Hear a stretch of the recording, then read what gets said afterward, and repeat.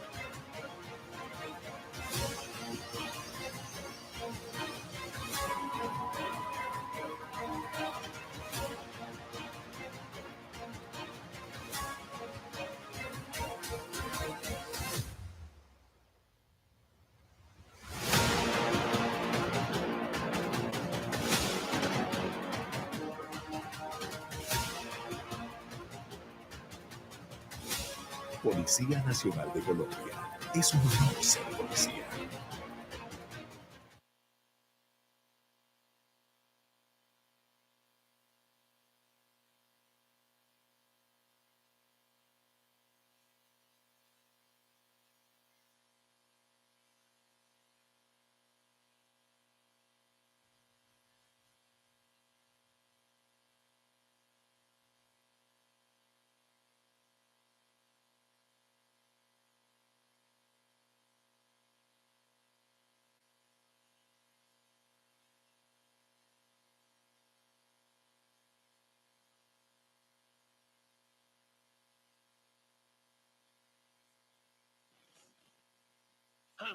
Good morning. Well, today will be starting in 10 minutes to the agenda for the day. Thank you very much.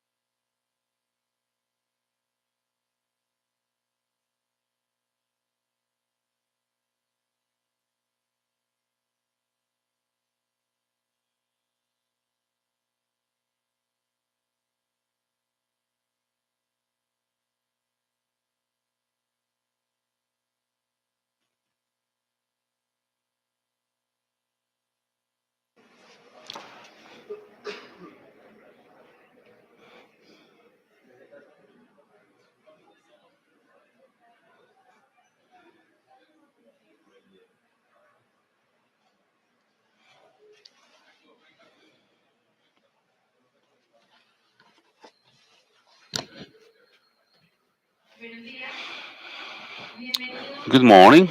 Welcome to this international symposium to protection of natural capital and the fight against deforestation and its impact in the climate change.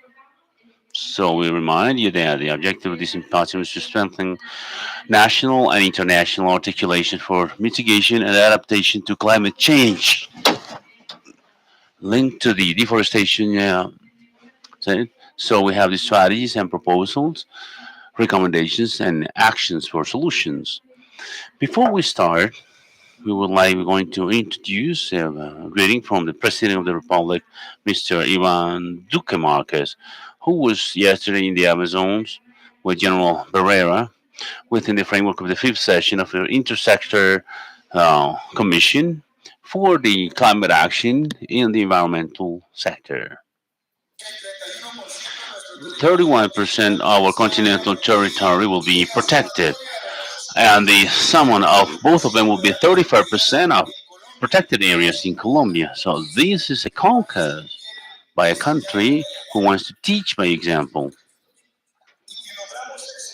So we managed this, both doing a big collective effort with the private sector, with the local governors, the Congress of the Republic, and our public forces that have one of its main guidelines in this government. They have been the first government that has the protection of natural resources as an issue of national security. And we create an Artemisa operation in the Artemisa command, inspiring the goddess of nature so that our forces be in the territories with those protected areas with that national park system. And I think that network that's still expanding and that presence of the public forces still there from the police supporting the parks today is recognized at global level by NATO. So it's because we see that this example is one example should be kept by the whole world, God and countries. So many greetings for our members of the police officers and the carabineers. Here with General Alejandro Barrera, I would like to thank you for the effort you've done for the protection of the natural capital. Protecting nature, like, this is to protect the greatest treasure Colombia has. We have the commitment and always have the values of our national police in each corner of our society. Thank you, General Barrera. Thank you, all of you. This effort will continue to be replicated in other countries because we have the most committed public forces with the environment. So this is police communication, National Police of Colombia. It's an honor to be a police officer. Starting with the presentations for today, we'll like to invite Mr. Major General Jesus Alejandro Barrera Peña, Director of Carabineers and Environmental Protection.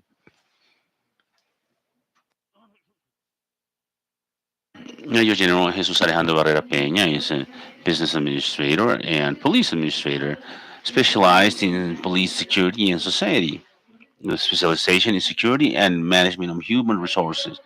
30 years of experience at the institution, framed with a high call for service, responsibility, and commitment to contribute effectively from the criminal investigation and intelligence, going to the Department of Possessor Police Department, the Criminal Office, and the Interpol, the General Secretary of Interpol, and the Directorate of Police Intelligence. The presentation is called Advancements in Implementation of the Institutional Strategy in Protection of Capital, uh, Natural Capital, and facing the criminal acts against the environment.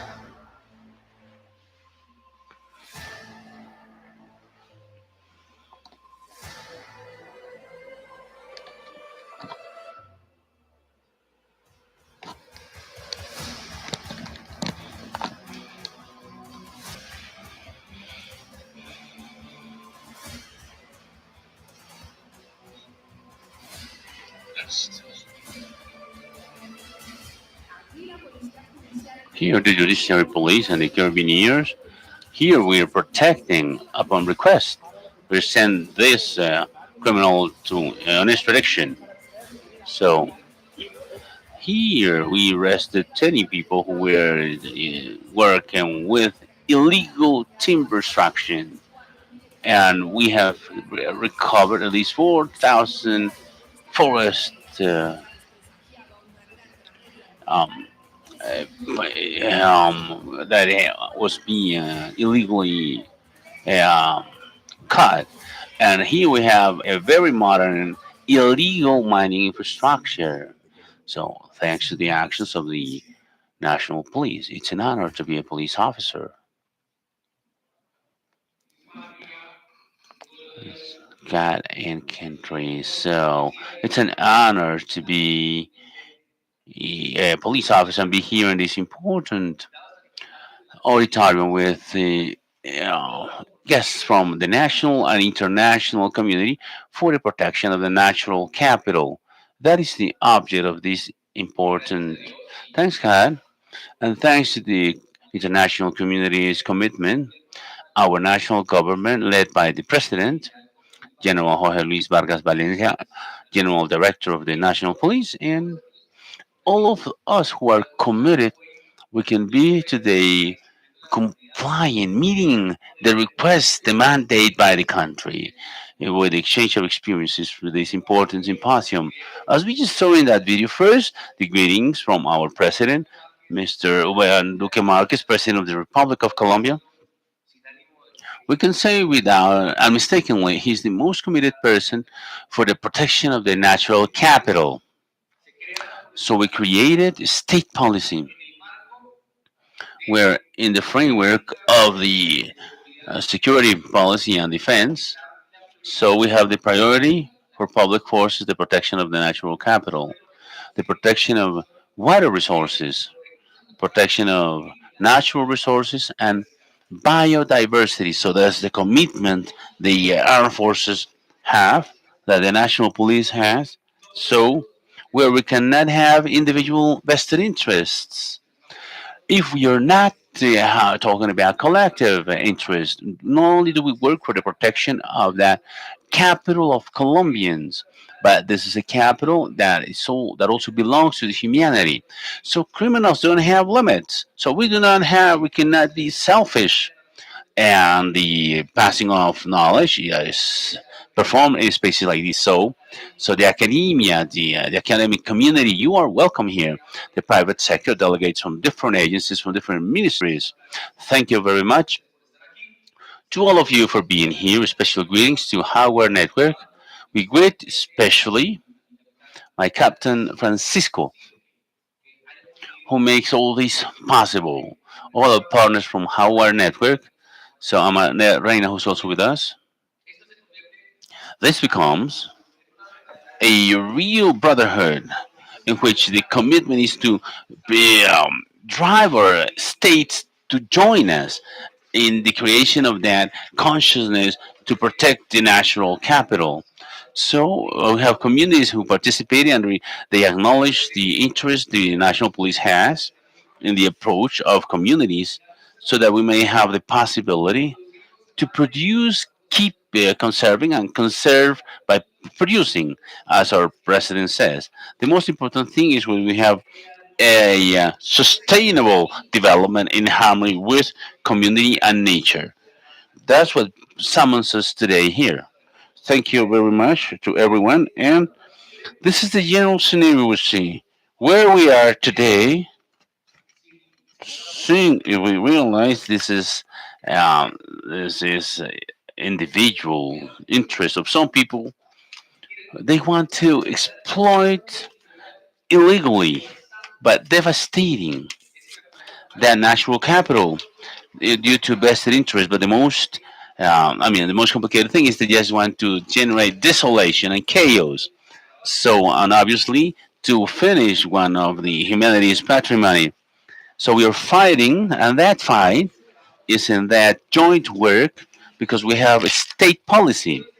And as it was said by the president in this welcome greeting, we had the opportunity yesterday to accompany him to Leticia in the closing of the last session we have, with the protection of natural capital, where he himself commits himself as president of the republic to lead these sessions with our Minister of Environment, where we also had other ministries.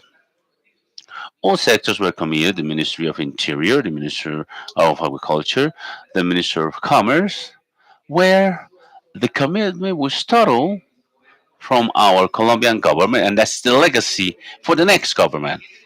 The next government, where we know in his roadmap, the link they have for the protection of natural capital will continue, and that gives us some easiness, because tranquility, because in the articulation with state, with the National Prosecutor's Office, with control institutions beyond that commitment, and that generates a lot of peace somehow. So, because we're working for the protection of the planet.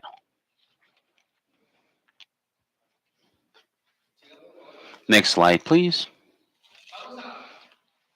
So we will show the environmental context in Colombia and how we've been working. First off, I would like to clarify that officially, in the transformation and innovation process, the Carabiniers information used to be, they had the Rural Security and Directorate of Carabiniers. As of this month, is going to be called the Directorate of Carabiniers and Environmental Protection. What we do, we add efforts and we leave it in just one directorate, and officially we have that commitment. So it is clear this is not something informal. Yes, the National Police of Colombia, we have a directorate committed officially and legally binding for the protection of natural capital, which is the Directorate of Carabiniers with all directorates of National Police, but with the possibility of articulating with all the state's capacity, with the government and other state entities. In that sense, to say that we have a capacity of criminal intelligence, criminal investigation, and operational capacity, with space devoted exclusively with other areas, of course, where we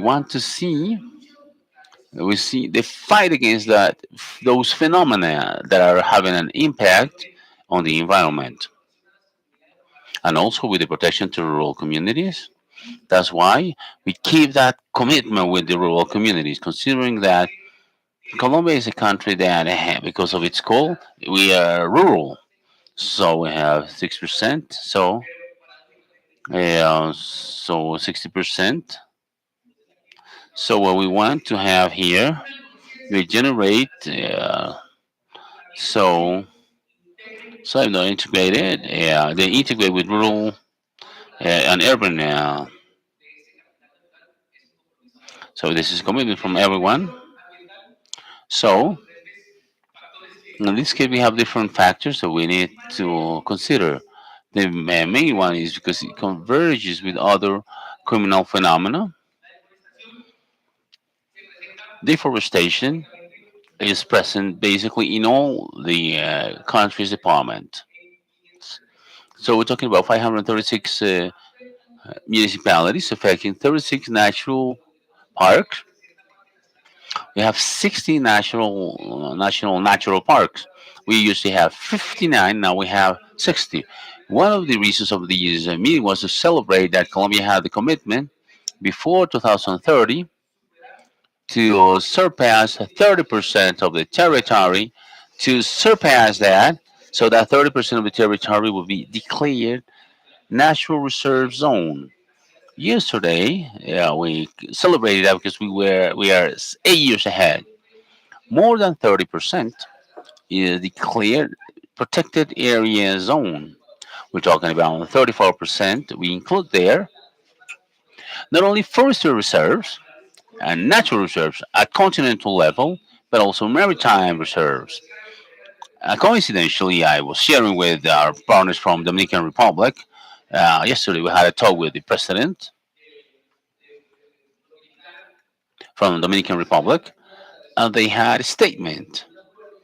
by national agreement, in which one of the key points that for us we could not notice, but that represents a strategic capacity in a world's ecosystem.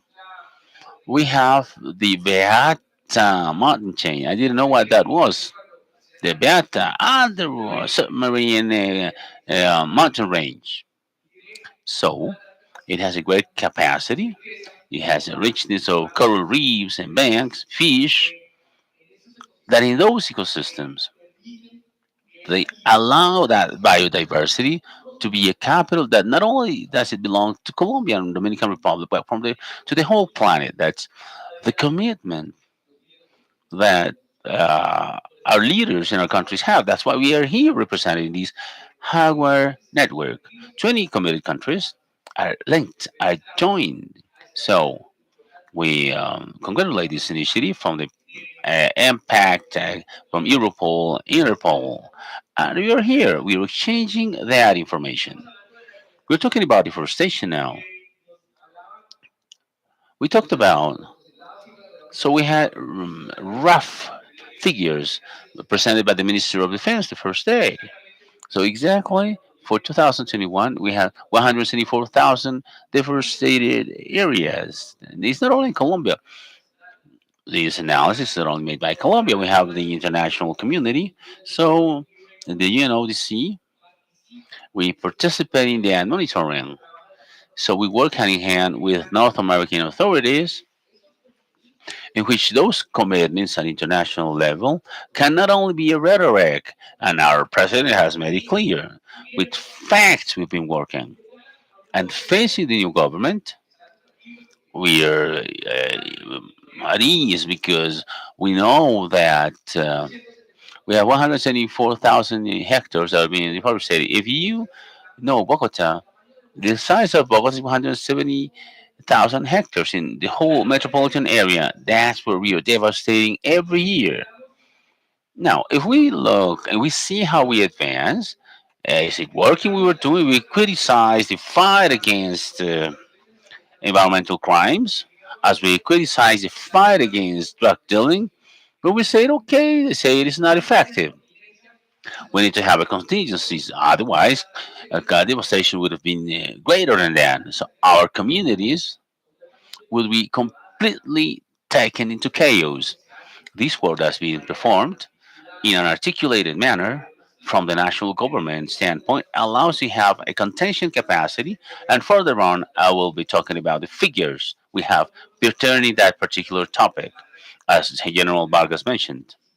It is important to see the result, but not only in figures, but in that collectiveness, in that frame where we could imagine, we could picture what's the expected result. What causes this deforestation? Not only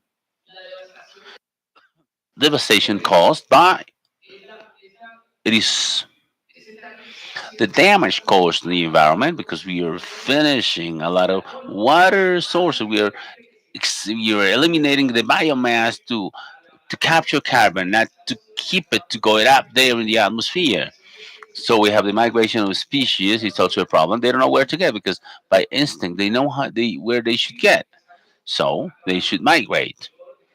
We are ending all the water cycles. We know there are some certain air currents that if we are devastating that in the Amazons, for example, with these biomasses, we are keeping them from reaching the Andean region, and then we will lose water and oxygen levels. So this is important, as Bridget Baptiste showed yesterday, the incidence that that has in climate change. Climate change is not only in this region, in this latitude, but also from throughout the world. So the loss of great forestry mass, and especially all the biological corridors through these areas. We have 9 nucleus. We have 13, but we have 9, the ones that are affected the most. We're still working there with the national government, the Ministry of Defense, and the Environment. They are committed to work with them. There we have those situations.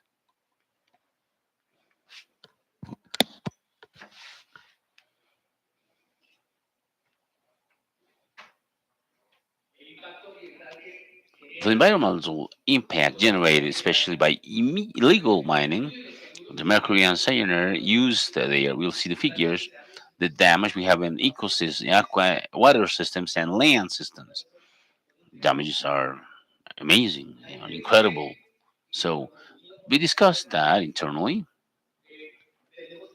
We have a program from the Carabiniers Directorate who work with all their capacities to avoid empowering of hydrocarbons. We are producing country, and in transportation and production, there is a lot of theft because that crude oil or its derivative outputs or byproducts are there, and people are extracting them illegally as well. When in that process, they contaminate and they pollute water and also the soil and ecosystems where they have this type of theft. This crime is typical here in our geography. It's common to be found in the areas where we have a great influence of organized armed groups. These we see in red, these are the transportation lines of crude oil. In black is the lines of hydrocarbons that are already processed. In these red pipelines, we have the greatest influence of organized armed groups. 50% of hydrocarbons that are stolen, they end up being as input for drug dealing. So the rest is commercialized illegally in Colombia, where it's processed and exported as crude oil. Something that was a novelty. It was not a novelty for us. Thanks to the capacity of our investigators, we managed to see and we realized that they're exporting crude oil that's illegally extracted. They combine legal with illegal crude oil. And then that's brought us smuggling or contraband. So it appears as if it were legally exported crude oil, but they are enriching um, a lot of criminals. But they are affecting the environment. We have that in that theft process, the damage on ecosystems. You cannot repair, but after 100 years, they are. I mean, it's terrible especially in the areas where these armed groups are present, processing alkaloids, cocaine.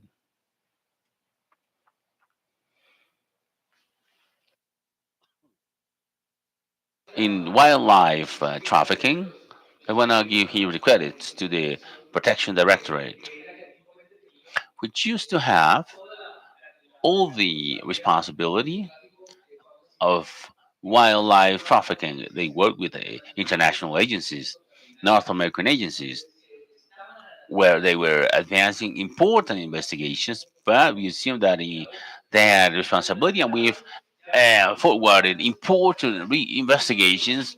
Where the most important point here is to generate awareness.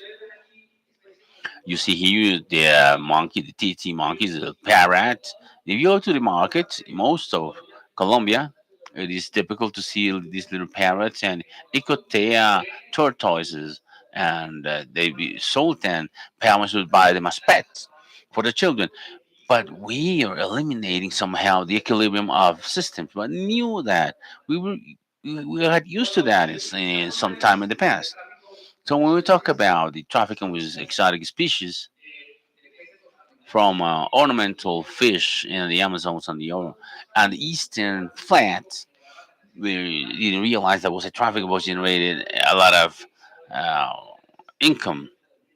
They will make more than $10 million a year. So, for example, a blind eel, for example, in the Amazons, it would see that's nothing. So it would be something normal, but they were extracting them, and they was served on the table in Hong Kong. One dish would cost $1,500. So can you imagine that? So from Bogota, they would take them from Puerto Carreño and Leticia, but the distribution center was in Bogota. So this is something that we could not evidence at that moment. Just to talk a little bit about the crimes with which we were committed. So everything we have to do with illegal mining. We'll talk about that later on. Also, to talk about, we've already discussed which are the challenges we have in the world approach. by our president, the commitments we've signed and that we're performing as of now. We're talking about the declaration of protected areas. We have more than 30%, 8 years of 2030, we declare more than 30% in which we want to reduce 51% of greenhouse gas emission. So we want to look for carbon neutrality as 2050. We want to reduce these carbon print uh, uh, in the emissions by companies, as was stated by the minister yesterday. We began with 90 companies and we have more than 900 companies now. What do we want? We want at the end of this government, we should have 1,000 companies committed with that emission reduction of carbon print. They're producing carbon, they're generating awareness. Why do they do that? Because they also have economic incentives in the tax part. That calls the attention a lot. So, what we want to have here is to recover those zones that were lost, those zones in which we have deforestation, in which the main cause of such deforestation are the gathering of lands and the appropriation of lands to have extensive cattle raising. But what concerns us the most, that worries us the most, is that it's not only in those wastelands. No, they're doing it in protected areas where 60% of deforestation is right there. So we're talking about deforestation of 164,000 and plus hectares. 90,000 yearly hectares have been deforested in that eastern flats and the Amazon basin, like Tinigua, Macarena Park, and Tuparro Park. There, we see that the deforestation is in great scale, where they use and manipulate communities that not even native from the area, they're from other areas of the country. They get there, they make them get there with their families to be introduced as forcibly displaced by the violence. Others are settlers, but they are utilized. And they just pay them a monthly fee that would not go over $150 per month. So the damage in deforestation for 1 hectare would cost up to $800, but that person has to deforest up to 100. And what commonly we knew is that we were capturing, collecting, we were arresting people in situ, right? And we consider them as minor crimes. But today, upon the new legal framework, we have a legislation in which this crime has an imprisonment punishment. So we talked with the Minister of Justice, who's going to be with us today, but because of the agenda, he had to cancel it. So this is a great win for Colombia as a reference, as a benchmark. We have a law that those who are arrested, um, but we're not going right behind the person who's committing the crime itself. We need to have the crime determiners, the financiers, those who are behind the commission of the crime. That's a millionaire business. So we arrested a person who was one of the biggest predators in the Amazons. He had a political incident. He had a territorial influence, and this person reached and managed to deforest 4,000 hectares. Not only did he do that, but to use them, to eliminate them, but also to plant palm trees. We are in the process with the international community, with our criminal investigation agency, to demonstrate that more than 400 hectares of those 4,000 hectares have been used for this wax palm tree, which oil is exported towards Europe. So we're trying to localize those and locate them so that within the international cooperation framework, we can avoid that this product to be exported. So those are the commitments we have at global level from our president and the Glasgow summit. What we want to have there is that apart from the reduction of carbon emission, reduction of deforestation, we also may have an effective control on the use of mercury for 2023. The intent is that there was not going to be input of mercury for any activity in the country. Initially, we were using it not only for the mining, but also for the processing of other products like paints and synthetic materials. And as of next year in June, we are not going to have import of mercury. Why? Because we know that mercury is something that pollutes water sources. Why specifically that? Because in order to process gold, necessarily we need to have to use water.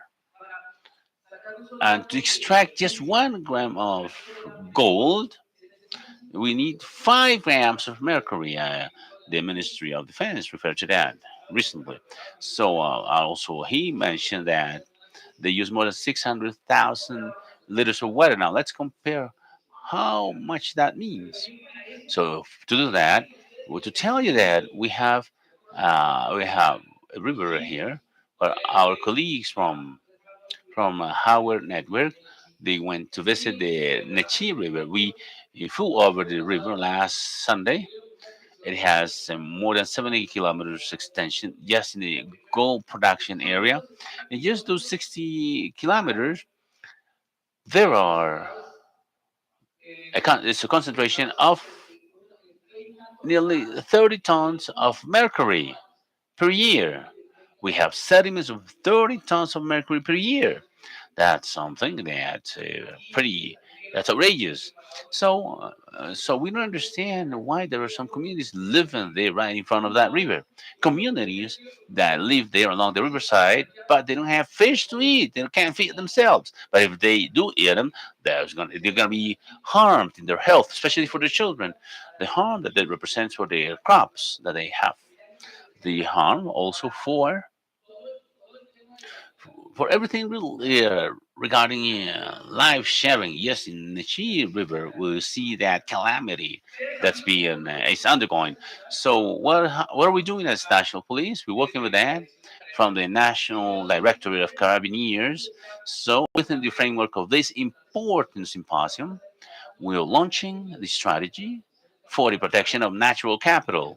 Where I would like to congratulate Colonel Maria Fernanda. She's led this process with her team and the space of environmental security, hand in hand with my Colonel William Castaño, Subdirector of Carabineers. So we want to integrate, or the Mounted Police. So we want to integrate all the capacity of our directorate, as I mentioned before, um, but we integrate that with our criminal investigation capacity.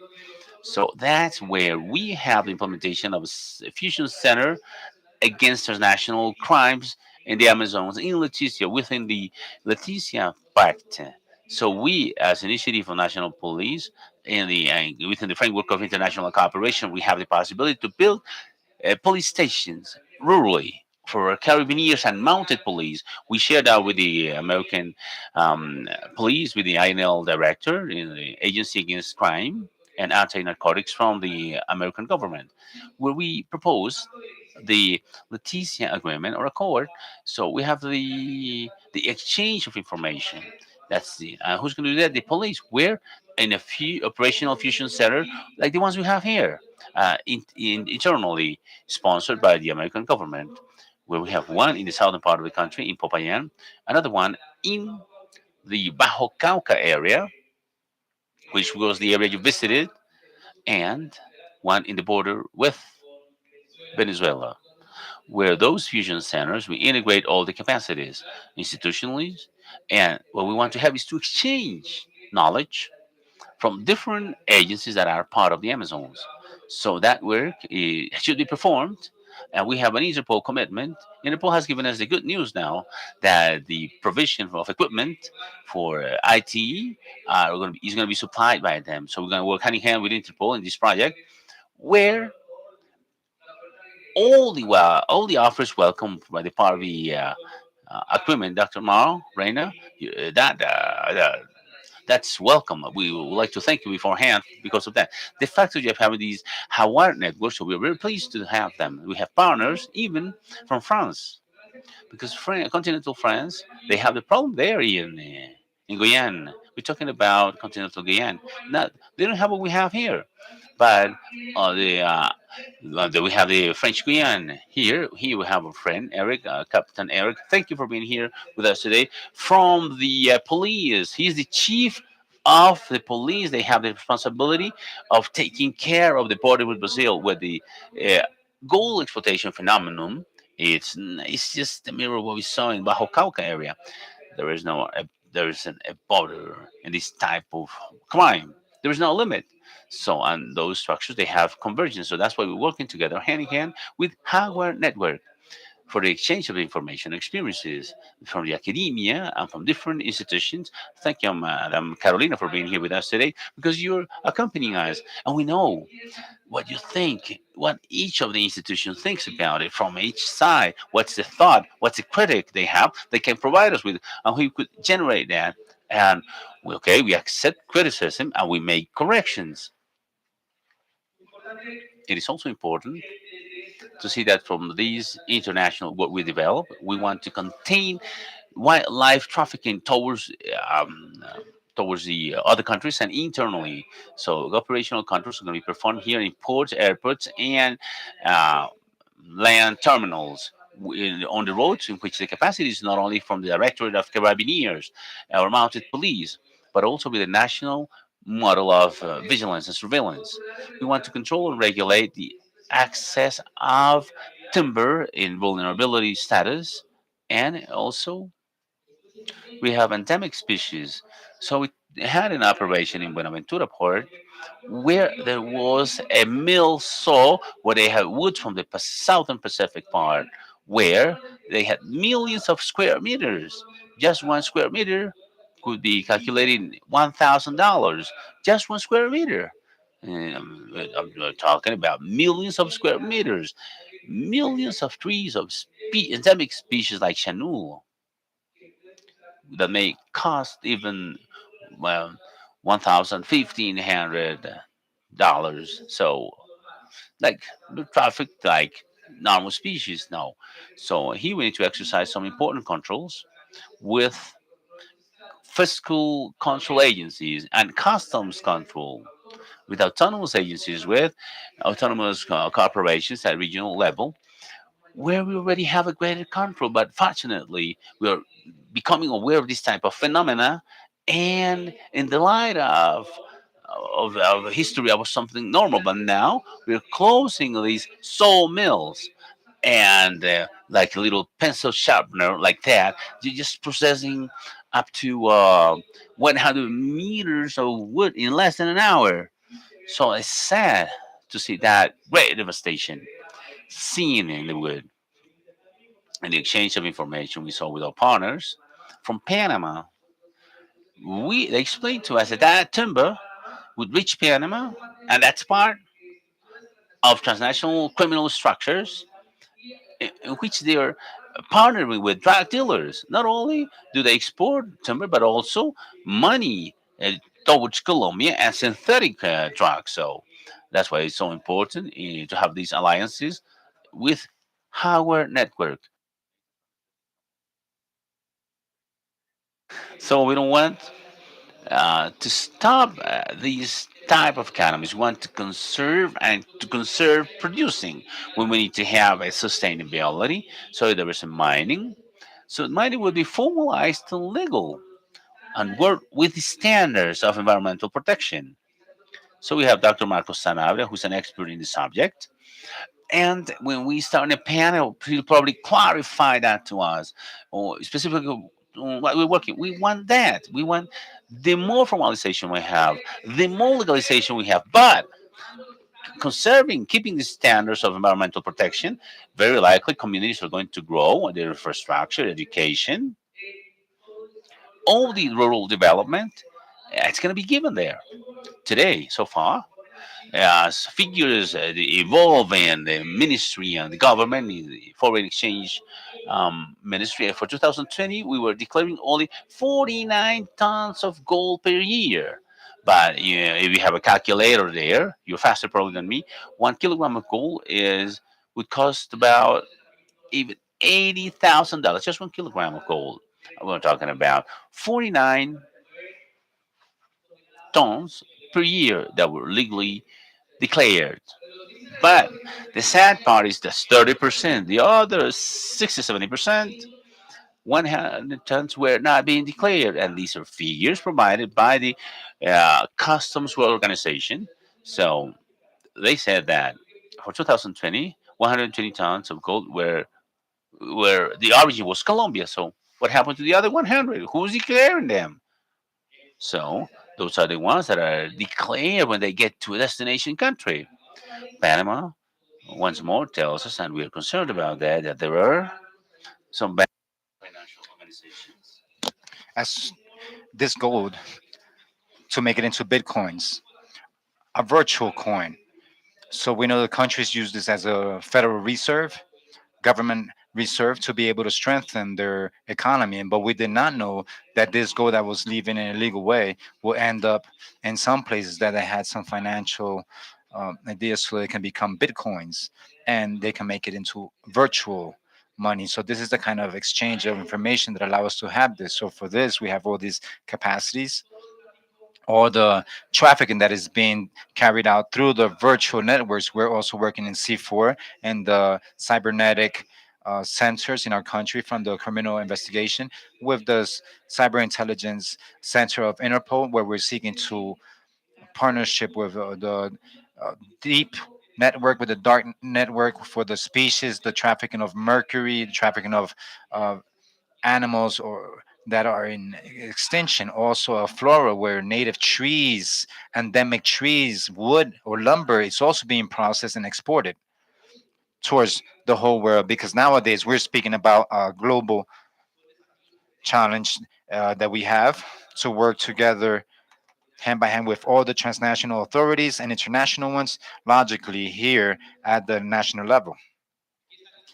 Here we have some of the strategies, the purposes, and we're going to go through this briefly to identify those actors that are illegal, because there are some economies that go from drug trafficking all the way to the trafficking of species to contribute to the disarticulation of these structures. We're already doing this together with the whole international community. And what we would like to do is to anticipate this phenomenon. And one of the ones that most concern us is the weather change, the acceleration of the global warming. They were telling us with Dr. Brigitte Bautista, and we were commenting on this. If we do not pay attention to this, the consequences are going to be devastating. The deployment of this participation schemes, because what we're seeking is to say that it is impossible or little bit possible that the greater number and to be committed with these criminal uh, structures can change. And that's why we have representation from the Jardín Tataquemal, from the Bajo Cauca that are here. They're supporting us from the Finca Paraguay, from the Vereda Paraguay, the Paraguay village, where they're committed with us projects that are allowing us to have renovation and the recuperation of soil. This or land, this is what we're aiming at. And we were speaking to them about this yesterday. It is so nice that they are dedicated to this their whole life. They can now formalize themselves and legalize themselves, but having those compliance of technical regulations. If we're speaking about those 100 tons that are not being declared, can you imagine Colombia if we declared those 100 tons producing it in a legal way? How much would it represent for these territories? If we speak about how much we have in the territories in the Bajo Cauca and the Department of Chocó, where we have the Rio Atrato, which is the main communication highway. For those who not know Colombia, we're speaking about the western. I'm going to go back a little bit here.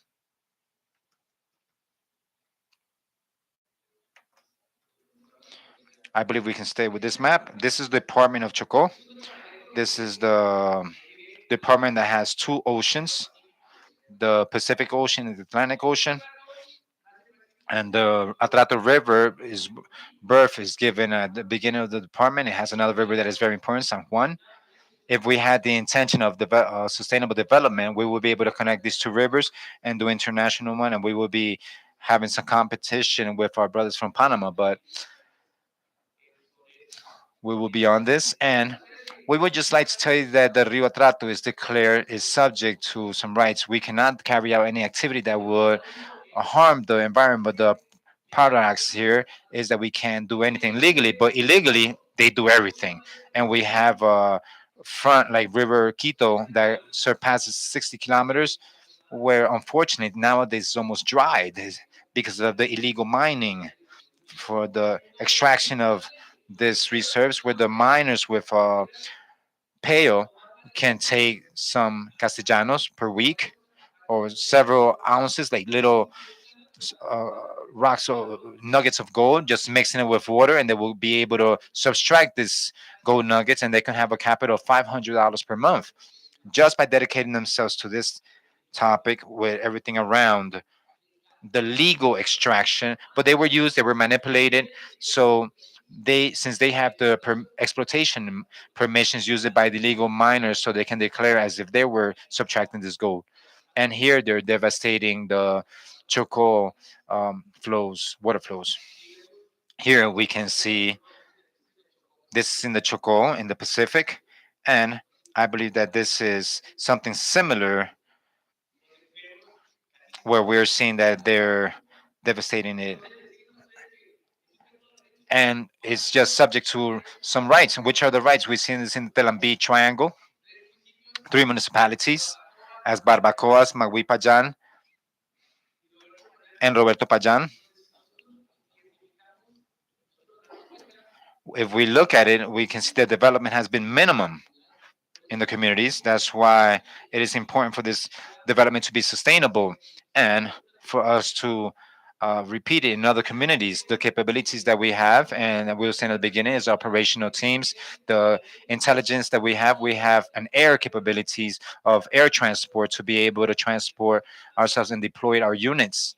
We articulate ourselves with environmental police that we have here, and also with the tourism of, because the rural areas that are being affected with these criminal phenomenons, the pedagogical spaces, unfortunately, since we have manipulation included in with this communities through the those army legal groups, when we're carrying out our procedures, we have to use anti-disruption units with a SMAT that they have wanted to satanize their behavior when they're preserving all the compliance standards of human rights and international human rights as well.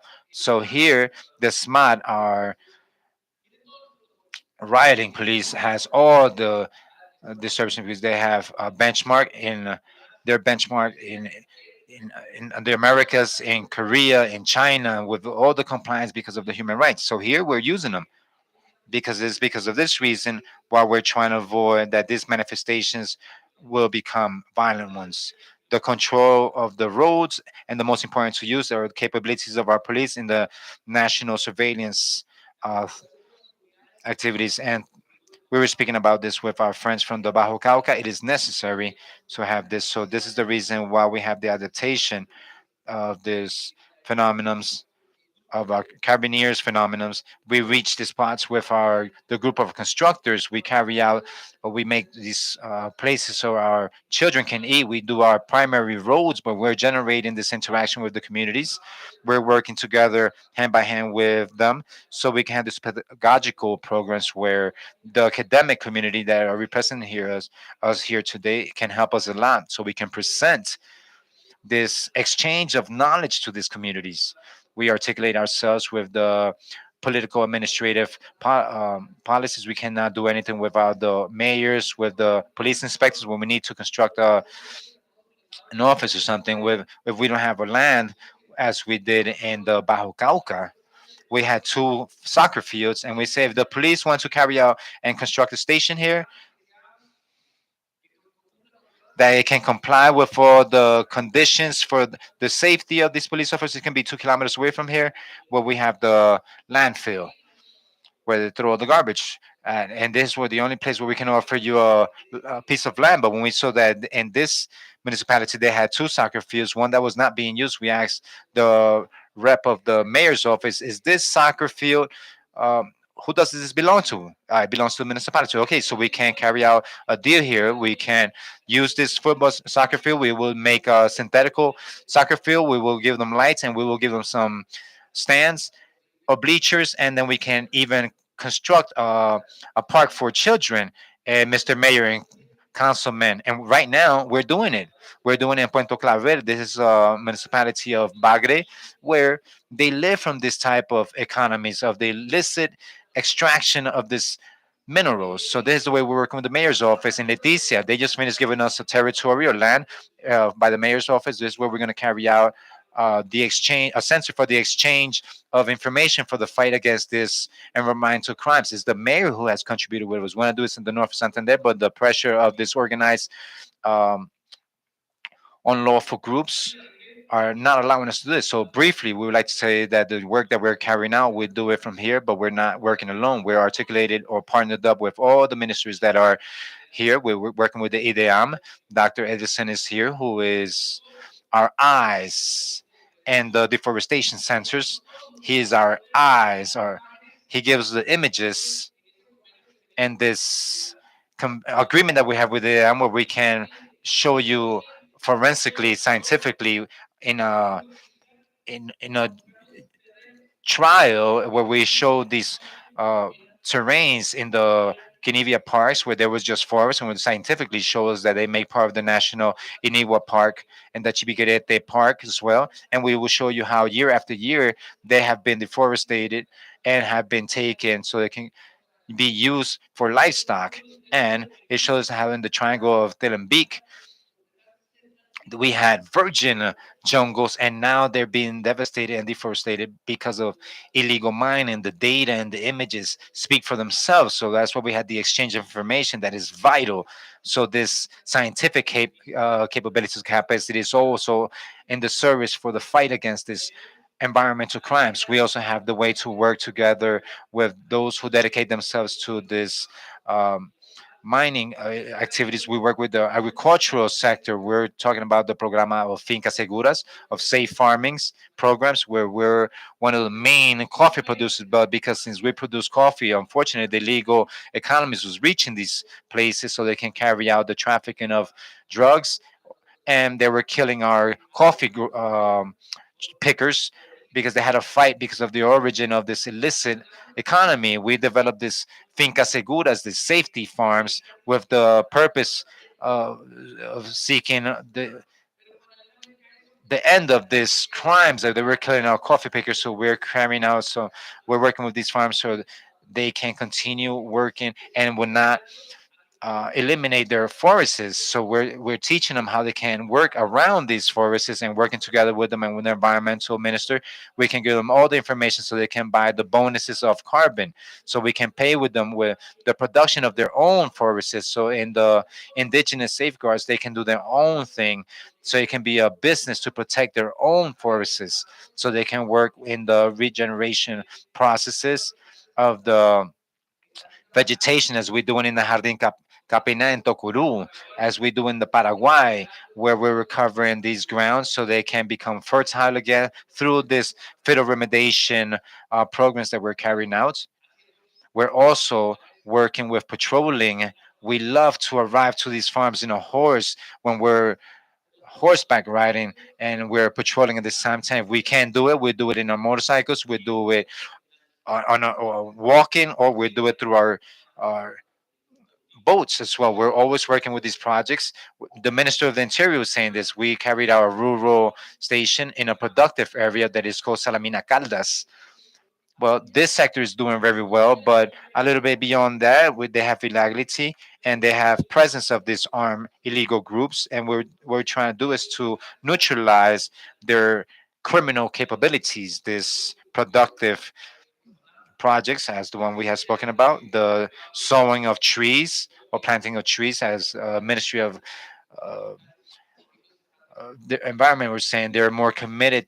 Our army is committed in the Paramos here in Sumapaz, where they're working recovering the vegetation in this Paramos with a scientifically incredible job where they're planting trees and they have recovered the genetic uh, factors so we can make this feasible. We accompany our agricultural sector. We're working with the livestock sector. We're with the coffee committees. Valentina is here, who is visiting us kindly from the and representing the coffee growers committee. She's accompanying us. She makes part of this committee. We're working with our productive guilds, with the Palmy coaches, Flora Macarena, who's accompanying us. We work with all the guilds. The intention is for us to work with hand by hand with all of these communities, so that we're working together with all these environmental systems. We're working with them. And in Latin America, we already have an effective cooperation with 9 countries, Europe with 6 countries, North America with 2 countries. And it's an articulated, comprehensive work that we're carrying out from Colombia, where we want to be benchmark, where we want to be a model, where we're seeking to be seen as a country that if we have the responsibility of caring for a biomass part, which is the capital nature of Colombia, but it also make part of the capital, natural capital of humans, where it represents an importance for humans from Colombia. For you, with all the commitment, we continue to work, and this love and thank you for your cooperation. And on behalf of all the Carabiniers of Colombia, we would like to thank you for all the companionship that you're giving us to this important symposium. Thank you very much. With the police that and the in their training, we have been able to. This is testimony of the communities of not what we say, it's of what the communities are saying, how they see the police, how they look at the carabiniers. He's a citizen. He's our great friend of the citizenship of the people, and they're the way that they help us receive the food, because police is here for that, to contribute and to build a better country in peace, and for the rural communities understand that they are also important for the development of our country.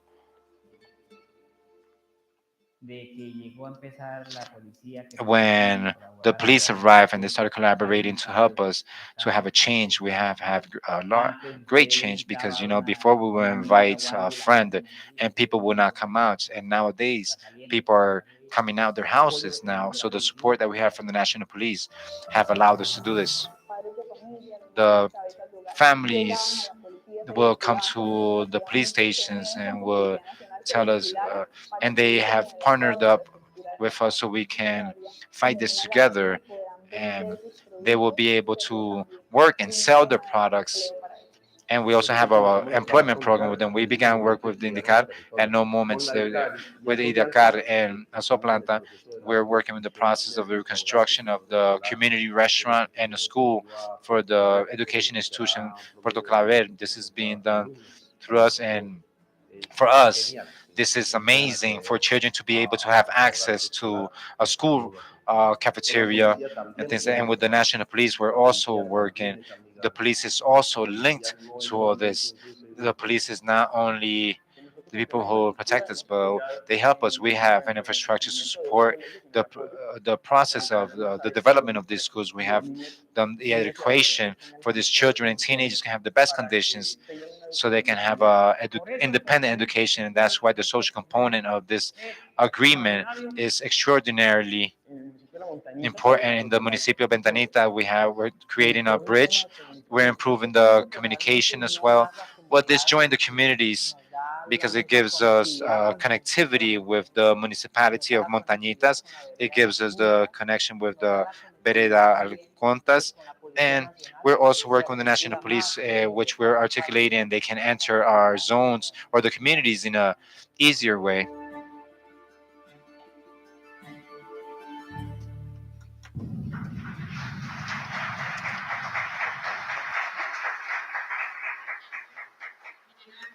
General, thank you very much for this incredible lecture. As you say, you're not the only one saying it, but all the communities are saying it. All the people who had the opportunity to see this and the experiences that we're going to be having. An applause as an acknowledgement for the whole Carabiniers Directorate and the Environmental Protection Agency. And to follow up, I would like to invite the Colonel William Castaño Ramos and, of course, our General Major Jesus Peña for the to present this acknowledgement.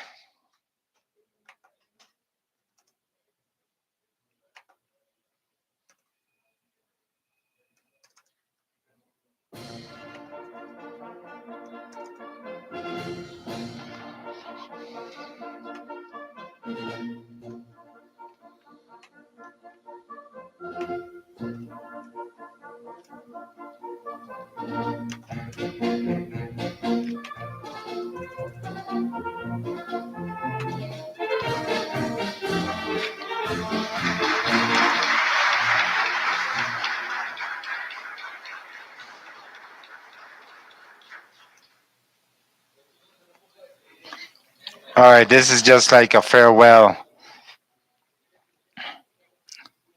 It's the maximum symbol that we have as Carabiniers. The police that ride on horses and they go all over the country in a noble way and reaching these communities with for the crops and that shows the representation. And these territories that you just saw are not those territories that these are territories. These are testimonies from the community that are these are communities that have been unfortunately stricken by violence. Here we have of the Bajo Cauca community that will give us their testimony, and where we're seeking precisely to close these gaps with illegality, where it can be from the state and not from their law can be from the state and not from the illegal groups, where we can create reliability and where the presence of the state is not just public force, but we, as it was done by our family members before. We're just national police, and we're arriving to these territories, and we're doing this type of constructions, and we create these partnerships. Montañita is a territory that, in the recent past, was one of those most violent territories where they had a high incidence of criminality, of drug trafficking specifically, where deforestation has been terrible, and where the influence of this has been devastating.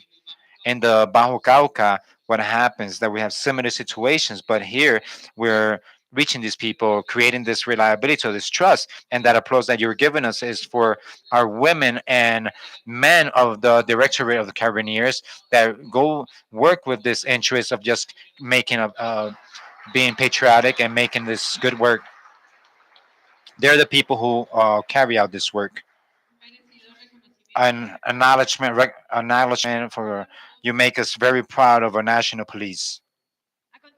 To continue, we have the intervention by Dr. Carolina Andrade Quevedo in the weather and climate agency in Garape, Brazil, which is going to be talking about the criminality in the Amazon area. Dr. Carolina Andrade Quevedo is a regional advisor of the Clima and Seguridad program in the Gerape agency. She has a double degree in political science and economical and social administration from the Panteon Sorbona University. She has a master's degree in political science with mentioning in political and public policies by the University of Panteon Sorbona of Paris. She has 10 years of experience leading these areas related to the public policies and the state policies, strategical at a regional and international level. She's recently worked as a consultant for the United Nations in topics under peace and security or safety, climate behavior, and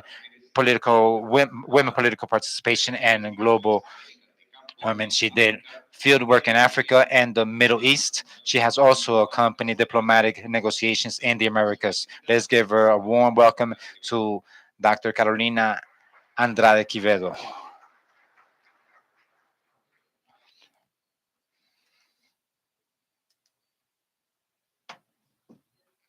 All right. All right. Good morning to all.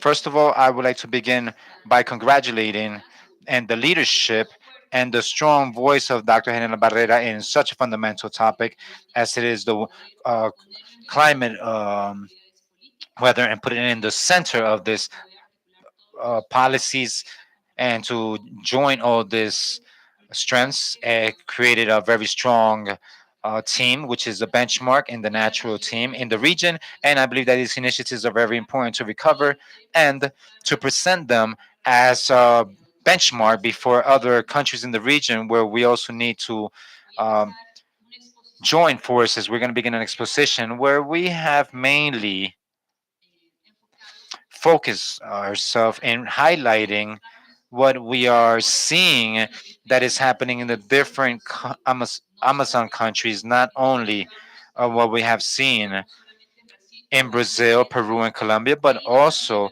we have brought some outcomes of some researches that we have developed in all the Amazon countries, including Bolivia, Ecuador, Guyana, Suriname, and obviously the other countries that we have mentioned, like Venezuela.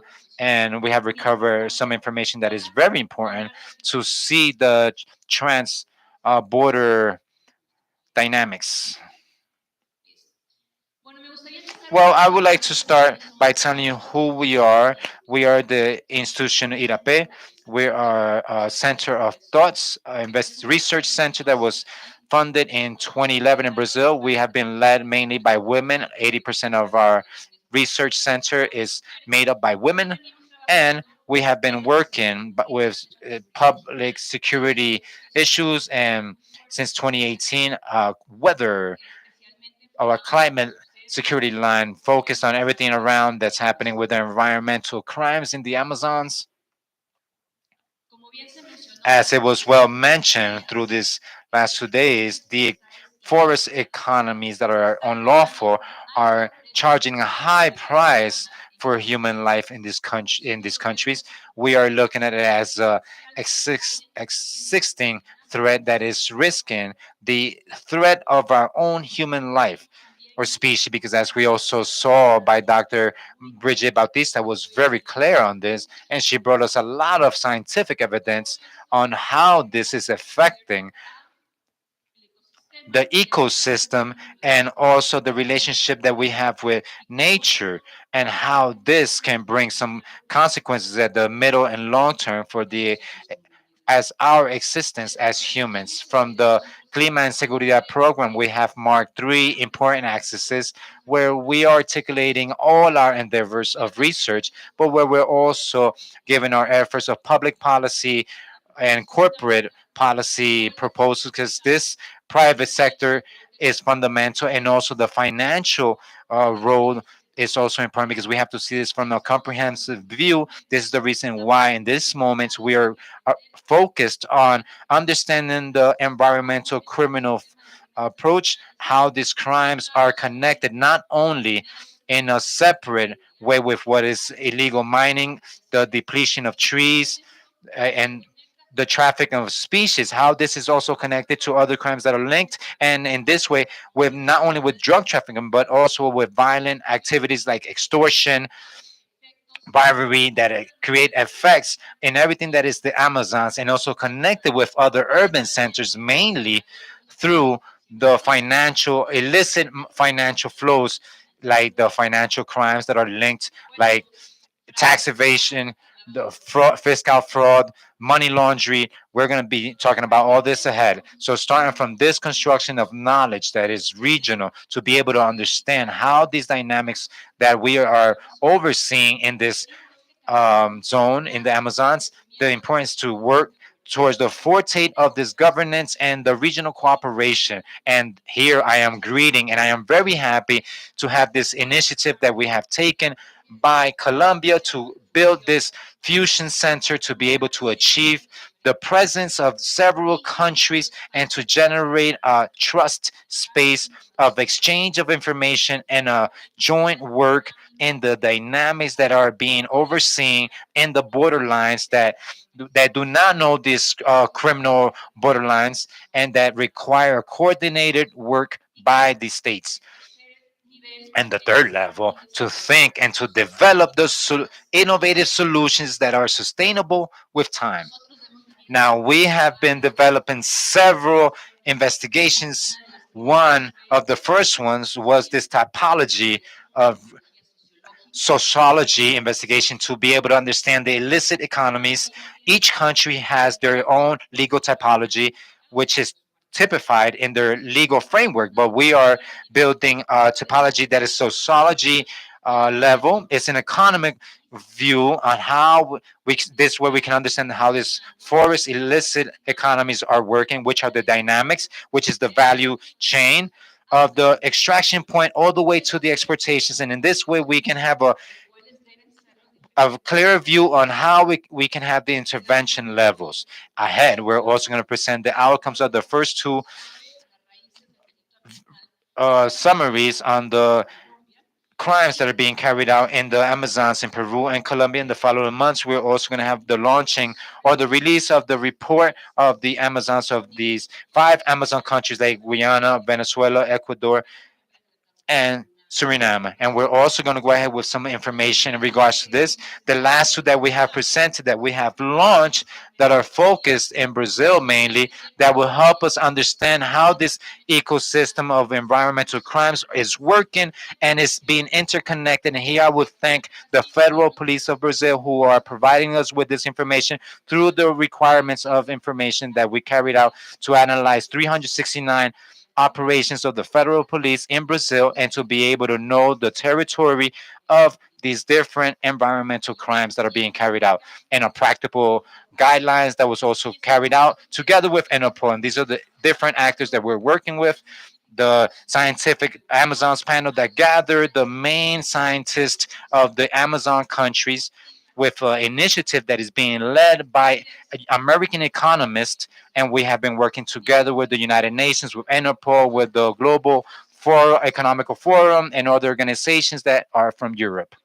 All right, so as I was telling you before of the typologies, if we would like to have one regional construction of knowledge, one of the main challenges that we have is that each one of the countries would oversee their legal framework, and this would generate a type of confusion at the moment when we were gathering to have meetings to see the priorities of the different common topics.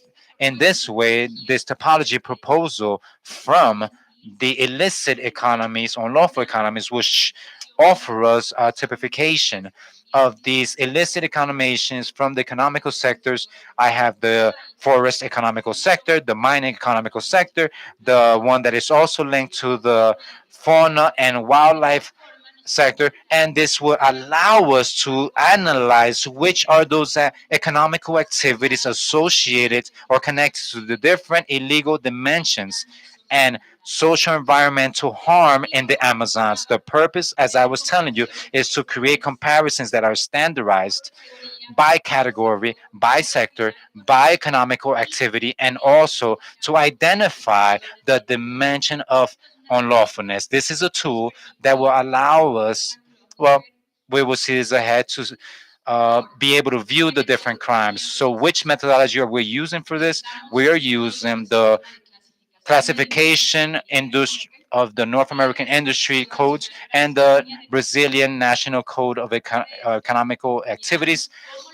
Starting with this, we saw how the natural capital impacts according to the economical social impacts according to the national agenda of 2030 of the United Nations. Starting from this, we were able to carry out this identification, and here we're going directly to those topics that we have identified within the different Amazons of each country, like Peru and Colombia. And this, the deforestation motors or engines that have been identified. This information is from 2020 to 2020, but the important thing here is to be able to realize those topics that we have in common, that relationship that we have with this illicit or unlawful economies within the countries or among the countries, which are the dynamics that we are finding that are working with this actors network, how these unlawful economies sometimes are overlapped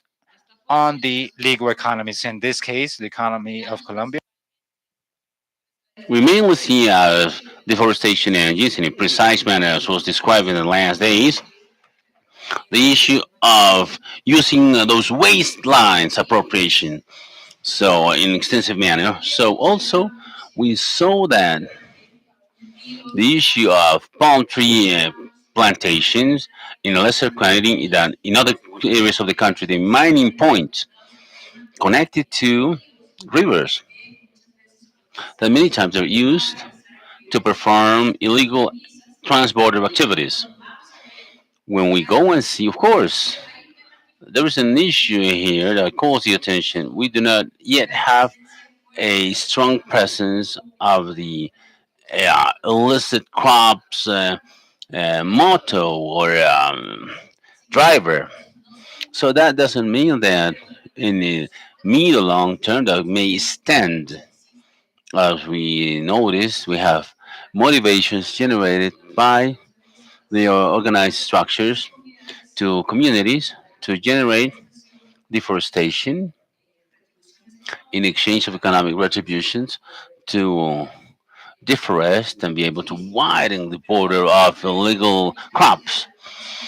In the case of Peruvian Amazons, which covers, as you can see, more than 50% of the territory, sometimes you're not aware of that. The Amazons from the countries, for the Amazonian countries, almost in average between 50-60% of the territory. So basically, we see here also the pasteurization process, but especially let us not forget that Peru is one of the main exporters of gold, and also we have a lot of illegal extraction of gold. More than 40% of that gold is illegal. These are deforestation drivers in Ecuador. I am from Ecuador. Typically, the attention is always focused on illegal mining. Illegal mining, if it's true, that generating a strong impact, but it's not being analyzed at 65% based on the United Nations for Development. 65% of deforestation in Ecuador is due precisely to the increase of the creation of pasture lands for and also for crops or palms and pitahaya and other type of products. Here we're seeing mining points, extension of the agricultural border. Cross-borderly, we could have the light wood boom, which is a dynamic that's illegal economy between Colombia, Peru, and Ecuador. So in Bolivia, the captain from Bolivia talked about the burnings that they have. Mainly here, we see one of the start points of deforestation, the increase of forest fires in certain times in the year.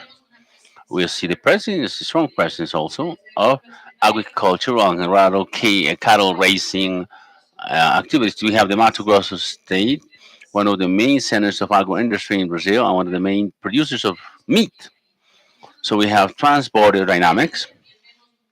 Obviously, we also see an issue, especially in this part, mining, illegal timbering, and illegal crops, generating that engine.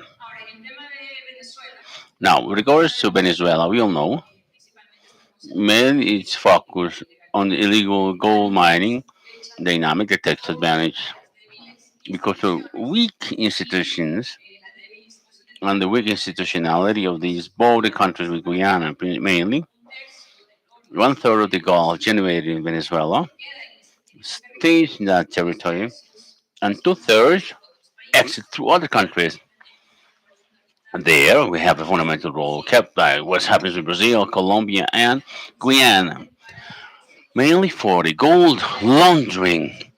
And put it out there in international markets. We also see the coltan mining and cobalt in the border with Colombia and tin, as the prosecutor mentioned yesterday.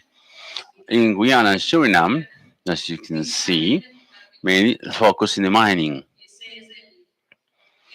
That is the central driver to the findings of this regional report that was going to be launched in August. We see that there are 11 people who have to control more than 4,000 mining points. That's impossible. It's to deceive ourselves. So other people may exercise any type of control, despite of the formal concessions are very few, but there is not a political will to perform controls. We always see Suriname more focused on the mining, also connected with French Guiana, as was very well explained by our chief of police yesterday. Starting from this evidence, the motivation, the interest of generating this evidence, this initial knowledge, is that there is a debate among the countries, a dialogue, an exchange of information, of experiences, so that we may build a space of cooperation and proposals. What we try to do here is to have a kind of appraisal, evaluation of based on the evidence collected, and to see comparatively how countries are affected by different illegal economies. This is an external view we've had, and we're going to share with you. Obviously, evidences formally are kept by the governments. They could come and see they may vary depending on the evaluation, but we need to generate a dialogue tool for debate to build in the long and mid term. How wildlife traffic is affecting the environment, but we're more focused from the drivers of deforestation. So we can see here the illegal appropriation of land. So illegal trafficking of land, as we know in Colombia, in Peru and Ecuador and Bolivia. Agriculture, extensive agriculture. So, but it has a lot of it. Like, yeah, let's be clear, want to stigmatize the industrial activities. Some of them are pretty well performed, and also the wildlife trafficking. As I said, from this illicit economy standpoint, we have several crimes that merge. We have environmental crime ecosystem. This is not just as was said by an, it's not a segmented vision of illegal timbering here, illegal mining here.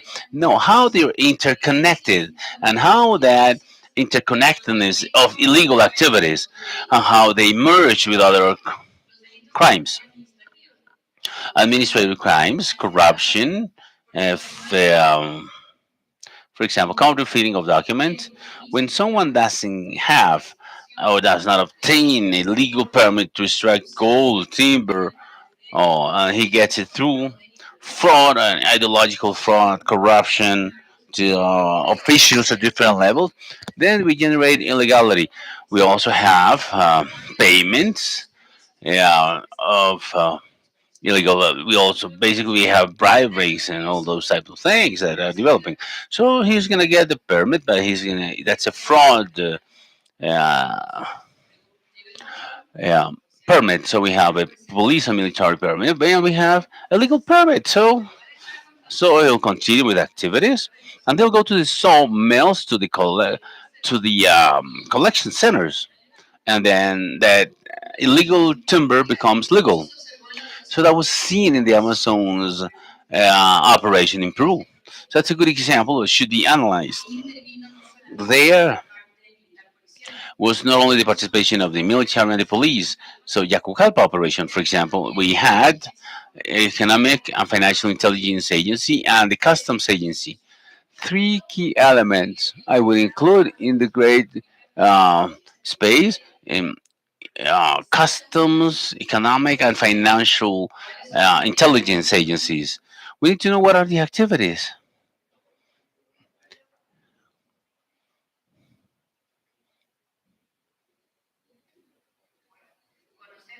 to know which are the economic activities of those distribution centers, of those illegal sawmills, what are the activities of transportation centers, and especially from those companies that export these products, not only of gold, but also of timber and other financial crimes, money laundering, fiscal evasion. That's why contraband, malversation of funds, violent crimes, homicides. So, what is the number of homicide rate in the Amazons in these countries? So, as I said, this is an environmental crime system connected and 351 operations in Brazil. So we also analyze the priorities. So we have a vision of how engines are being moved and which are the activities and the priorities in terms of illegal deforestation, so illegal timbering, and also the illegal appropriation of lands. So let's talk about the illegal financial flows. So this is like one of the key interest points, the illegal mining. So I think that from a value chain analysis, we could also do it with timber and other products. As it was mentioned, we have the start point, which is the extraction, with these fraud obtention of permits, with embezzlements and all that, and they managed to generate their apparent legality through fraud and in the concentration of product centers, for example, transportation. So, so it wouldn't be easy to transport in the day. So we need to see from that dynamics.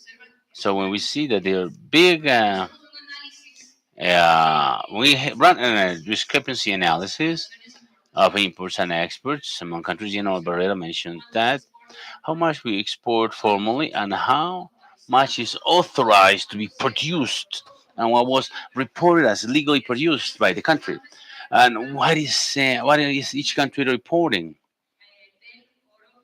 Those purchases, for example, from different Amazonian countries, we have discrepancies. In fact, we have a study center in a legal financial integrity, which analyzes discrepancies in imports, which reaches $20 billion in some countries. What is that?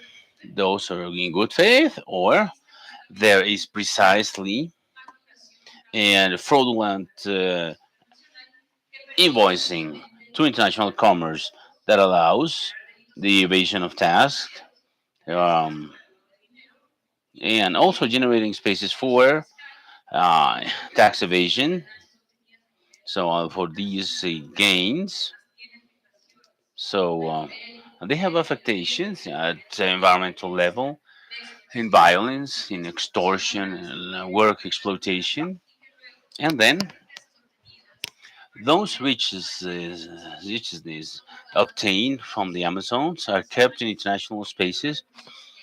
Those resources are kept there, and that's why we have a fundamental role from the financial centers for the due diligence, but also in that pertaining to the generation of stronger standards and laws. OCDE has worked very strong to generate guides, but they're not fully binding. They are just suggestions in the corporate and productive sectors and financial sector, and also from different states. We see the cycle in terms of international commerce. We see the money laundering. This is only linked to the possession of cash. Of course, criminal organizations take advantage of that because they are informal economies, like 60-75% of the Amazon countries. They take advantage of that to have money in cash based on FILAD. More or less 30% of what they report in different typologies are linked to cash possession. So they have a fundamental role, despite the fact that they generate certain cash payments in the extraction part and transportation part, and also in the collection and processing of different products. You also have the front name companies, front companies, and also fake invoicing to generate volumes and values that many times are given to speculations as they are very volatile sectors. So, and that allows perhaps the generation of those spaces to have illegal resources. So, Gafilat also says that 39% they use the banking system. That's why we have a work through officials so that they may report, and but unfortunately, they surpass the capacities because we need to generate more digitalization, processing of information, crossing of information, immediate crossing of information, and support and technology through AI that may help us have that. Because if you do everything manually, yeah, I mean, we have gigantic databases, and it's going to be possible to do it. So we have this. Graphite also, between 2018 and 2021, only 6% of typologies reported by countries correspond to environmental issues. That shows that we still have a challenge to demonstrate how these illicit economies have been economies that have been diversified by criminal organizations to generate better income and take advantage of the fact that apparently, as if there were a lesser interest compared to drug dealing or other issues and controlling, especially generating better legal frameworks and better actions to focus adequately.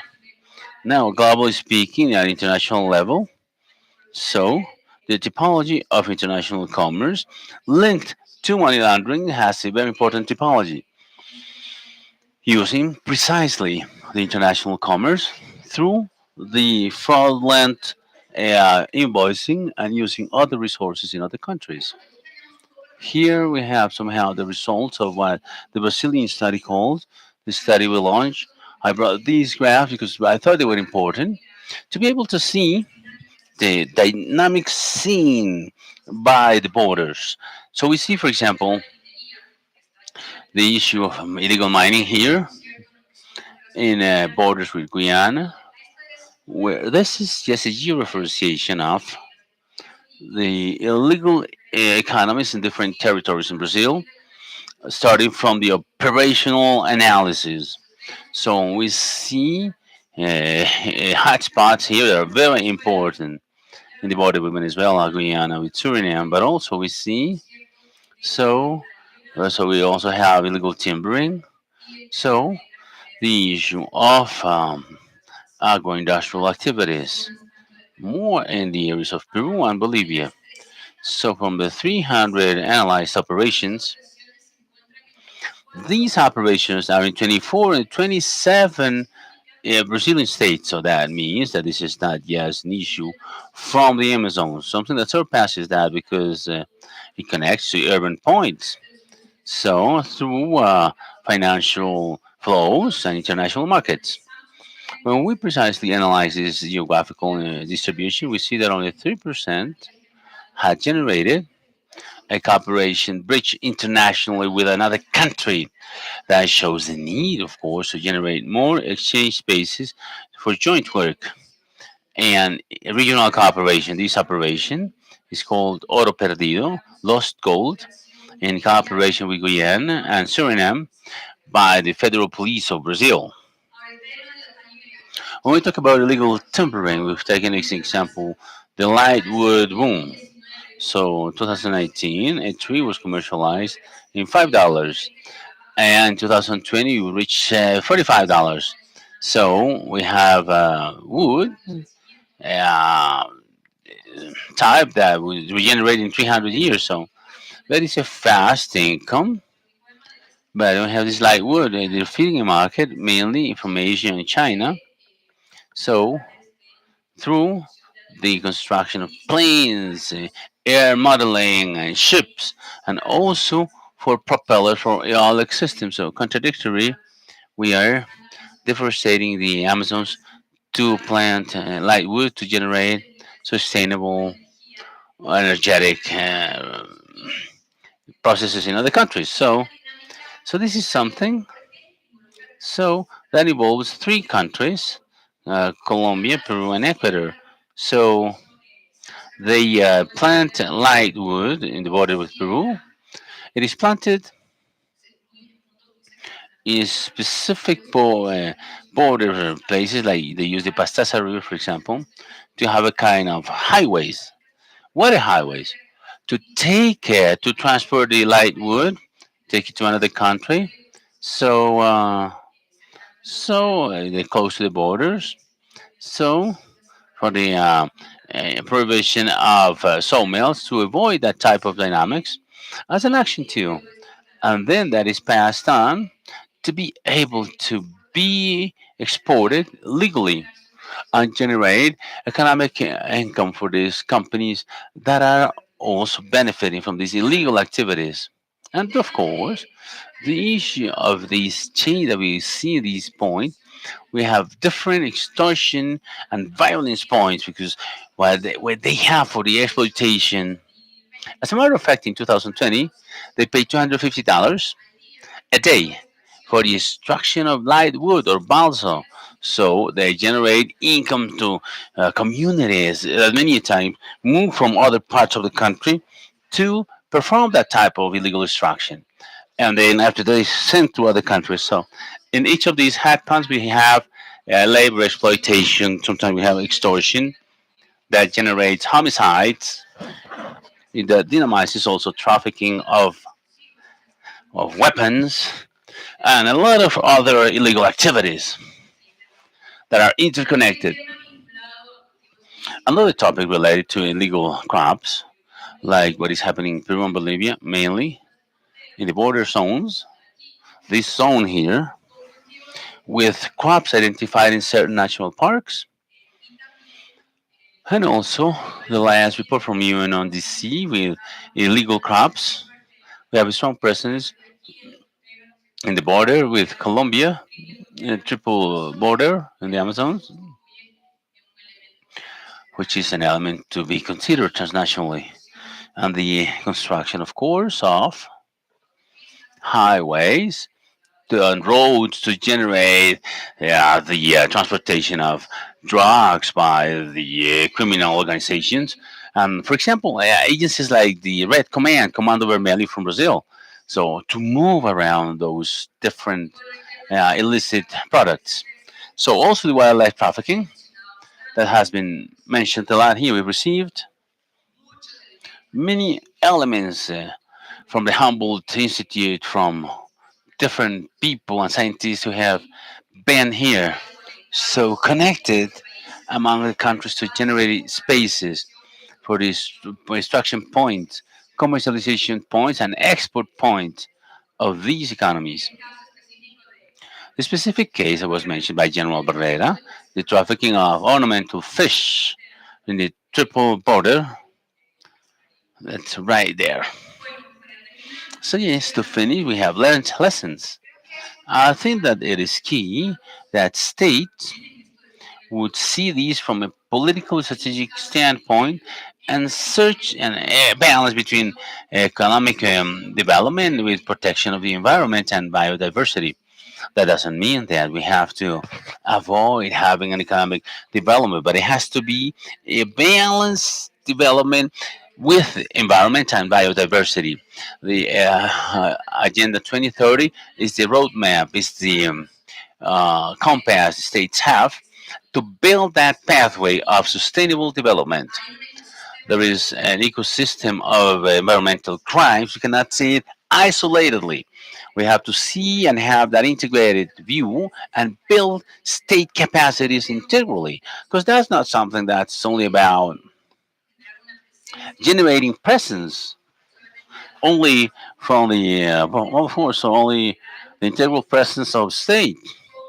So with social policies, economic policies, social development policies in education, public health, sports, etc. So, well, strengthening transparency and control mechanisms.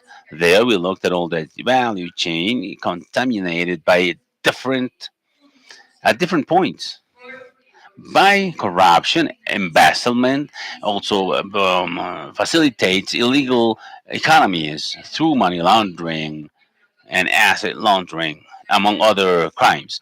The red actors destroying the Amazon basin is not only a topic about among. It's not only an Amazonian countries issue. Sometimes we have international purchasers like India, China, the United States, but also purchasers of gold and refining gold centers like in Switzerland, Arab Emirates, and also they generate contacts and bridges among different countries to somehow deviate the partiality that we may get in the supply chain and generating in that way lesser controls to achieve the respected income.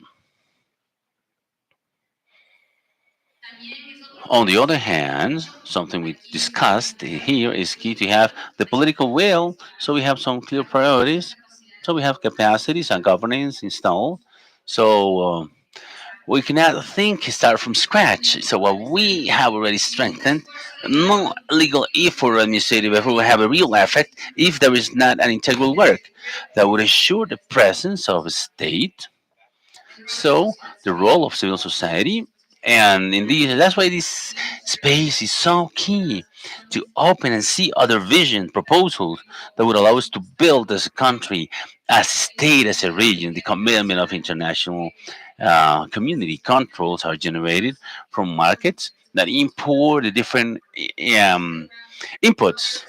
So well, there wouldn't be an off. There wouldn't be a demand. If there's not. There wouldn't be supply. There is not demand. So at international level, like land sea law, but also initiatives from the European Union would help us control those economies that they may see they have more disadvantages in the development of their illegal activities.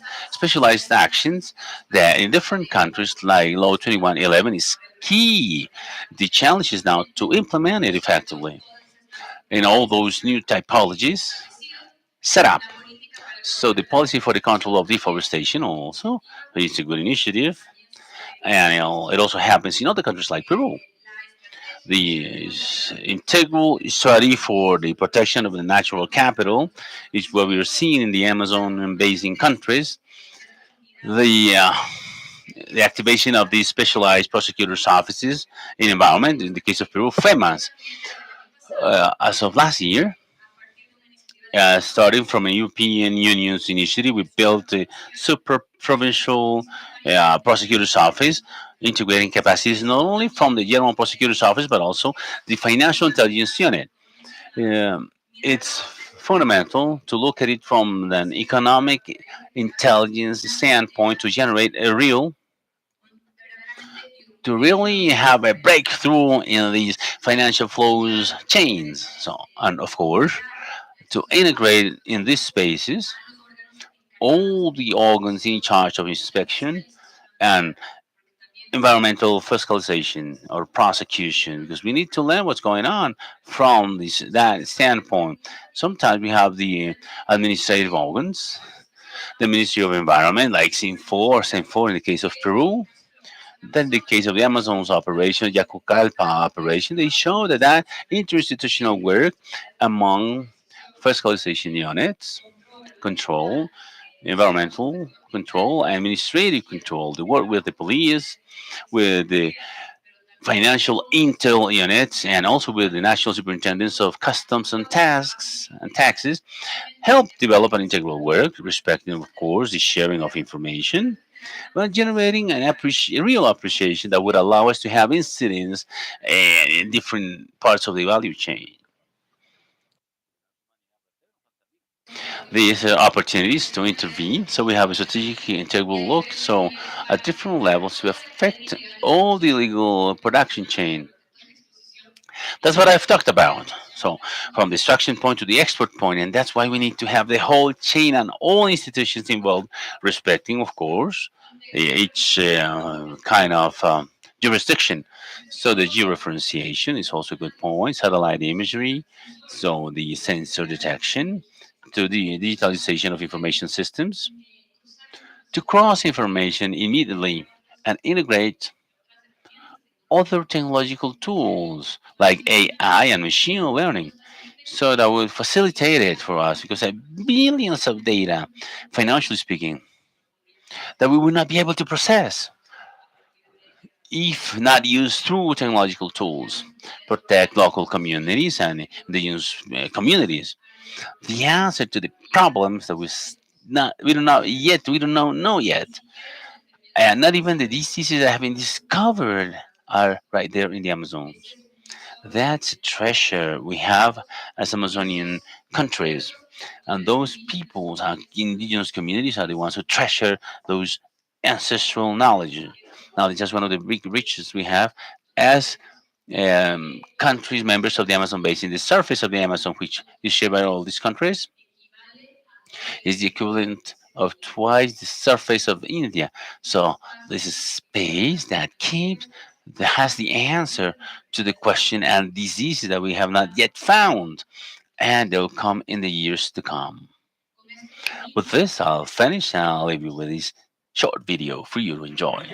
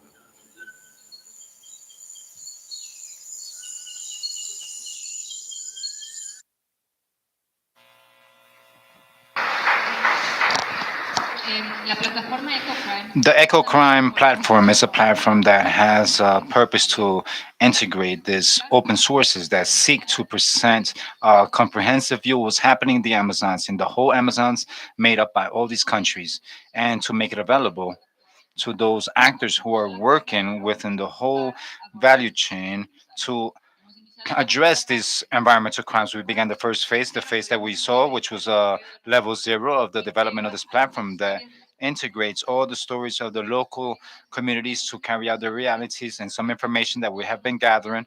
But all the outcomes of all the reports that I was able to show you will be integrated there as a source of information for public open source to help you as support to have the strategical view of this region that we need to make decisions and to create this cooperation and dialogue spaces among the countries.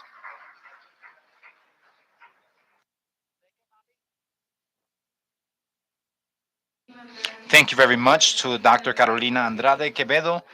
To continue, we will carry out the delivery of the acknowledgments in behalf of Major General Jesus Alejandro Barrera Peño, Director of the Carabineers, and to the Advisor Carolina Quevedo of the Weather Behavioral Agency.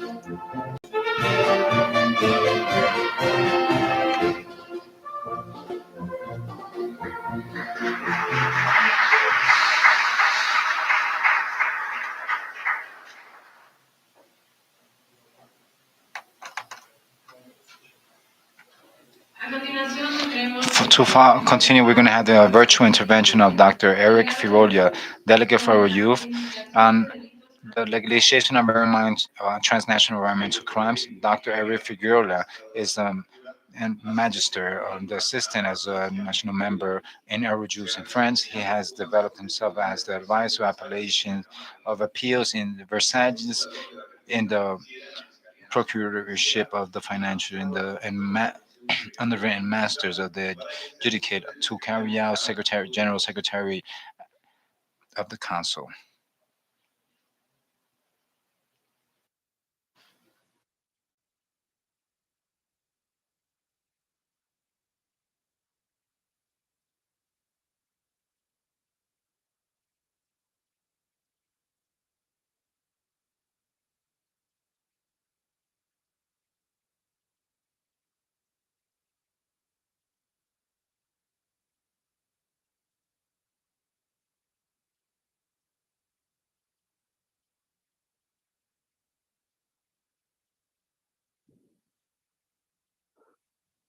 Lo siento, no se puede oírte porque es muy, muy, muy bajo.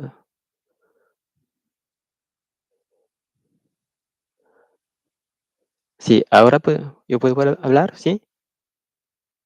Ah, sí, sí, sí, sí. Ah, sí, sí.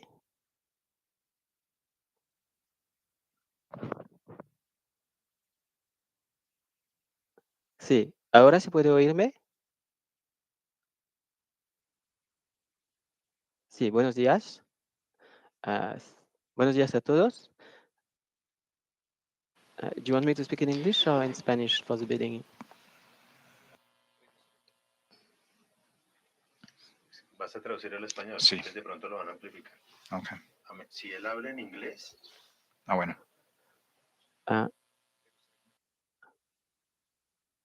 Ah, sí, sí, sí. Sí, sí.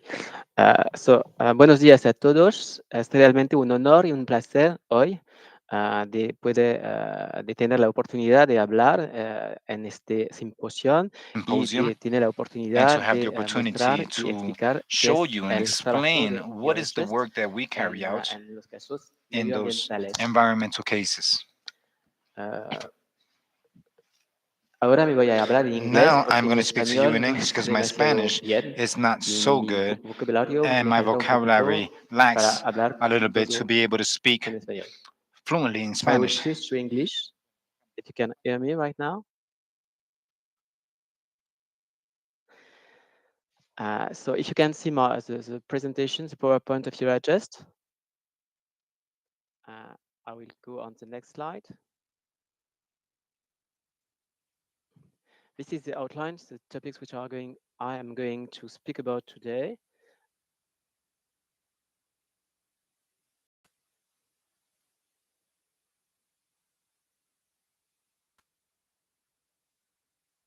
are I will speak also about the key legal European instruments and tools we have for cross-border cooperation.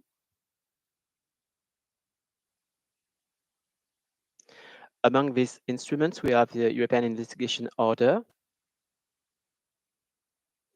and the Joint Investigation Team. And later I will go on with the assistance. Yes, can I follow on? I'm sorry because I can't hear anything.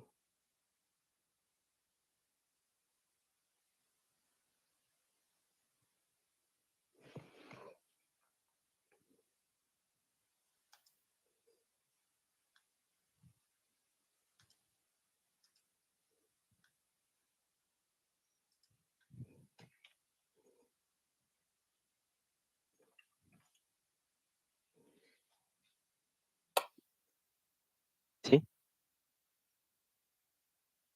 sí. De acuerdo. Sí. Lo siento. Sí, sí. Lo siento, lo siento. Me voy a empezar. Uh, I will also speak about the assistance of Eurojust regarding environmental case, and we will talk a little bit about a recommendation which for us are useful for cross-border cooperation regarding environmental crime, corruption, and asset recovery because it was topics you are dealing with today. And at the end of this presentation, we will have a slide with useful links, according to us, on Eurojust sources. So I will go to the next slide. What is Eurojust? Eurojust is the European Agency of Judicial Cooperation, and it's the association of all the European member states. As you can see on the right of the slide, we have here at Eurojust 26 desks. We have one desk by European member state. I'm at the French desk, for instance, but we have a desk for each member state of European Union.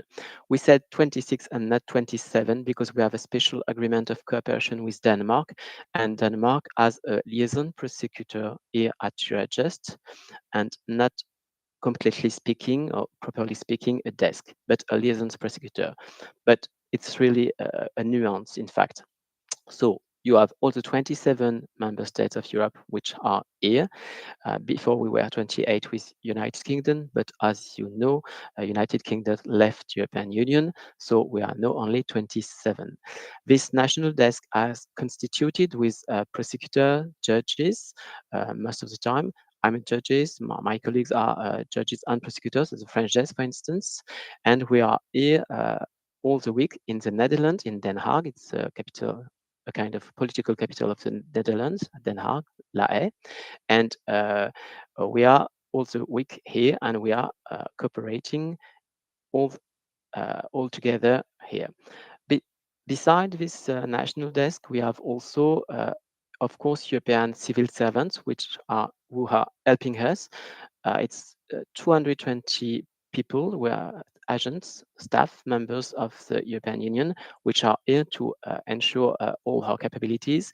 And for instance, of course, we have the security, our IT systems, but we have also legal expertise and analysis service and operation service, which can provide some help to us. And those members of the administrative staff are directed by an administrative director. But for all the things which are judicial or yes, judicial and operational regarding the investigation, all the decision of Eurojust as are taken by a college, and the college is in fact the meeting of all the representatives of the member states. So we have 27 member states, and we have 27 member of national representation, which are at the college, and all the operational and judicial decisions are taken by this college of judicial authorities.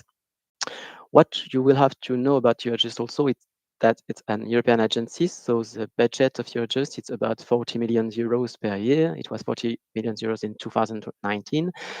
Is decided by the Commission and also by the European Parliament. And because this is an agency, we are of course responsible of this budget and we are liable of this budget. This structure of Eurojust is a very unique in the world, in fact, because we do not know this kind of agency in America or in Asia. So we can say that it's a very unique structure. And but what I would like to say next is that, as you can see, this is the countries of Europe. And why do we, or why did we create Eurojust? Is because when we opened borders in Europe, because as you know, with the agreement of Schengen, the borders are now open in Europe. There's no borders between our countries. Because of this agreement, of course, the criminality could pass very easily from one country to another, and organized crime group also. So we had to put in place this agency to make sure that it will be the same for the judicial authorities. If the criminals can easily pass the borders, we have to put some tools and some materials to make sure that judicial authorities also can cooperate and can have investigation, trans-border investigation, transnational investigation between all the European members. But I would say that Eurojust is not only Europe, because we have, as you can see on this slide, on the left, we can see that you adjust. It's not only the European member states, because on the left, the circle on the left, you will see that we have 13 agreement of cooperation with 13 countries, which are not European members, which are third countries and not small countries, because we have, as you can see, USA, Switzerland, Moldova, Albania, Serbia, UK, because UK right now is a third countries for Europe. And among these 13 countries, we have 10 of these 13 countries we who have put in place, which have put in place at Eurojust in our premises some liaison prosecutors. It means that it is not a desk like for European member state, but it's quite like the same, because they have put in place a liaison prosecutor who is here in the same premises as us, and we are working together absolutely like with other member states of Europe. And for instance, for the USA, we have two prosecutors from the USA who are here at Eurojust all the week long. And it's the same for Switzerland, UK, and all the countries you can see on the circle on the top of the right on the slide. So you must keep in mind that Eurojust is not only Europe, because it's a gate to the judicial Europe for all the third countries of Europe. And even if we have not liaison prosecutor with all the countries of the world, of course, you can see on the back, on the bottom of the slide, on the right, all the contact point of Eurojust. We have also a lot of contact points all over the world, and these contact points are people, which are most of the time in the judicial Ministry of Justice or in special general prosecutor office, and we can rely on us if we have some special demand regarding cooperation between Europe and the rest of the world. And we have, for instance, regarding America Latina, there's a network of contact points in America Latina with Eurojust, of course. So just keep in mind, it's not on Eurojust is not only the Europe, it's also the gate to enter into the judicial system to Europe for the third countries which are not member of the European community. This this slide explains the Eurojust case circle. Our case come to Eurojust, and for instance, an environmental crime case. It can because one we received a request. For instance, I'm the French desk, so I will receive a request from the French side, but I also can receive a request for of a demand from another country of Europe. So we will receive a request, but if I receive a request from the French side, I will open a case. That means that I want to open a file in Eurojust. The opening of the case will be validated. It's the number 2 of the cycle. If we go on the clock turn sense, and the number 2 is that the college of all the members at Eurojust is going to approve the opening of the case. The number 3, we will have some meetings between the colleagues at Eurojust. For instance, if I open a case with Spain and Italy, we'll have a meeting with my colleagues at the Spain desk and the Italian desk, and we'll discuss the case. And when we have opened the case and we have discussed all the issues of the investigation, we could have what we call the level 3 meeting. And the level 3 meeting, we also called a coordination meeting. It's a meeting that we organize here at Eurojust in the premises with all the countries involved in the case. And we will have here, for instance, the investigative judge in charge of the case, or the prosecutor in charge of the case, of both of them, but also investigators. And from each countries which are involved in the case, and we will have this meeting here in order to first of all, to determine what is the state of play of the investigation in the different countries which are involved in the case. And secondly, we will discuss how to cooperate at what will be the strategy, the investigation strategy on the case. And this kind of analysis of this case will be exactly the same for environmental crime cases. So point number 6 is most of the time we are going to decide of what we call the special joint action day or an action day. It means that we will determine a date. At this date, all the big operational issues will occur in the same date at the same hour in all the countries involved. So we are going to proceed at the same date, at the same hour in all the European countries involved in the case.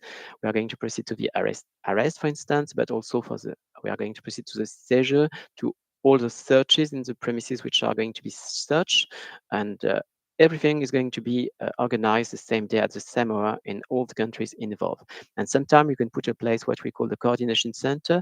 A coordination center is a center in a special room here at Eurojust in the Netherlands. And it means that all the information regarding this joint operation day is going to come to this special room, to come back to this special room. And we are because of that, we will be able to take all the decision on the spot which will be needed. For instance, if during a search we discovered that there's another bank account that have been unknown before, we will be able to ask our colleague in France, for instance, or in Spain, or in Italy, or in another country, to issue a confiscation or a freezing order to seize the amounts on the account because we have just discovered this account. Again, if we discover another place, another venue which is not at the beginning determined as a place to be searched, we could find during the day that this place need to be searched, and we also could issue the decision to make the search in the other country. So to have a coordination center allow to have all the information to come back to the same place and to dispatch this information, and also it's allow to take all the necessary decision on the spot in all the countries.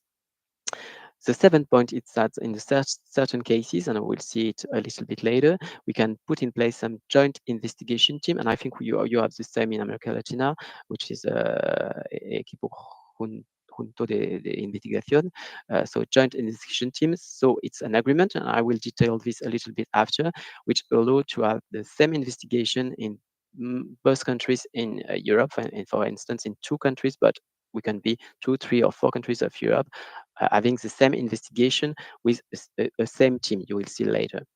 And at the end, of course, we can close the case when it's the end of the case at Eurojust.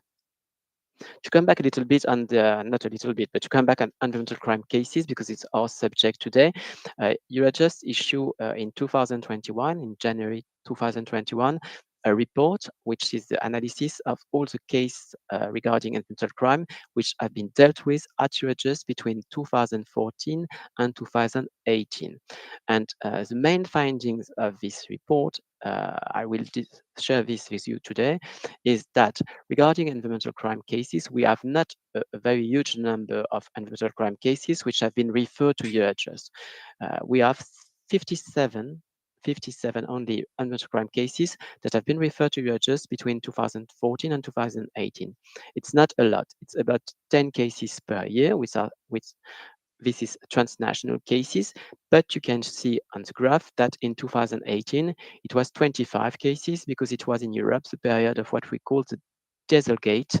It was a scandal that automobile constructors have a little bit modified the engine and the information system of the vehicles to give bad or errors regarding the pollution estimation of their cars. We call that the Dieselgate. So because we have much more cases in 2020, 2018 regarding this Dieselgate, we have a little bit more in 2018. But during this period, it was about 10 cases per year. What you can see in this graph too is that regarding that the countries which are the most involved in Europe on the environmental crime cases, you can see the Netherlands, France, and Germany, which are the countries which are opening case regarding environmental cases.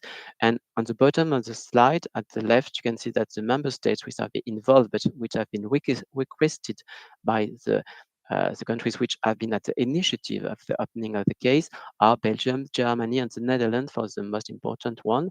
But also you can see that we, as I said before, we cooperate a lot with countries which are third countries or which are countries which are not completely implicated at Eurojust, as Switzerland or Norway, because I explained to you before that we have a special agreement with Norway.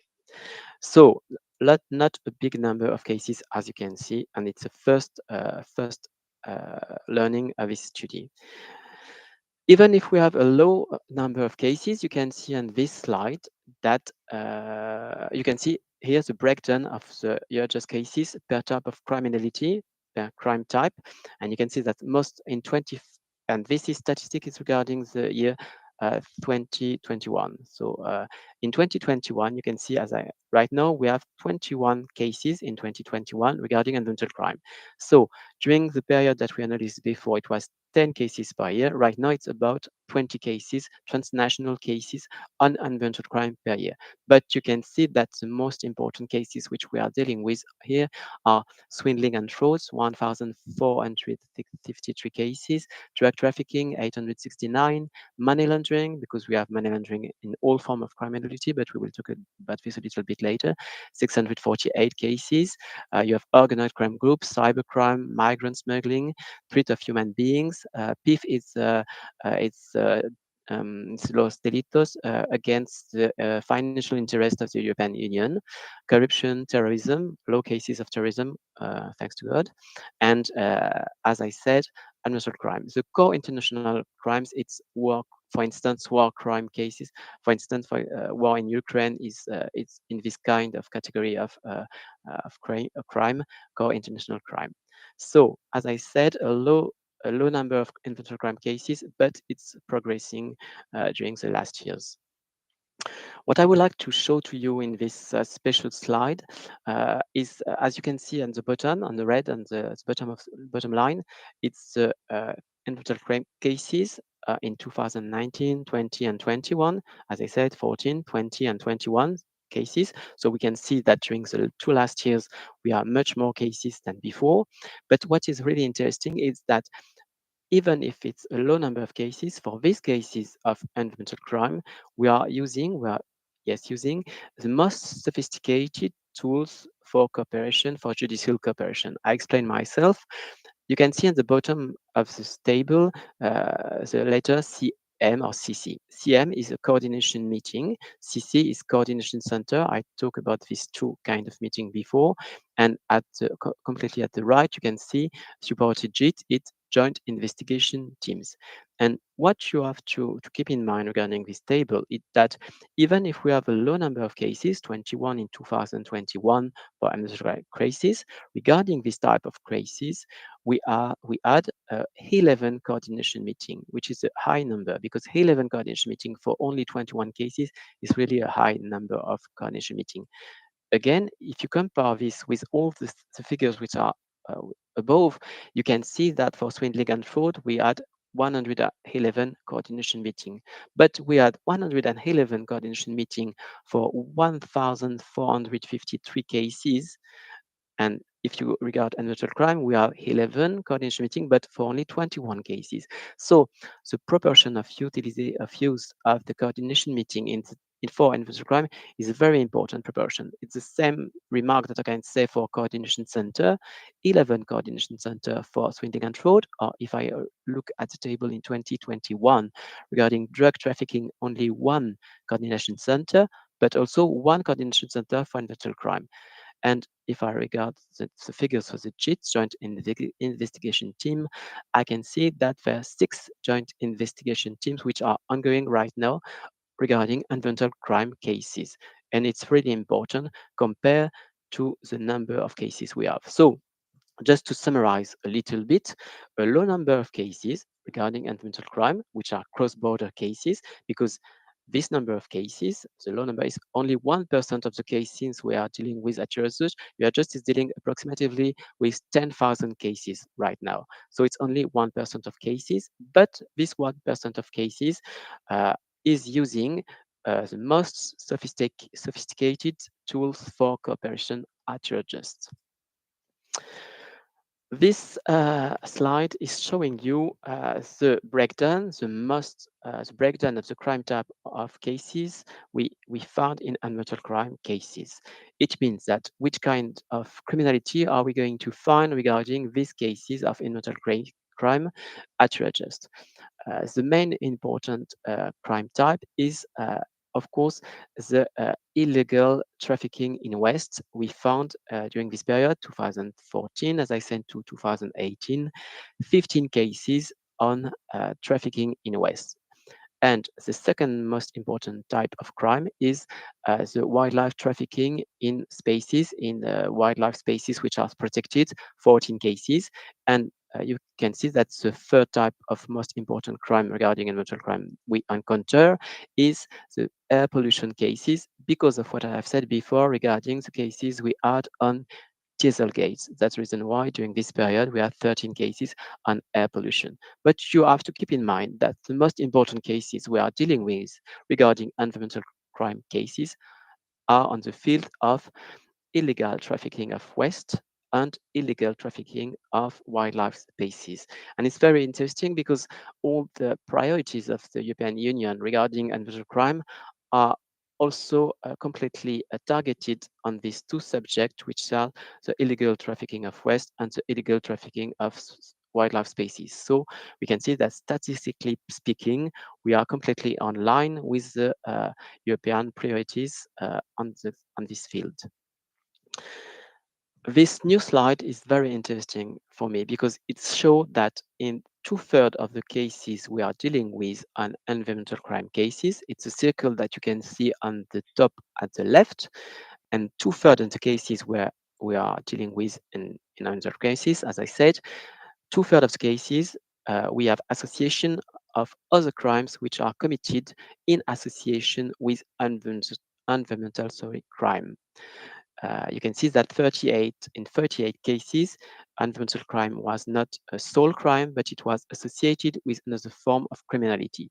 And in much part of the cases, environmental crime is associated with another form of criminality, and I think you know that also. And when we are looking a little bit more in detail to know which kind of criminality is associated with environmental crime, We can find some traffic of weapons, for instance, 17 cases, but we can also find some money laundering. It's obvious because if when you're committing crime, you have to launder the money you have by the profit, the illegal profit you earn with your crime. And we can find also 16 cases where we have with environmental crime cases forged documentation, false documentation which was used because in most of the time, of course, for instance, for waste trafficking or for trafficking, illegal trafficking of endangered species, you will have to have document forgery and false document to and to organize this trafficking. So most of the time, we can find that environmental crime is committed in association with another form of crime, and this is really important because we have discovered finally that because as you know, environmental crime cases are very specific, they are very sophisticated. You need to be a little bit specialized, a lot, in fact, not a little bit, but you need to be really specialized to prosecute and to judge this kind of cases. And we do think that if we have this low number of cases, it's because when we have cases when environmental crime is associated with another form of criminality, another crime, most of the time it's the other crime which is going to become the most important crime of the two of us, the two crimes, and the universal crime is coming to become ancillary. It's an annexes. It's a secondary case, if you want, and the primary case will be the other type of crime. And that's the reason why also we thought that universal crime cases are not prosecuted, are not investigated as much as they should be, because human being is as this. When you know something, you are going to go real quickly regarding the things you know, the matter you know, the field you know, and you are going to disregard the things or the type of crime you don't know.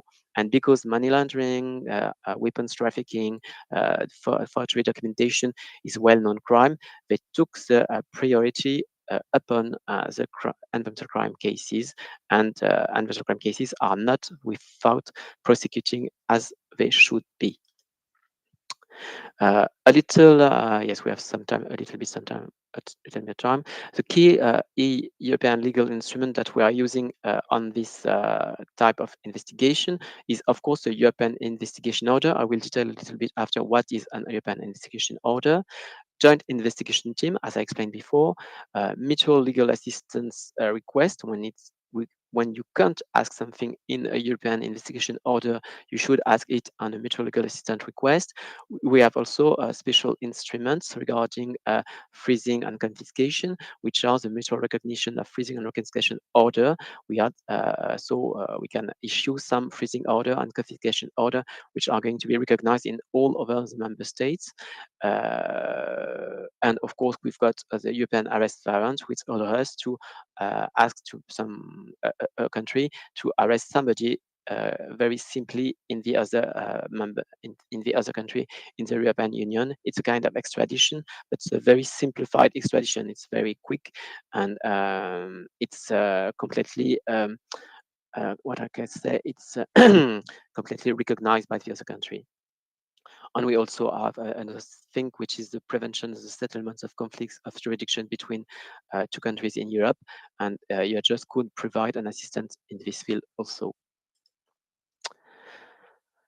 What I say, I'm going to detail a little bit what is a European Investigation Order. A European Investigation Order is an order which is signed by a judicial authority, and this European Investigation Order is a standalone instrument.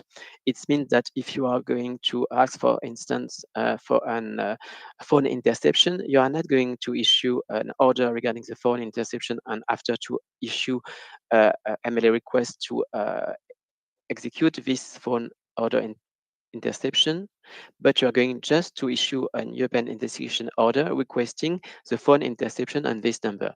And it's a standalone instrument. There's only one order. It's the European investigation order. It's, of course, we've got the mutual recognition principle because it's founded on the judicial mutual trust, and it will be recognized by each member state in Europe and will be executed in each member state in Europe. It's a form. We've got a special form, and it's the same form for each country. Only the language is it's changing, and this is the judicial decision itself is this form. So you just have to fulfill the form to complete it and to sign, and it's okay, it's finished, and it will be recognized in the other country. So it's very simple and it's very useful, and it's the most important tool we are using all the days long, and we are exchanging between member states. What will be the assistance of your just regarding this kind of tool is that your just is a bridge maker. We will explain how to fulfill the form. We'll explain which kind of request you can make in this form, and we will facilitate the recognition, the transmission, and the execution and this European order from one country to another. To be very simple, the European execution order issued by France could just arrive by email to the French desk and is asking, for instance, to ask something to Spain. I will transfer this to my colleague at the Spain desk. We will discuss a little bit if there's an issue or not, and the Spanish desk will forward this order to the prosecutor office, which is the competent jurisdiction to execute it in Spain, and it's as simple as this. I spoke before of the joint investigation team. I think you have quite the same kind of instrument in America Latina. It's an agreement between two or more countries of Europe, and we sign this agreement. And with the agreement is signed, we will have only one team for the investigation, and this team will be constituted of judicial authorities and of investigation authorities from the two or the three or the four countries which are involved in this agreement. It means that we have joint investigation leaders, which are the judicial authorities, and we have joint investigation team members, which are the investigators. And all the things which are done in the investigation are supposed to be done in both countries, in all the countries which are involved in the investigation. It means that if something is done in France, it will be translated into the other language, and it will be in the proceeding and the other countries which are members of the investigation team. So all the investigation that should be made in a case, all the act that should be made will be realized, carried out without asking one thing by one thing, because it's an investigation team, and the team will decide day by day what is necessary for the investigation. And it's a very, very useful instrument, a very useful tool. Though I explain the JIT concepts, what is really important is that in a JIT, all the information is exchanged on a day-to-day basis, and all the information and the evidences also are exchanged between the countries on the sole basis of the first agreement, which is the agreement of the joint investigation team. So it's very easy. It's not so complicated to set up, to put in place. We have to of course to draft the agreement and to sign the agreement and to have the central authorities to validate the agreement. But when this is in place, when it's set up, it's very quick and very useful, and it's very useful, for instance, in the criminality to fight again environmental crime cases, because it's very useful when it's a very specific type of criminality, and when it is a very important type of criminality. The key issues for JIT operation, for joint investigation operation, is we have to determine together what is the investigative objective, of course, to coordinate the investigative measure, to coordinate and to define the prosecution strategy, the condition of exchange of information, the condition of exchange of evidence, but we also, for instance, coordinate the way we are going to communicate with the media, with the press, with the TV, and everything will be decided together when we are putting in place a JIT investigation team. When the JIT is beginning, we could add another country if if all the countries, the first countries are agreed on that. For instance, I had a JIT agreement between France and Belgium, and we decide that it will be very interesting to have Germany with us, and we propose to Germany, and Germany joined us. And it's possible when the team is ongoing. And I must also say that we have some kind of funding that is, sorry, we have special funding from European Union to fund and to get some finance to finance special expenses for this kind of joint investigation team. What is the assistance of your judge regarding environmental crime cases? First of all, we can give legal advice and we can facilitate all the exchange regarding the mutual legal assistance request and all the European investigation order, or all the exchange, spontaneous exchange of information, because we can also, in the framework of the European Union, we have a special legal framework which authorize us to exchange to exchange spontaneously information, and it's very useful because it could help to initiate a parallel proceeding in another country. When in another country you know that something is occurring, it's happened in your country, but in the country next to you, something is happened too, but there's no investigation which is open in this other country. You can give some spontaneous information spontaneously, and by this way, you can help this other country to open an investigation. And because an investigation is now open in this other country, it will be possible to cooperate with this country. So we can help for that. Uh, your judge will also give some legal opinion to prevent conflict of jurisdiction when we have the conflict of jurisdiction between two countries. If the countries say that they are competent for this crime, we will issue a legal opinion. It's not a binding opinion. It means that the country is not obliged to respect this opinion, but most of the time they respect it, and your judge will explain why. According to your judge, this country is the best place to prosecute this crime or not. Of course, as I explained before, we organize all the coordination meeting in the investigation, which are referred to your just. We organize the coordination centers, as I explained before, and also we can give information on national criminal law provision when it's needed.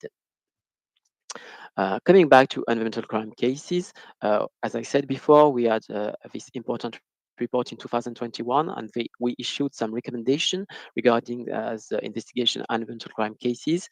And I will just come back to you with this recommendation. The first recommendation we issue is that the effective multidisciplinary cooperation among the competent bodies at the national level, because we all know that environmental crime, it's a crime when you should have a very multidisciplinary approach with a multidisciplinary cooperation.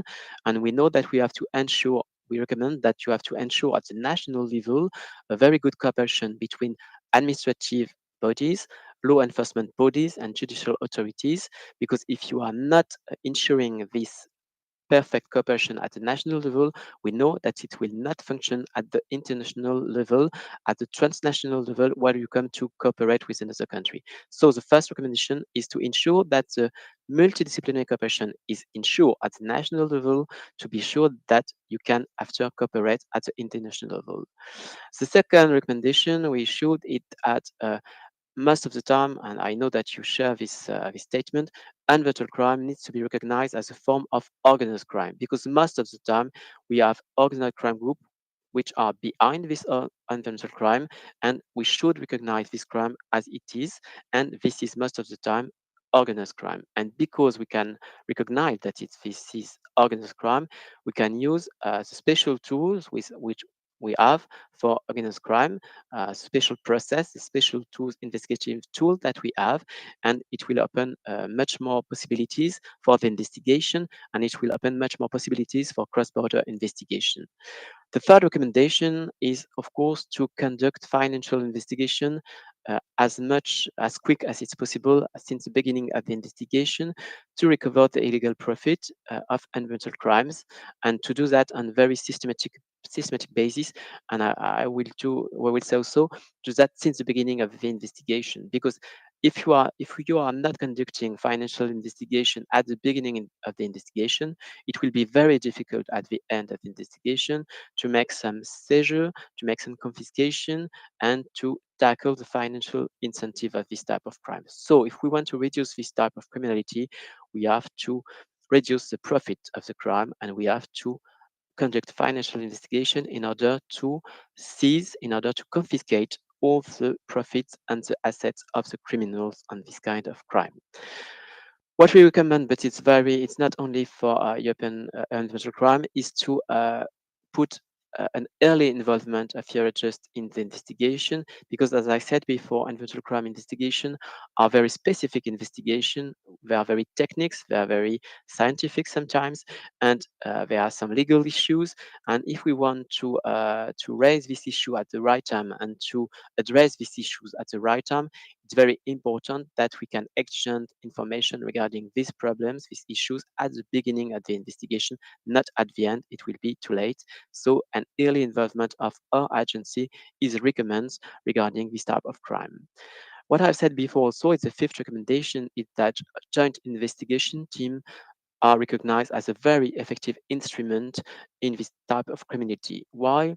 Because, of course, as I said before, it's a very specific criminality. It's very scientific, specific, with very complicated type of criminality. And this type of instrument, joint investigation team, is very useful because we could exchange very more easily information, and information on the problems and the issues. So it's very useful in this kind of investigation. The sixth recommendation of Eurojust was a recommendation regarding the what stake. I'm going to finish this. The sixth recommendation is a recommendation for the European Union is, of course, to harmonize the key concepts regarding environmental crime law and to harmonize also the penalties, because we have seen that across Europe, you could have very different penalties regarding the different countries. For the same offense, you can have just a simple fine, and in another country, you will have years of jail. So we have to harmonize this, and right now we are redrafting the directive against environmental crime. It's the fight against criminal rights, a special directive for Europe, and this new directive, this revision of the directive, will take into account the harmonization of the criminal law, the criminal qualification of the fact, and also the harmonization of the penalties. I will finish here because we have other slides, but you will find next slides. It's about corruption and about asset recovery, but you will have the PowerPoint at your disposal. And I think that your real subject today was environmental crime, and even if environmental crime is linked sometimes with corruption and of course sometimes with asset recovery, as I said before, you will see this recommendation of Eurojust regarding the corruption and the asset recovery, which is quite logical, and sometimes it's the same recommendation that I said before for environmental crime. So you have that on the PowerPoint, and you will find also on the last page some links. I go to the last page because we are took by the time. We have useful links that you can have here regarding the tools we are using, European Investigation Order, the Joint Investigation Team. You have documentation there, and you have also the report of Eurojust that I talked before, report on Eurojust casework on environmental crime. Also a report regarding corruption and asset recovery. You can find some documentation and some material there. If you had any question, you can contact me. You have my address there, and we will be very pleased to answer to you as a team which I am working with, and and we will answer to each message you will send. Again, sorry, I took a little bit more. That was the time to which we dedicated to me. I think I took 10 minutes more, and I hope I was clear. But it's not so easily to speak about all this subject in a very short time. Thank you for your attention.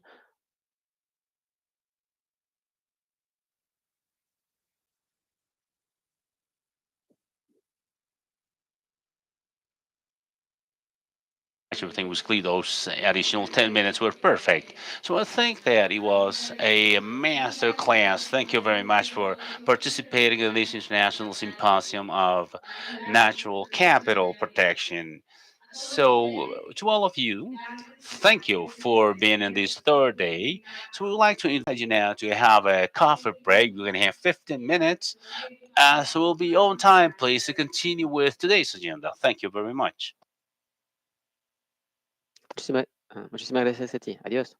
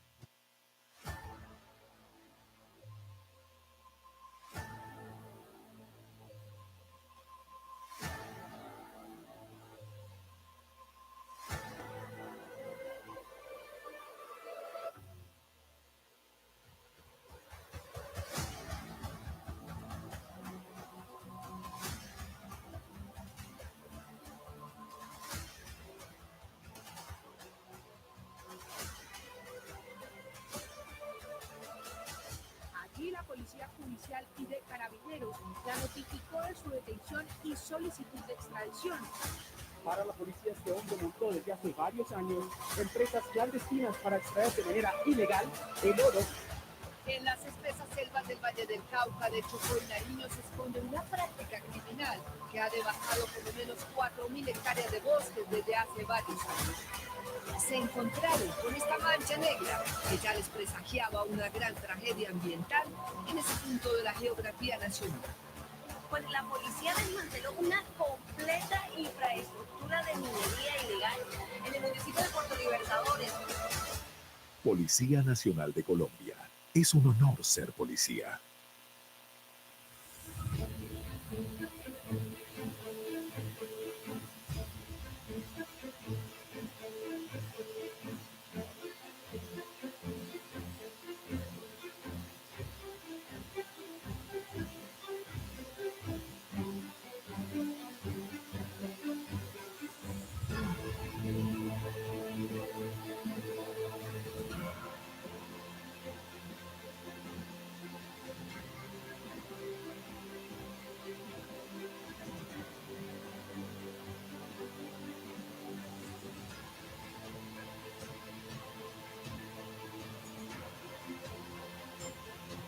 Policía Nacional de Colombia.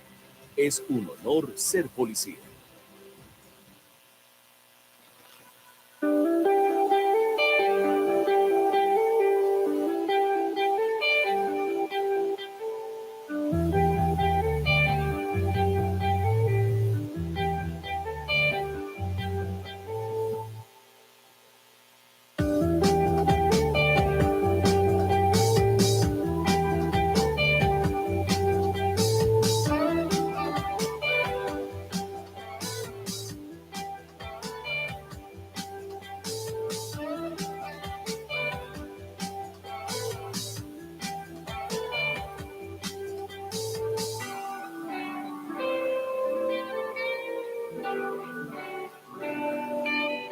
¡Es un honor!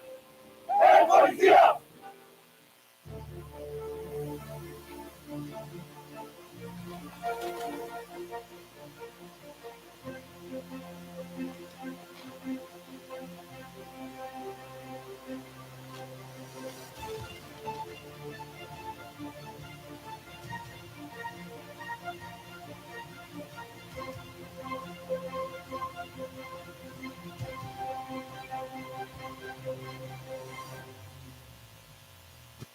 ¿Sabía usted que los carabineros realizan operaciones subterráneas contra la minería ilegal? Véalo usted mismo.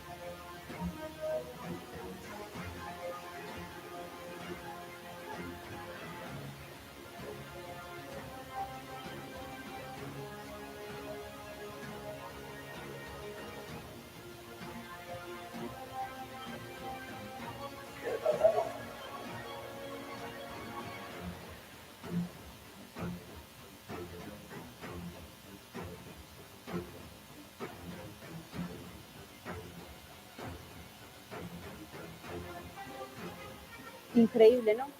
¿Qué piensa usted? Síguenos en nuestras redes sociales, @carabineroscol, en Twitter, Facebook e Instagram.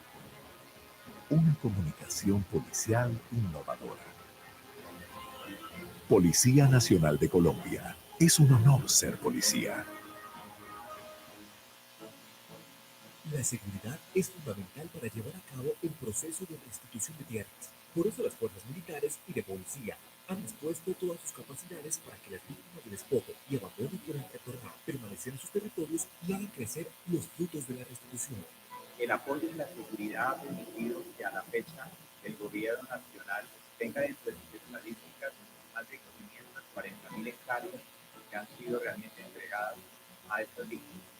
Las fuerzas militares han hecho un acompañamiento en más de 37.000 procesos, los cuales acuden con la seguridad antes, durante y después.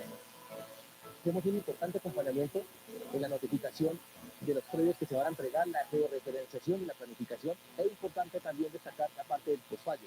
Lo que buscamos es que aquellas personas que han sido despojadas de su tierra y una vez se les restituye este importante derecho, nosotros les brindamos la seguridad en los territorios. En el 2021 se llevaron a cabo 101 comités, los cuales permitieron crear estrategias para que durante este gobierno la restitución llegara a 219 nuevas zonas del país. Hacemos un trabajo efectivo con la capacidad de inteligencia e investigación criminal, porque sabemos que hay estructuras criminales que evitan que estos procesos lleguen a un feliz término. Para garantizar la seguridad de nuestros funcionarios, los miembros de la fuerza pública acompañaron en el 2021 4.415 salidas a terreno, un ejercicio clave para avanzar en los procesos de restitución. Gracias a las fuerzas militares y de policía hemos llegado al 80% del país. Continuaremos trabajando de la mano para que más colombianos regresen a sus tierras y construyan nuevos proyectos de vida con tranquilidad.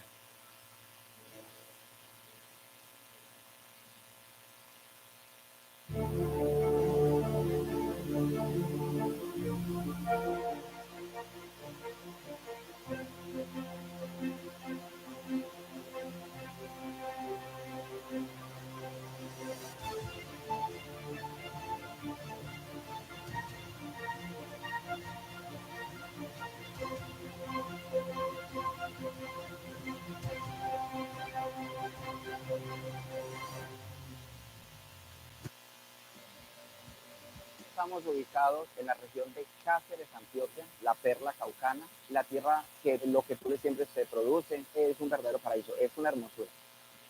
Debido pues a la necesidad de tener las ayudas del Estado, hicimos una asociación, se llama ASOPLACA, Asociación de Plataneros y Agropecuarios de Cáceres. En este momento en la asociación hay 22 familias. Eso es lo bonito de la integración que tenemos en este momento, porque se le trae beneficio y calidad de vida a muchos hogares. El cambio ha sido porque por lo menos nosotros a base de ello hemos recibido mucha ayuda. Nos han dado abonos y hemos estado ministrándolo y ya mantenemos pues como con capacitaciones. Los logros que hemos tenido con la DICAR, con el acompañamiento del PNUD, pues más que todo satisfactorio, ha sido muy bonito, muy acogedor, ya no son algo ajeno para nosotros, sino que son nuestros amigos y un apoyo en el agro. Cuando empezamos con la Asociación de Plataneros de Cáceres, complementamos la experiencia que ellos tenían en el campo y en el territorio con todos aquellos procedimientos técnicos agropecuarios, gracias también al apoyo del PNUD. El objetivo de mi trabajo es poder lograr que mi grupo de trabajo ellos comprenda la idea y la visión y la estrategia de la Policía Nacional. Cuando ellos comprenden esos valores institucionales, cada uno de ellos ocupará un papel tan importante que la ciudadanía siempre se va a ver agradecida.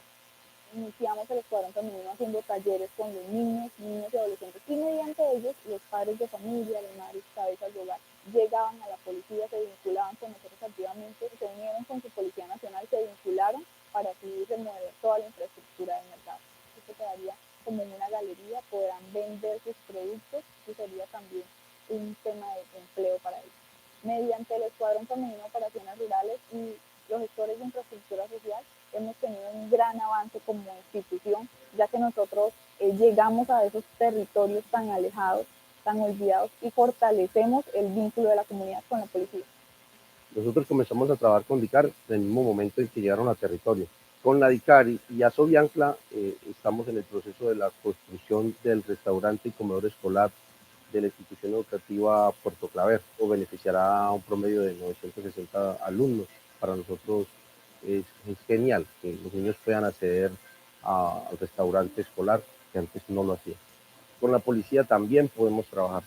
La policía también es amiga de nosotros. La policía no es solamente un rifle y un uniforme.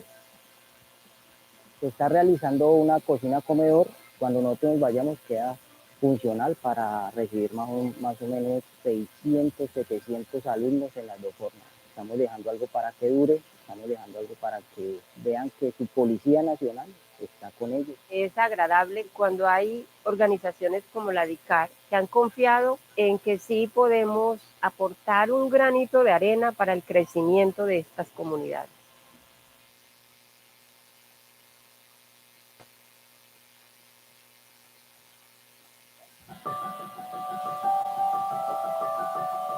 Caquetá es uno de los departamentos que quizás cuenta con una de las agriculturas más prósperas en toda Colombia. Acá el campesino decidió vincularse y decidió unirse entre ellos. Hay ganas de trabajar, acá tenemos voluntad de hacer las cosas y nosotros como policías, como carabineros hemos llegado a vincularnos y decir, venga, si hace falta algo, nosotros somos los interlocutores, vamos a ser el vehículo que va a transmitir las solicitudes suyas y veamos cómo podemos también ayudar. También tenemos que brindar un acompañamiento en la parte organizacional de las comunidades. La DICAR llega y nos capacita en la formulación del proyecto y ya cuando el proyecto se hace una realidad, tenemos el acompañamiento de ellos a toda nuestra fe. No sabíamos cómo realizar una poda, cómo realizar un injerto, cómo fertilizar un cultivo. Entonces ellos se integran con nosotros y lo bonito es que ellos también aprenden a hacer esta labor. También hemos hecho un apoyo muy fuerte y muy importante en el tema comercial. Nosotros tenemos acá unas vitrinas agropecuarias que se desarrollan en donde el productor es comercializador.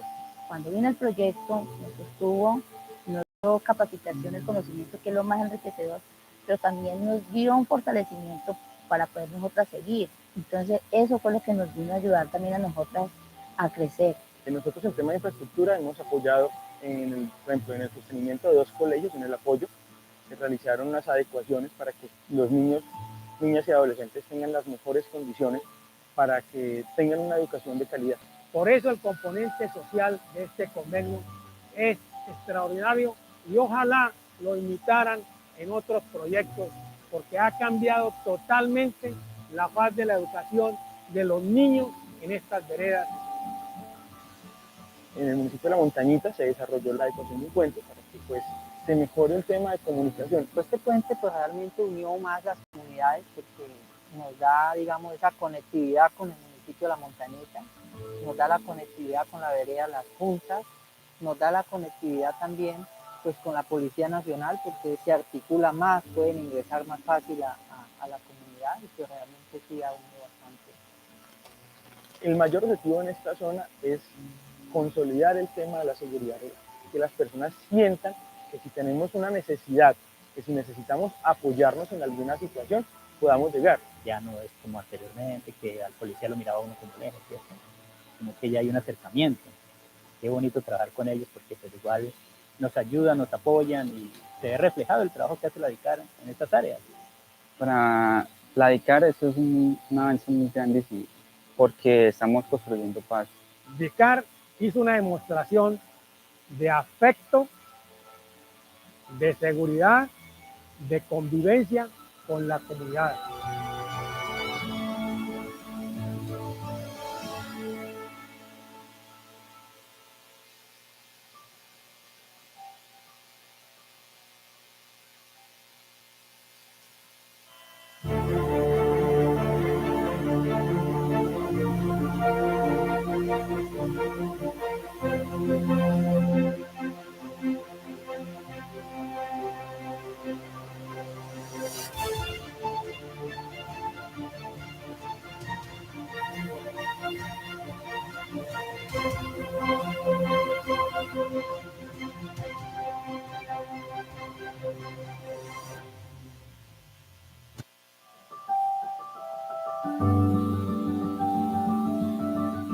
El Putumayo es una tierra muy hermosa, de gente pujante, trabajadora, que quiere salir de ese conflicto armado y quiere buscar un método de trabajo diferente, encaminado al trabajo de producción, el trabajo de finca, el trabajo de vereda, con la siembra de diferentes productos agrícolas. Soprocap es una organización prácticamente de 54 agricultores de cacao de la vereda La Florida que producen cacao y comercializan el grano de cacao seco para las diferentes compañías nacionales. Pues estamos trabajando el proyecto con la DICAR que nos ha beneficiado tanto en el tema productivo, en el tema comercial, en el tema organizacional, que ha sido de gran importancia para nuestra organización. Afortunadamente llegaron en precisos momentos que más necesitábamos, como que nuestro grupo de mujeres emprendedoras que nos dieran como el apoyo, ¿no? Porque estábamos en este tema de que queremos ser transformadoras, de queremos sacar nuestro producto y que lo reconozcan pues, fuera de acá de la región. El apoyo de la ICAR es algo que nos ha fortalecido, tanto en la parte productiva como en la parte empresarial. Anteriormente nosotros éramos un poco alejados de la ICAR, pero hoy en día siempre estamos trabajando de la mano para el fortalecimiento de nuestros agricultores. El trabajo que estamos desarrollando justamente en este momento en la vereda La Florida, alcantarillado, el mejoramiento de su vía, que no solamente va a beneficiar lo que es La Florida, sino otras veredas que quedan más hacia el fondo. Y en el resguardo indígena, en la vereda La Isla, batería sanitaria para una escuelita que ellos tienen en ese sector. Uno de los impactos más importantes del proyecto es que está vinculado mano de obra no calificada y mano de obra también calificada como maestros de obra y obreros a la actividad. Todos ellos son de aquí de la comunidad, algunos son adolescentes, universitarios, agricultores, productores de cacao. Entonces es un tema que ha sido muy bien recibido por la comunidad.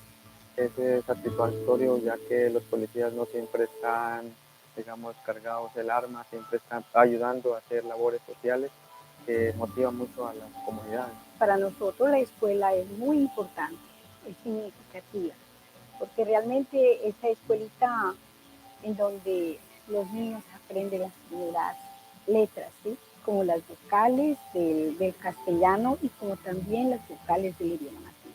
Con la DICAR muy agradecido porque hemos tenido una bonita experiencia de aprendizaje, de acercamiento. Gracias por permitirnos entrar a sus veredas, gracias por confiar en la Policía Nacional a través de la Dirección de Carabineros. Sigan adelante, que son unos guerreros. Chivas apenas en la ronda.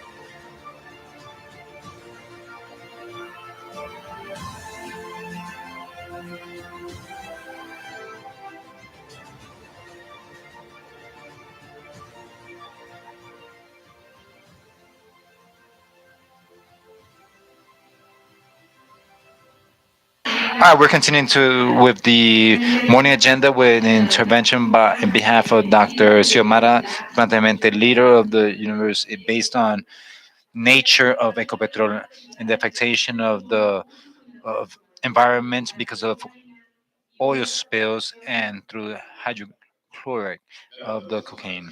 Dr.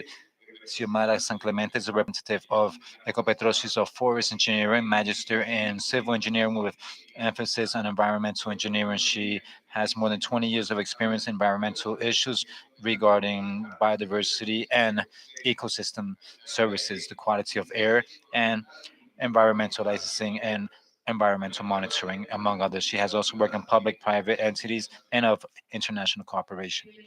Welcome, Dr. Xiomara.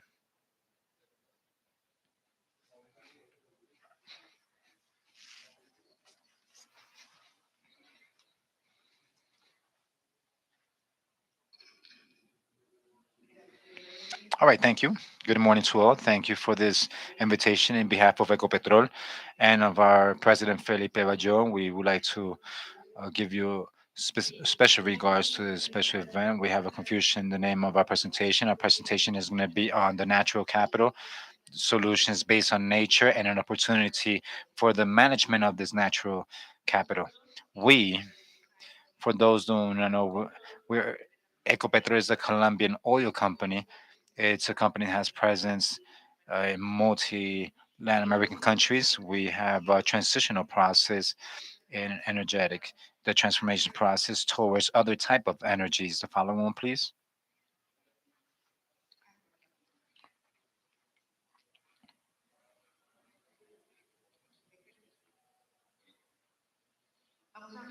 We're going to speak to you a bit about the 2040 strategy in Ecopetrol. We're going to talk to you about the relationship that we have among biodiversity and climate change, which has been quite strong in the last several days.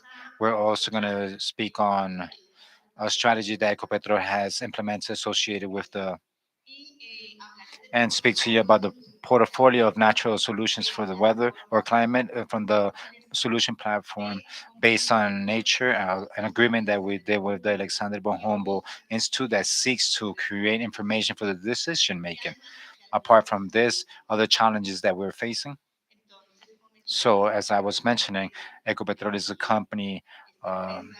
An energy company. This company has a strategical plan for 2040 that has these four axes to have competitive returns, knowledge of the vanguard and or cutting edge topics, and sustainable environment. As you can see, one of the important axes of this strategy is around the sustainability, and we have some commitments of zero emission net emissions for the reach of scope 1 and 2 for 2040 for a company that carries out hydrocarbons works. It's a big challenge. We have a challenge to have zero spillings for 2045, and we have been developing an internal strategy to reduce this capturing or sequestering of the natural capabilities, like reuse in our operations.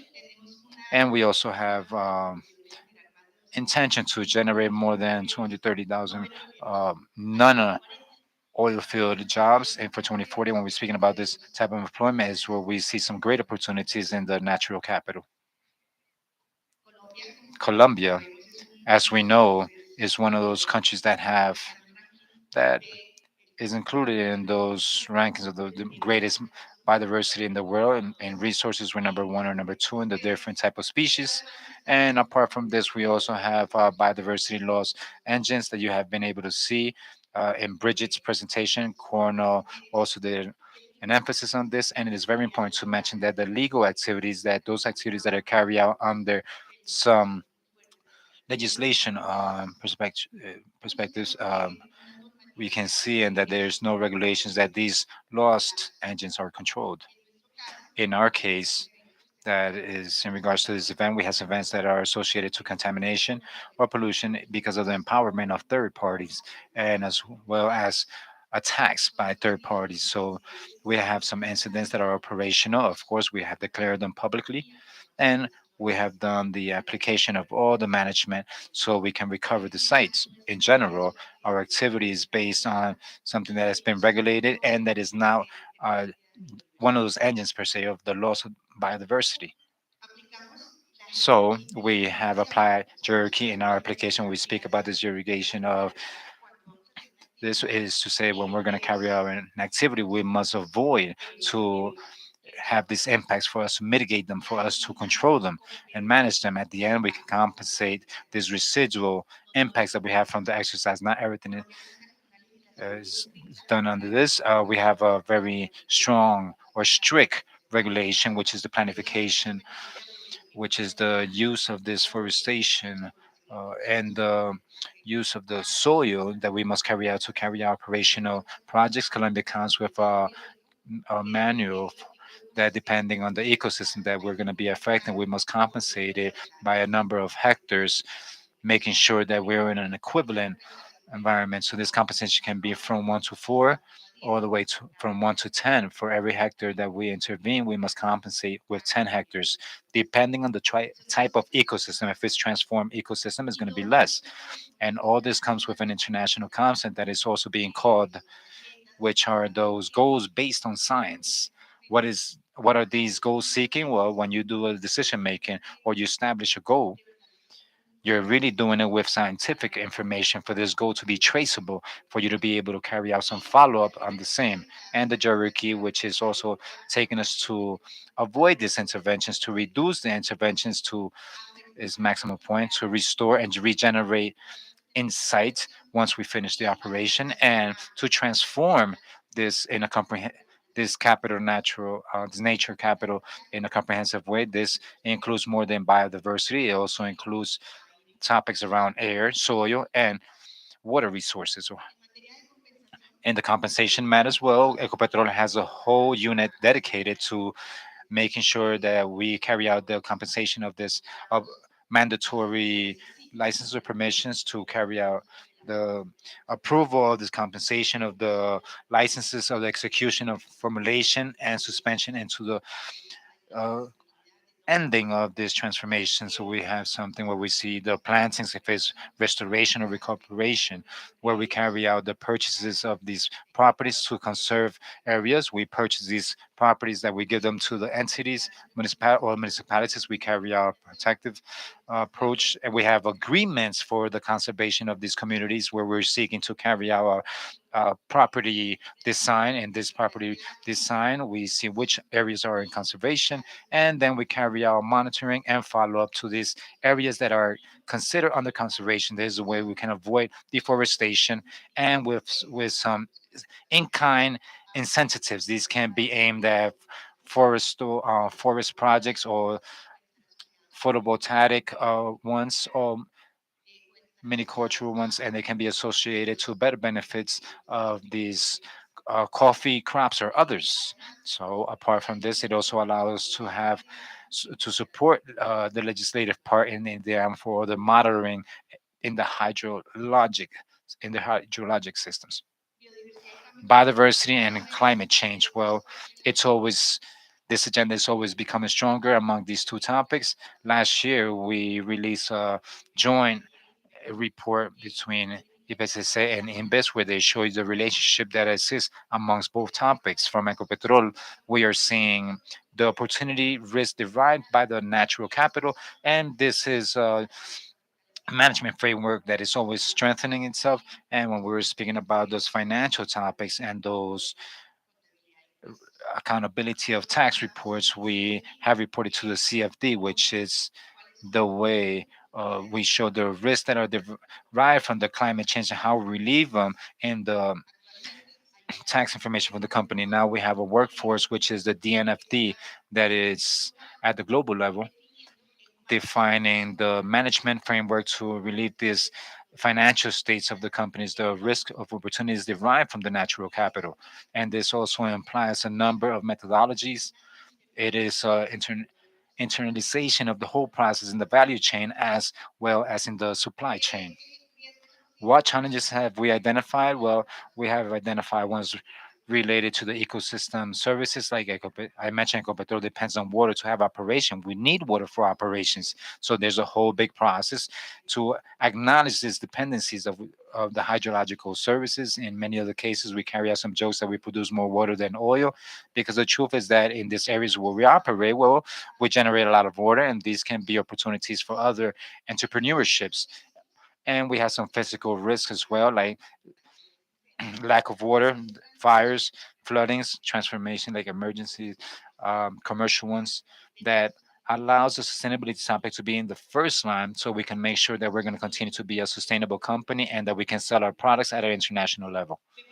We also see some opportunities like different trade models for businesses. We see the possibilities to open new markets as well, and to contribute to different global or international challenges if we're able to manage this natural capital in the correct way. Ecopetrol, amongst its strategies of in the environment, we have a strategical pillar that is related to biodiversity and ecosystem services that include the hierarchy of the mitigation, which is the base of operation, that includes solutions based on nature as one of those trans-cutting axes, generation of this. And the culture, we have public policies to not operate in these zones that are protective areas according to the category of 1 through 4 by the ECBNF and by the UNESCO. We have commitment with the prevention, and we're looking for the net biodiversity in nature. We contribute with these national goals,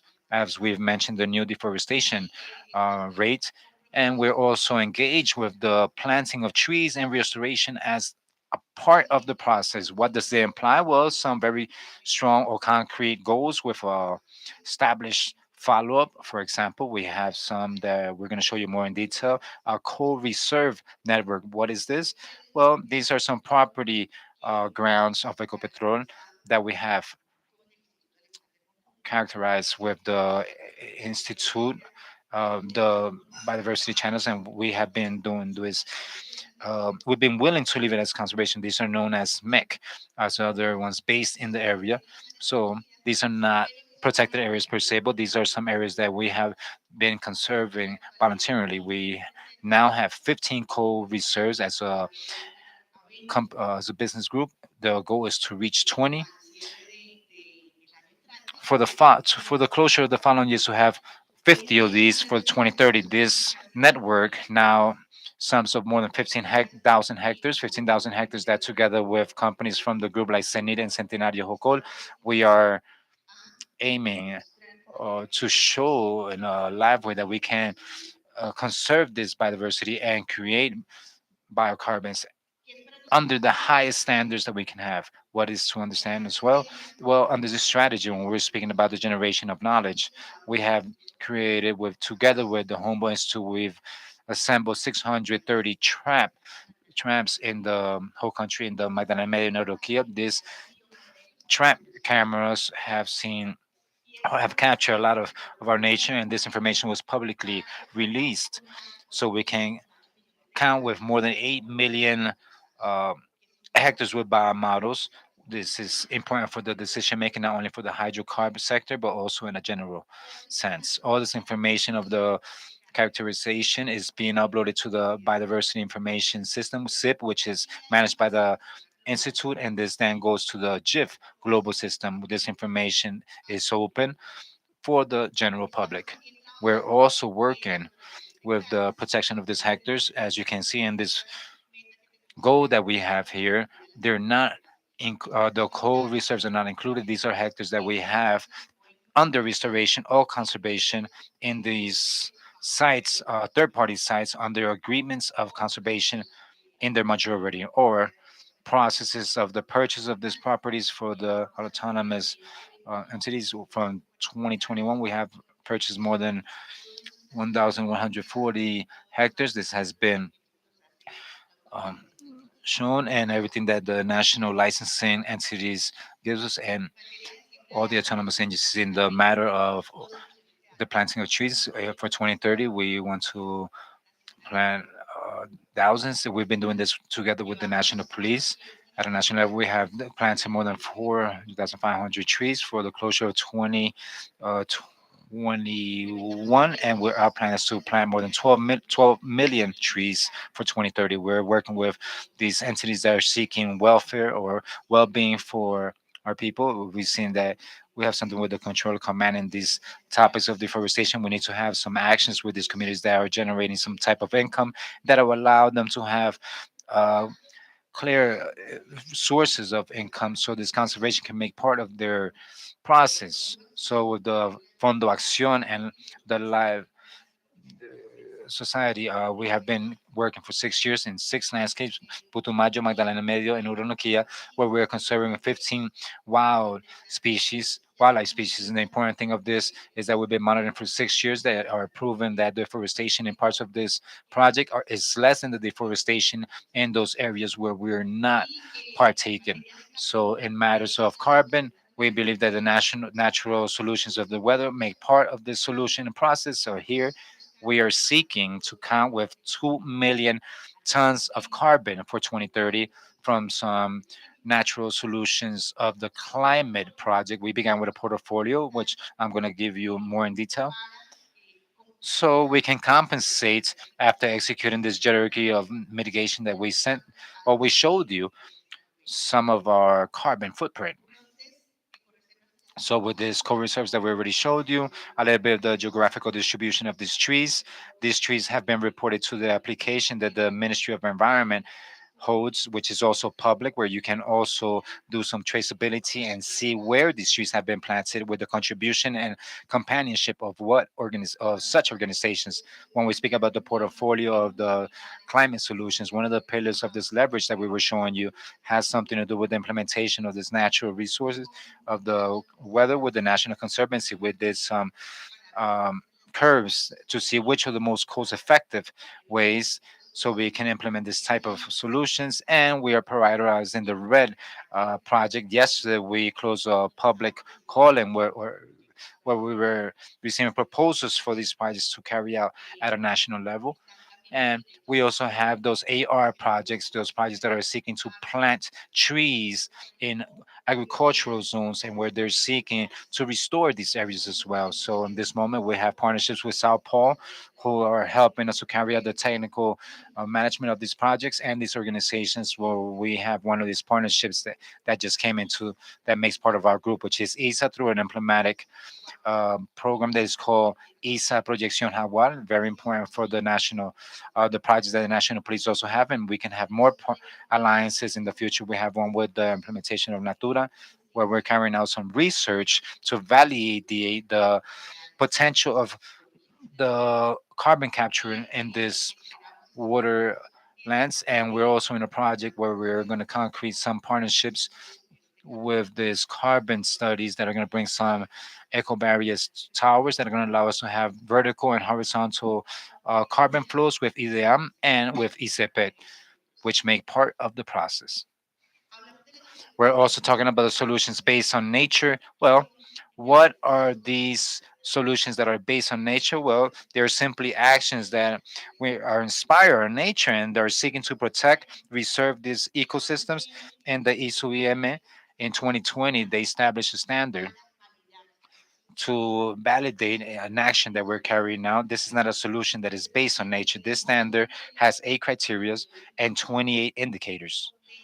With TNC, we have prioritized more than 100 solutions. We did a screening and we prioritized 10 and we assembled a platform. This platform is one that is open to the general public. As a matter of fact, we're going to be releasing it on August 5th to be more specific, but we would like to ask you for your contribution or help so we can run or play the video.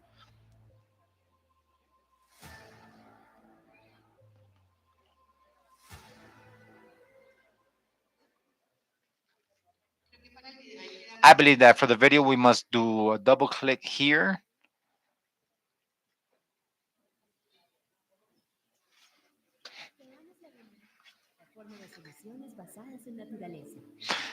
Based on nature to defend the national challenges of climate safety and the global warming in the TNC and Ecopetrol, we have developed a web platform that delivers optimist information for the decision making. But you know which are the solutions based on nature? These are actions inspired, sustained, or copied by the nature itself to protect, restore, and manage this ecosystem in a sustainable way so we can confront these society challenges, reporting and simultaneously for the biodiversity and other benefits that impact these insecurity, hydrate challenges, or loss of biodiversity or climate change in a positive way. These tools were created to help us prepare, formulate, plan, implement, and to do follow up to the solution projects based on nature. This platform includes assistance for the solutions based on nature, supported on the scientific evidence, a toolbox with resources for each one of the stages for a project contributing to the success of these solutions, videos with clear information on the 10 solutions based on nature. This platform includes solutions as restoring connectivity of the agricultural landscape, restoration of forest ecosystems, protection and restoring of savannas ecosystem, the restoration of the water ecosystem, tourism of for nature, ports for the safety of our food, crop creation of water, and vegetable coverage like infrastructure that includes green roofs, vertical gardens, and fauna spaces. Non-conventional systems for the treatment of water. What could we do with these tools?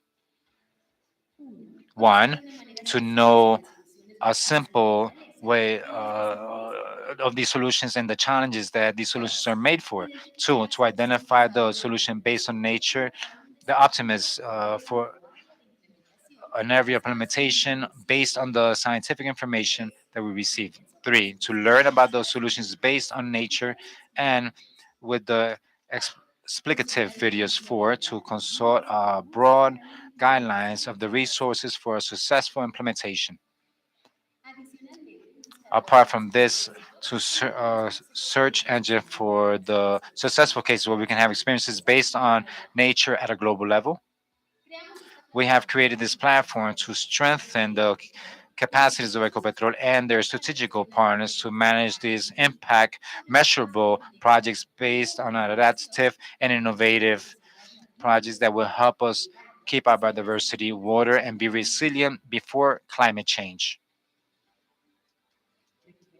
To recover our natural richness is our mission. All right, so thank you very much. This is a job that we're carrying with TNC, and what have we noticed? Well, we have funded many projects with the communities, but we spend a lot of time trying to have good projects, and sometimes we seek and we find the resource, but it's go through the formulation of the project, not in the implementation. So this toolbox is going to allow us to, if in case we have one of these projects, to identify what I have to do, how to do it.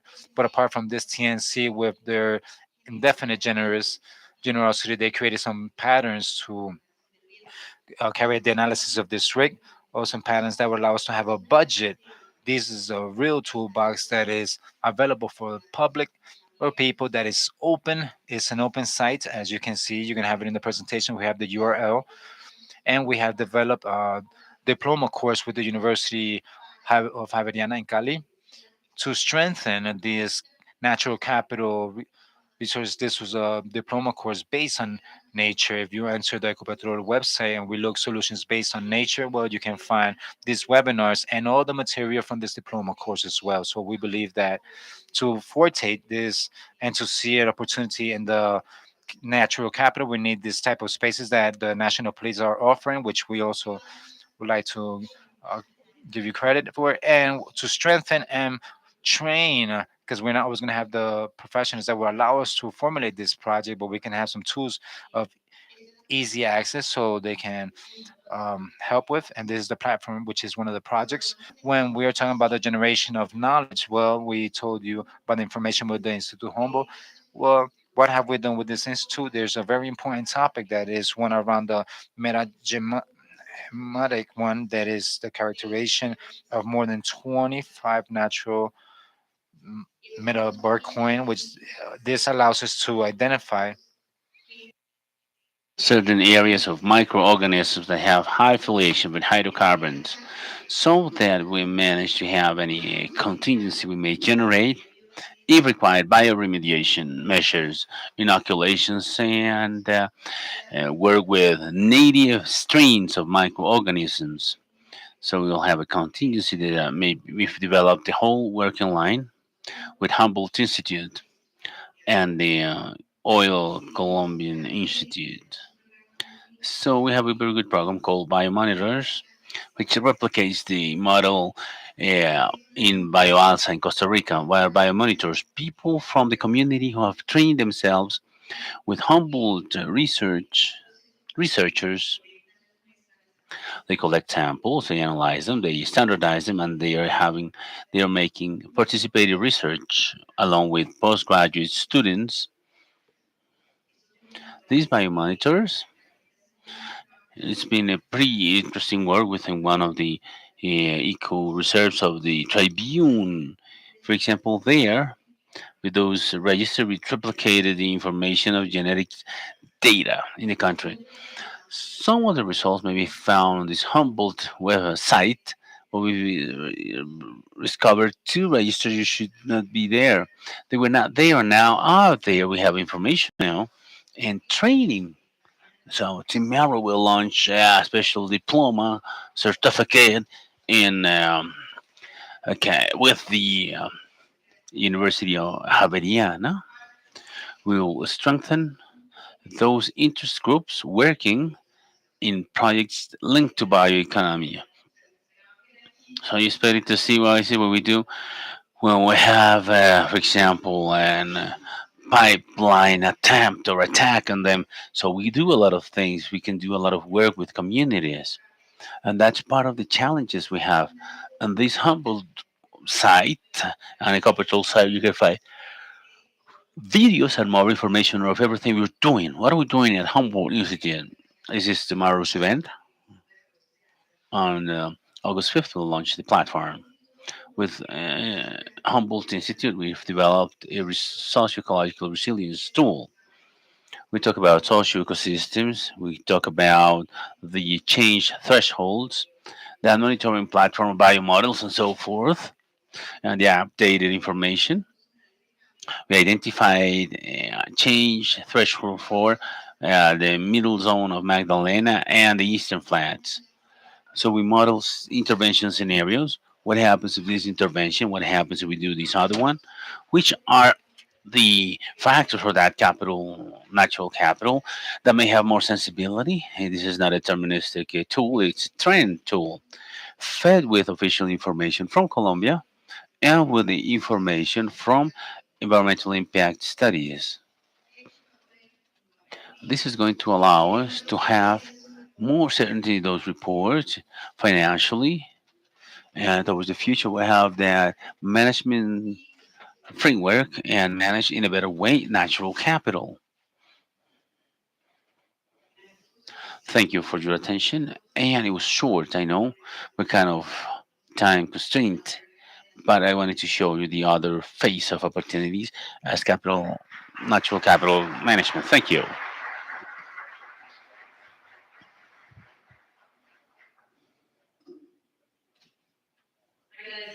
We thank Madame Xiomara San Clemente. Important actions by Ecopetrol.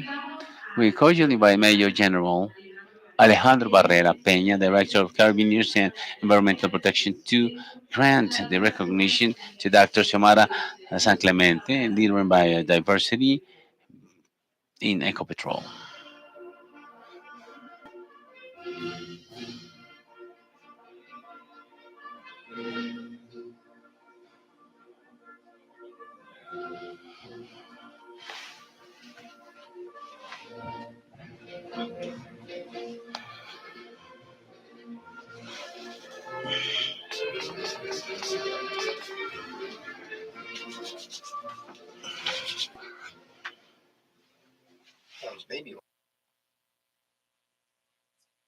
Please be seated. Just to thank Dr. Xiomara and Ecopetrol. for our friends from international community who do not know what ecopetrol is.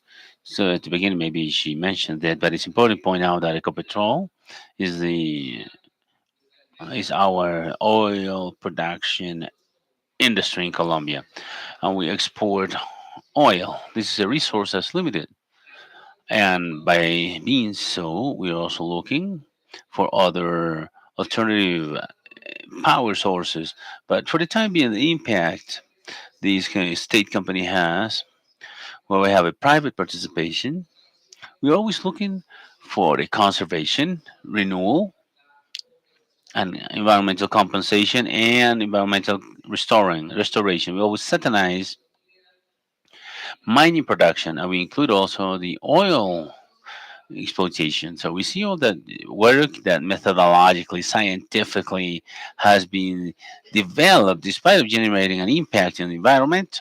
We have a restoration and compensation process in environmental terms. It's more meaningful because it contributes much more to communities than what could be given if we had not done this type of exploitation that is legally performed within standards. I insist. Sometimes we satanize the type of production, but we never criticize the production, the illegal production that generates damages to ecosystems, where we don't have any type of regulations, where they allow criminal structures to um, to help themselves to benefit from those extortion and illegal tasks where they use the communities. Thank you, Dr. Samara, for that job you've done. So thank you. I wanted to tell you that Ecopetrol is the first company in the world, in the world, in the country, a strategic company that contributes most of capital income to the Colombian economy. It's the first company that assures economic growth of most affected communities. The first company that assures that where we will not have the sufficient capacity. So the first company that would ensure the productivity and produce, conserving and conserve by producing. So with this model of sustainable production, we demonstrate that we can, as a matter of fact, generate growth for the country, always protecting the environment. Dr. Xiomara, thank you very much to you, Dr. Bayona, and the directives and employees from Ecopetrol. Thank you for considering us. To tell you that within the formulation of environmental projects, we, as with the group of hydrocarbons group, we have several spaces where we could participate in that extension and development for the integration with communities. Thank you.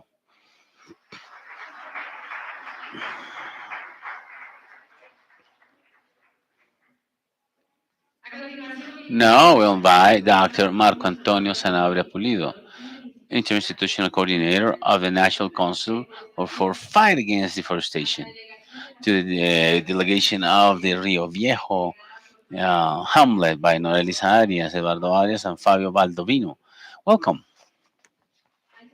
Mr. Cesar Augustus Marin, Dr. Francisco Torres Romero, Chief of Restoration Plan of Forest by Natura Foundation, to participate in this panel on transformation of community participation with the protection of the natural capital, social community initiatives at rural and urban areas. As moderator of this panel, we'll have Dr. Marco Antonio Sanabria Pulido, who is the interinstitutional coordinator from the National Council of Fight Against Deforestation, CONALDEF. Dr. Marco Antonio is a lawyer from Antonio Nariño University, specialist in legal criminal law and criminology from Free University. He is a specialist in criminal law and business law from Castilla-La Mancha University. Master in criminal law from Free University and candidate to Magister in security and national defense from the Paramount School of War. He is a consultant from the Ministry of Environment, interinstitutional coordinator of CONALDEF. He is the proxy of the District Office for Environment, and consultant for the Intel Agency and Anti-Narcotics Agency for our national police. He's a professor in criminal law at Antonio Nariño University and professional lieutenant from the Reserve of the National Police of Colombia. Welcome, Dr. Marco Antonio and other members of this panel.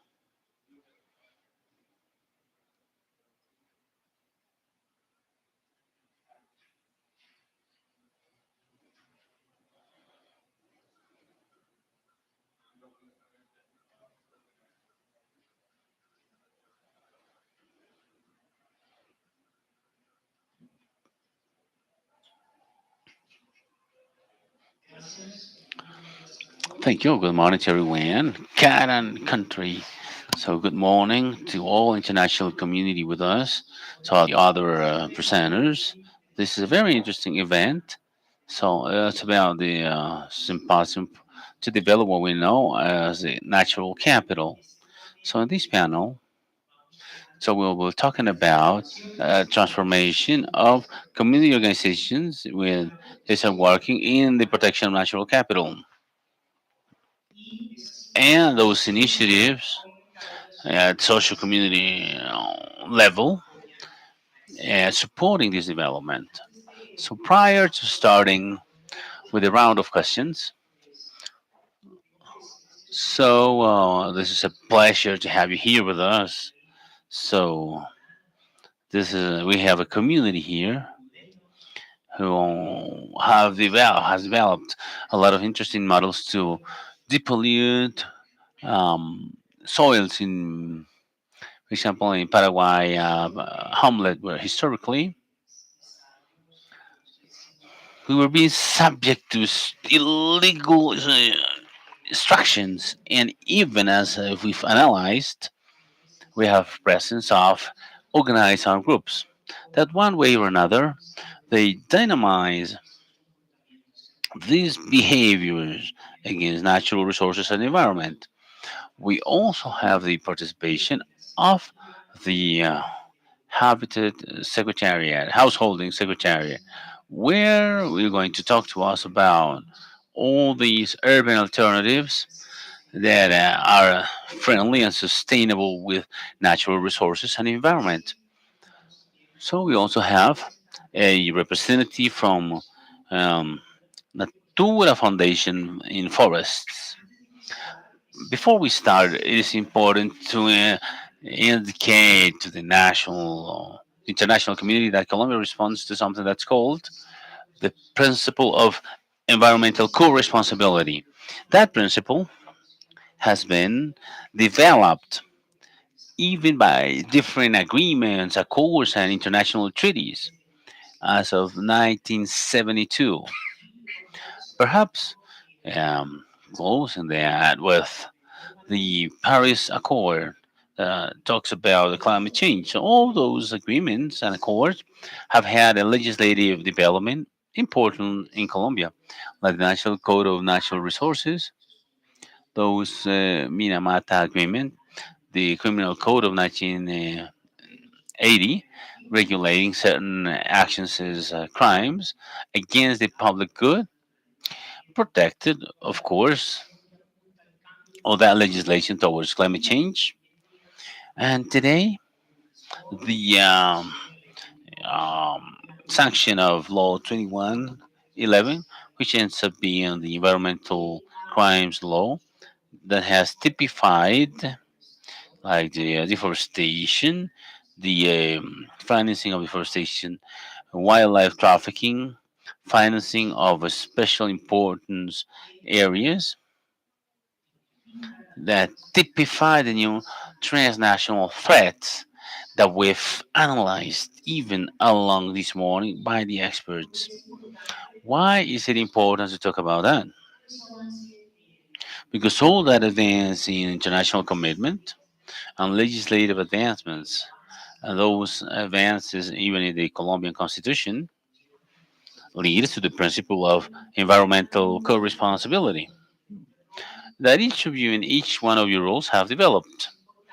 That's why it is important to know what you have performed within the territory under an appropriation of the territory itself and those governance models and under the protection of those natural resources in a differentiated manner.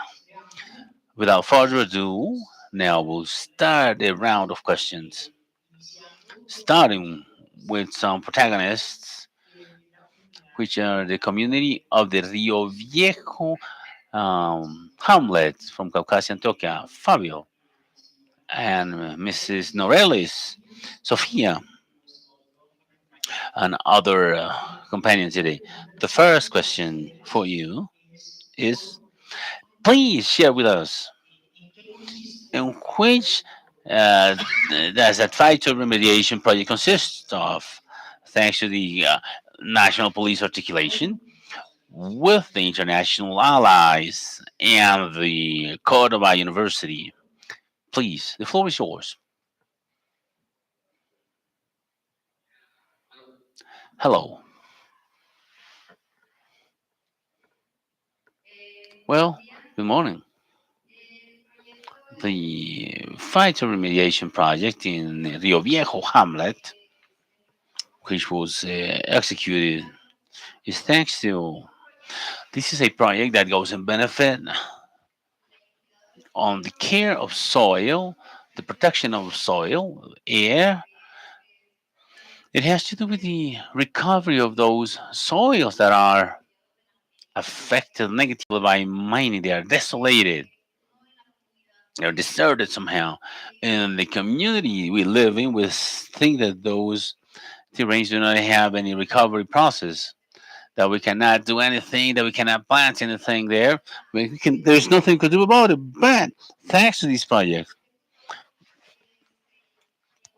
we developed the planting of some trees, piñón and guarumo. Those trees help in the sustainment of that soil. They help preservation and to restore the terrain that's a very, very polluted. For the community, it was something new because we thought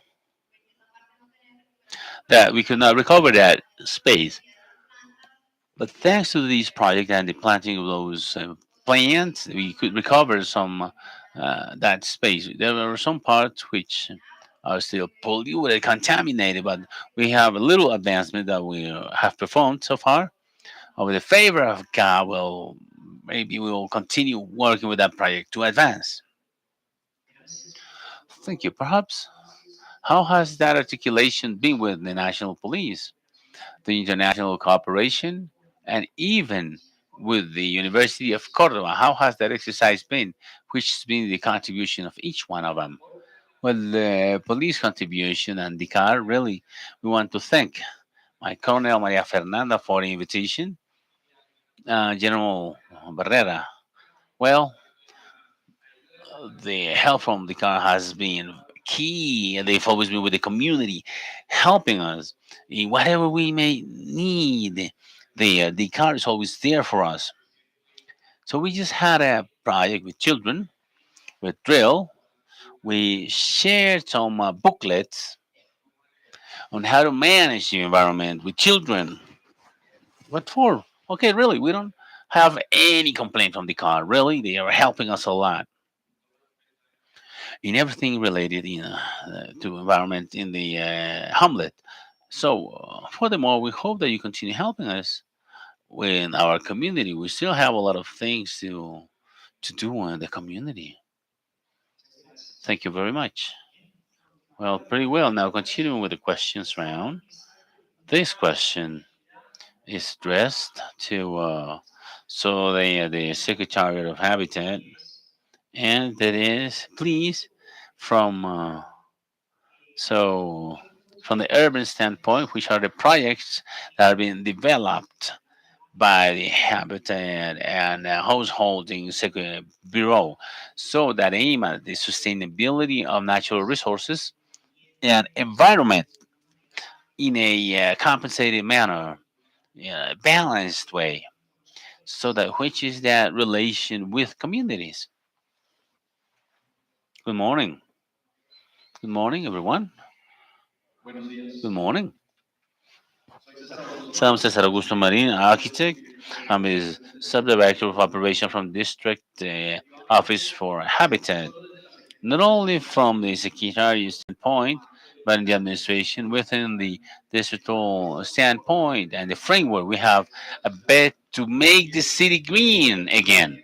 And that re-greening of the city has different aspects in each of the offices. We have a project called Eco Neighborhoods, Eco Barrios, through these collaborative design works with communities in the city skirts to improve the public spaces, starting the implementation of sustainable practices. So, just to tell you some slides, perhaps, regarding the eco neighborhoods. So, this is an initiative not only by the administration but part of the commitment in compliance of the public policy for eco urbanism and sustainable construction processes, equal neighborhoods. What do they want? They want to develop with the communities the implementation of practices that help in the mitigation of effects of climate change. At the time, we've just formulated 12 eco neighborhoods. We've built them with the community. This has a participative design process where we prioritize the outskirts territories in the city regarding the ecologic main structure.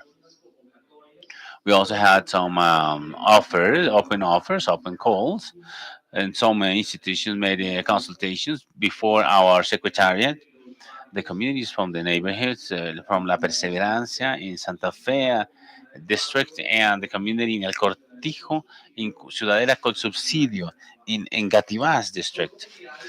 So there were communities like many others in Bogota that, with a long time, have implemented sustainable practices in their neighborhoods, helping collecting and recycling of residual waste in their neighborhoods. But with support from the administration, we strengthen those practices. For that strengthening, so we developed a booklet called Recreating the Eco Neighborhood because it's key to have direct work with the communities. because this is what guarantees the ownership of these interventions. And then after the investment the public administration is doing and that we take from the territory, the community will continue with its implementation. So this is a collaborative work that we do with the communities where we implement different type of practices. There are some practices that seek the reuse of rainwater. In the city we have seen the implementation of this urban systems of the suits that are denominated suits. These systems work in essence to retain this rainwater in a temporary manner and then put it back in the water system. So what we're implementing in these eco neighborhoods is not only a system of temporary retention but also of reuse, and this reuse is being used for those urban plantations, for the pollination gardens that we're working with the community, because these are the ones that help us connect the main ecological structure and the secondary ones. From this sense, from the efficiency of water rain, we're implementing these recollection systems. These systems are subterranean or subground tanks, and we have installed two with 10 capability of 10,000 liters. And in the Cortijo, we installed three. Each one of these are 5,000 liters in three different places in the Ciudadela col Subsidio neighborhood. And what we do through some French filters, we gather this rainwater, we filter it, we deposit it in these tanks, and then we reuse it for the watering or other types of uses that the community has foreseen the use of. In perseveration case, well, we're going to give you some, I will show you some images and I'm going to start telling you a little bit more about it. In this case, in Perseverancia, this rainwater was moved through the Perseverancia's park through some subterranean hoses, and these hoses through drops, they're going to be watering all the pollination gardens and all the plantations that they have in their community. We do this through an organized way because we have also installed some photovoltaic panels that feed these pumps, and these are the pumps that move this water automatically, so we can say that this system is quite autonomous. However, it is monitored and administered by the community board with the habitat entity, and also with some guarantee policies that we have enforced with the constructor that created all this. In La Perseveranza, we installed a maritime container that we recycled. We had the proposal to install this in the public spaces. We're going to show you some images so you can see what I'm talking about. These are part of the tactic interventions that we carried out with the pollination gardens. This container was used. It already had its use for life for their merchandise. It had an adaptation process. This container has different type of devices in its interior. We have batteries and the service that they have with the voltaic energy. In the left hand side, we can see the two photovoltaic panels, which are those who feed these batteries, and at the same time feed the whole s- um, service for this water planting. And then in the bottom part, we can see all the lights that illuminate this container. And we also have some things that feed this cell phone chargers, because this public can be activated so the community are in their community, make part of the community, and they can work. And this eco neighborhood can work as a strategy for the improvement of public space, but also pedagogical one, where children, adults, anybody that is learning how to reuse these residues, they're learning how to recycle, they're understanding how this energy, solar energy cycle works, and what is this cycle good for. So apart from this, in the interior of this, in the inside of this container where they had the eco barrio or eco neighborhood stickers, we have installed some gates together with the environment secretariat or department. In this we also store computer residue of insect um, insecticides residues like cans. And with the environment uh, ministry, we carry out a management of this so we can have this in a proper way. We also have a compostera within the container. This also makes part of the request in behalf of the communities, given that in the Perseverancia, the communities have dedicated themselves to have biodigesting cows in the last 10 years. Well, this has created some difficulty because these create bad odors, and they have been technifying this with time. But the biodigester that we installed in the eco neighborhood and within this container has been technified, doesn't create any smells, and this is allowing the community to also understand how they can technify these processes that they had been developing priorly. And we also have a process in this moment of linking this with the BIMPIs, or the one that manage the plazas in Bogota. We also have this plaza in the Perseverancia. They create a lot of organic residues. We're already doing a partnership, so through the community and the eco neighborhood, they can reuse this, and they can help them as fertilizers, not only for these gardens, but also for other gardens that they have within their properties. So we're implementing like the recollection of the rainwater, and the use of the same alternative energy resources, and the reuse of these residues. We also installed uh, these bike parking places that was requested by the community, and we also did installation for them to have air for their uh, bicycle tires. Sometimes they don't have these workshops or these little bicycle shops that can help them with this, so that's why we give this to them. As you can see, additional from the image on the left hand side, you can see some wooden floor. Under this wooden floor is where we have the two water rain collector tanks, and this is where we install these lights that are more of decoration. We have still haven't achieved for the community to enter one of these technological rechange processes for this public lighting. So the Huawei is still in the process of adaptation, but we wanted to leave some lights, and in this case, they are just decorational ones. Apart from this, we installed this furniture. They also asked us to paint their gardens, to carry out some murals, and that's why this container have all these designs that were worked directly with the community.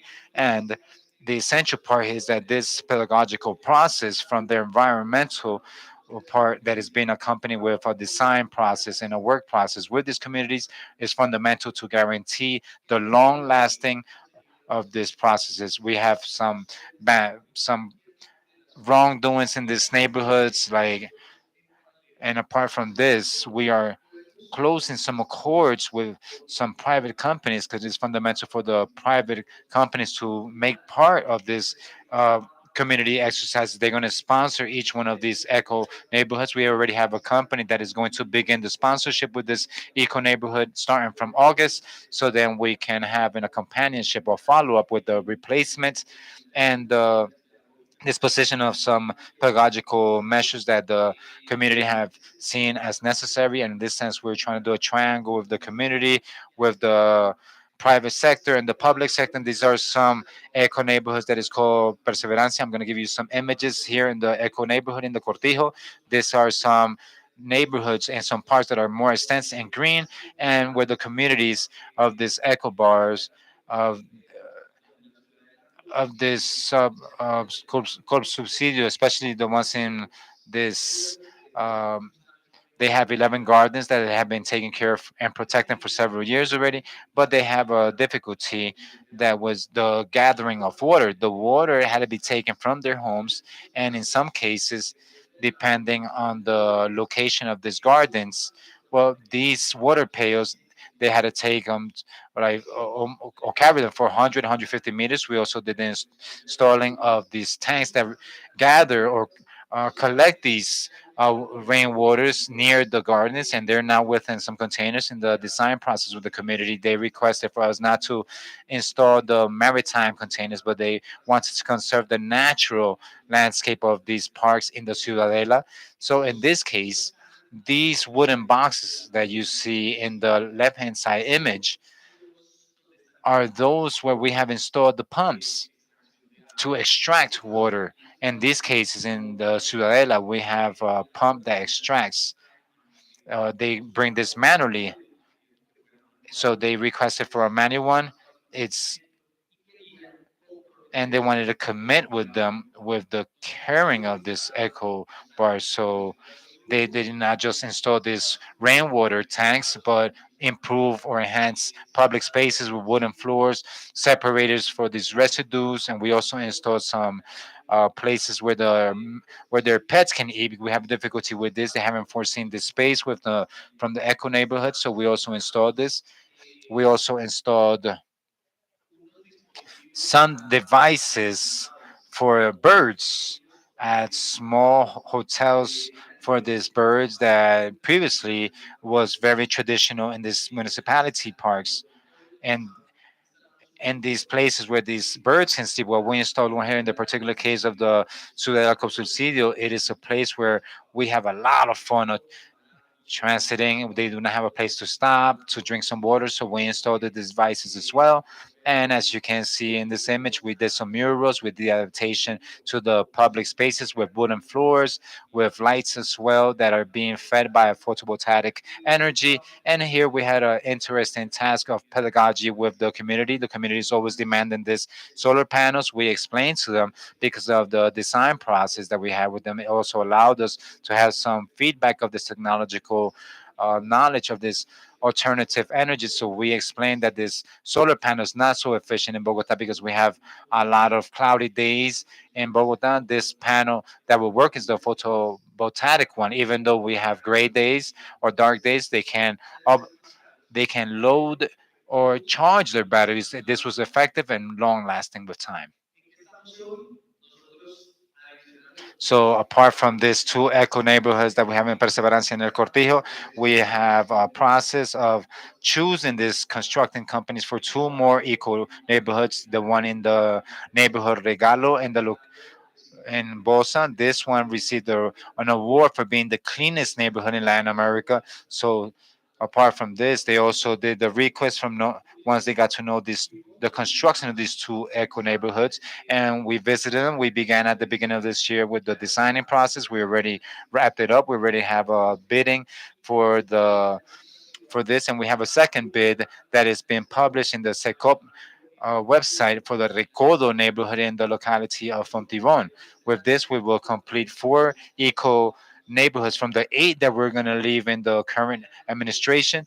And apart from this, we're also structurizing a process to improve these public spaces in the rural population places. And well, they have been abandoned for several years, and this public space is almost unexistent. So in these rural places that they do not have any public space, well, this scene or the ones that have it seems more to be rural than public, and they're not applying all these things in the Bogota outskirts. We're also working in a parallel way in a participative process with the communities that are in the rural part of Bogota, so we can have some public spaces in 2023 that have been adapted to these conditions of the rural part of Bogota. Thank you very much for your attention. Thank you very much.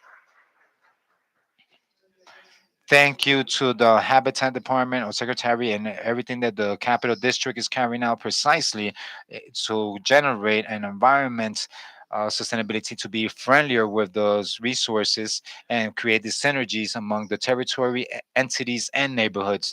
This following question is for the rep of the Fundación Natura. It is important for you to tell us what is the restoration plan of this tropical forests in the hydroelectric El Quimbo neighborhood led by the foundation that you are representing.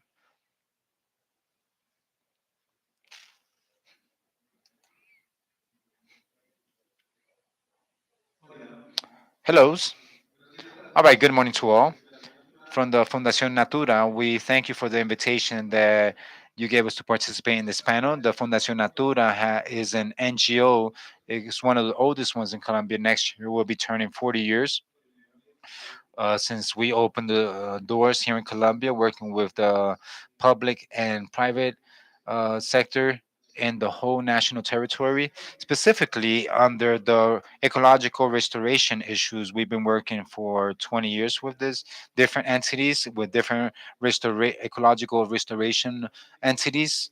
To be more direct, we are carrying out a project for ecological restoration in the tropical dry forest with the Kimbo entity in Huila ever since 2014. This is a restoration plan on 11,000 hectares that were purchased by Enel, which is the owner of the hydroelectrical company, and we have been heading this process ever since then.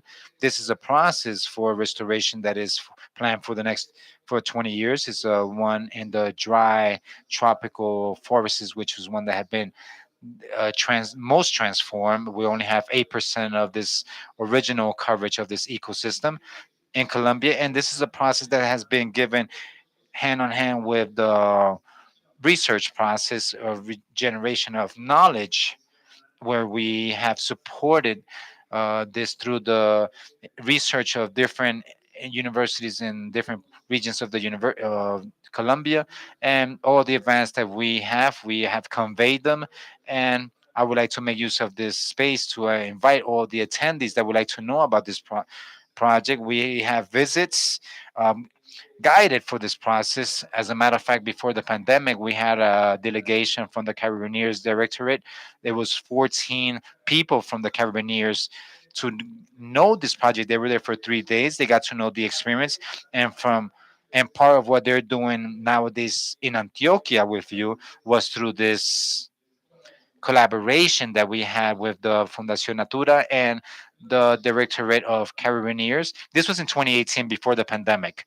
So this is the invitation that we're making. Everyone that would like to get to know this project, it's open, it's available for you to receive all this information. We have a lot of publishings that we have been generating in this last several years, and this is a project that is at the landscape scale. Where in Colombia, which we would like to foster to carry out the restoration of these ecosystems. We have some areas that have been degraded, and we see some numbers that we have deforestation more than 144,000 hectares per year. We have transformed this areas in the central area of the country. We have to restore this. This is one of the purposes at a national level. Starting since last year, we have been storing a large number of these places that have been uh, damaged or harmed in our country. So we need to have more projects so we can have a higher impact in our ecosystem. Thanks for all the contributions and the whole development that you have been generated by Fundación Natura in the whole territory, and particularly in Huila. The following question is for the community of the Vereda Rio Viejo, and this is a question for you as citizens, as the owner of the territory. This important contribution that you have been doing that is so significant in this territory, what you have told us about already, but the question is directed at you as a citizen. What do you do, or which is your contribution to protect the natural resources and environment? All right, so good morning. First of all, I would like to thank the National Police for this invitation. What contribution do we give our community? Well, the contribution that I give is to give them a reason why we should care for the environment, as giving them talks,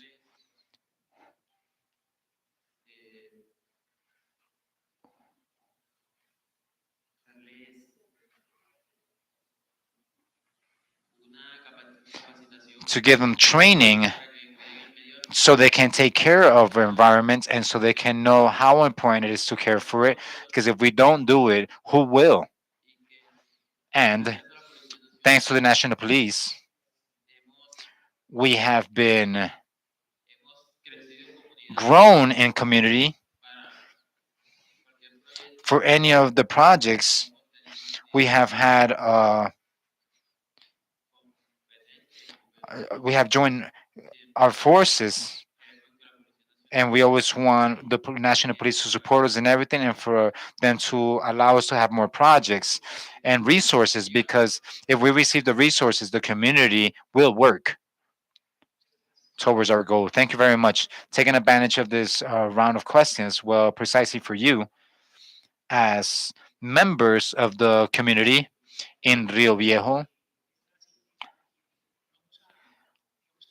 we would like to know, what is this work that you carry out as a community in this territory? How has this impacted other territories, and how has it impacted these economies that are traditional, illegal, unfortunately, in this territory?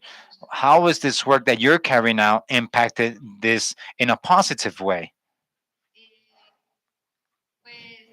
Well, for now, for example, in the phytoremediation project, we impacted it in the sense that the work that we carried out, we were able to hire people from the community, and they were the ones who planted the trees. They were the ones who were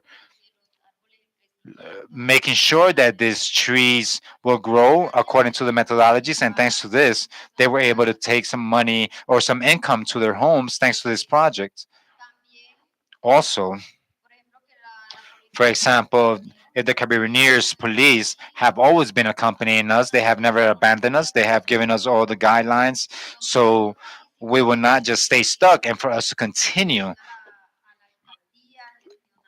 visiting the mayor's office, so they can manage, help us by giving us projects like the cleansing of the cienagas, and also of sewer systems, and we have been learning little by little, and we've been executing these projects. So the impact has been that in the Rio Viejo village, the Carabiniers police arrived with these projects, while the other villages have also been driven, encouraged to also work with the national police, as they also want to make part of this. Well, and they also have part of forests that have been more affected than in our communities. They have been affected a little bit more. So they have felt this support in behalf of ourselves. And we also would like to accompany them and for them to also feel that we're there, for us not to feel that we have stopped working and we have always continued the fight. If we finish a project on this side, well, we're going to continue to work on this side. We knock on doors on the other side, and managing these resources, because the willingness is there.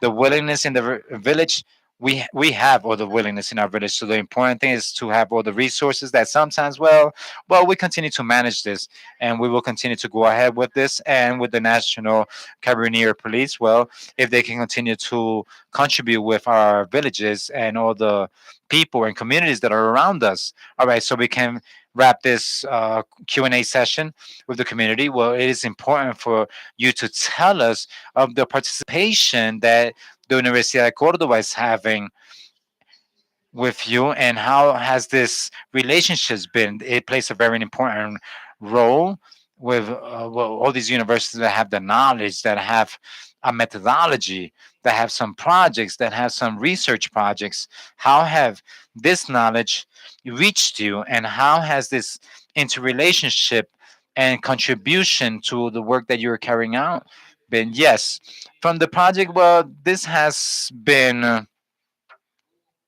well, Maru passed. I was in front of this, and I can tell you the truth that the university has behaved really well with us.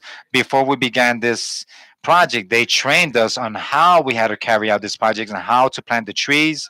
And we have always have a companionship that has been mutual with us, with the community, and they have always partaken in this planting of trees. They have always, well, the agronomist engineer has always been there explaining how we had to plant these trees and how we can protect them with with the process of fertilizing, and with the companionship of the University of Cordoba has been excellent on with this help with the community. They was always there helping us, making sure that we were doing things correctly.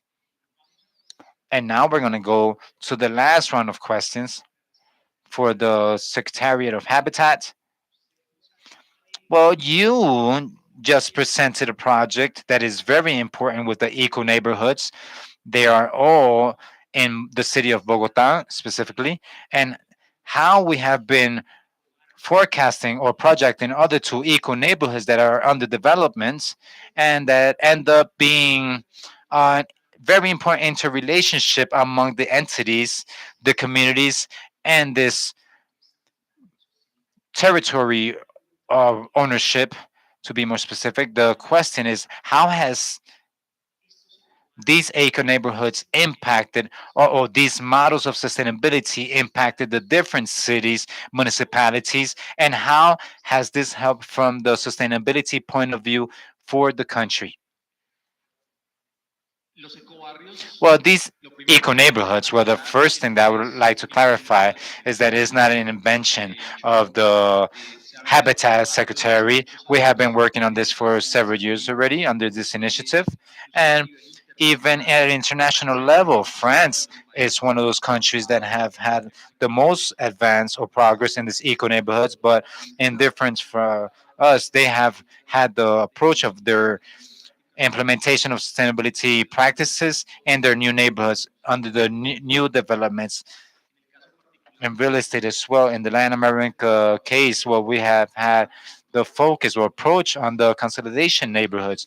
This is the reason we have focused ourselves this strategy in the borderline neighborhoods, not only with the principal main ecological um, borderlines, but also to reach these neighborhoods that have been implementing these strategies. In Colombia, as a matter of fact, in Cali, in the neighborhood San Jose, we implemented an eco neighborhood 3 years ago with a communitary participation process. In 2020, we had a articulation process with the managers of this eco neighborhood in Cali, so we can understand what their experience was like from the positive side and the ones that we had to enhance. And this was posted on our guideline booklets is very positive, not only because we're leading something new, but because we're being able to strengthen these actions that have been developed by the community for several years. And this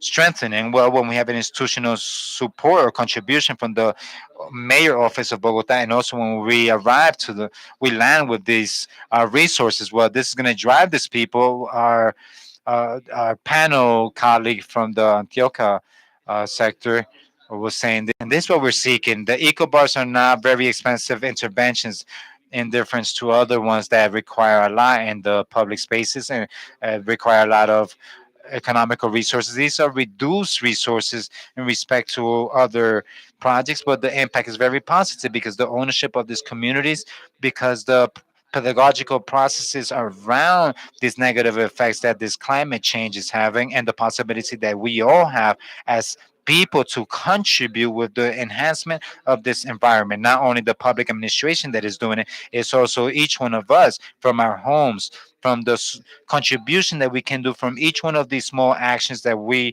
are doing together, and we're able to achieve the purpose that I believe that we have from this symposium, that thanks to the national police we're being able to manage, and that with the secretariat of habitat we're thanking for the invitation that you have done to us. And finally, to wrap this panel up, well, the question is from the Fundación Natura.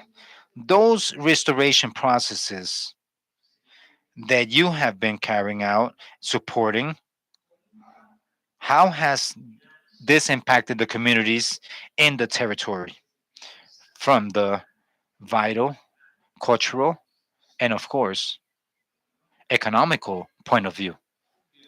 All right, so each of the restoration processes must identify the interest groups that are in the territory. In this case, for example, in the dry forest is 100,000 hectares that are spread it in the municipality. So we have municipality forests, the region. We have different communities from different villages from the that we must identify before we begin one of these restoration processes.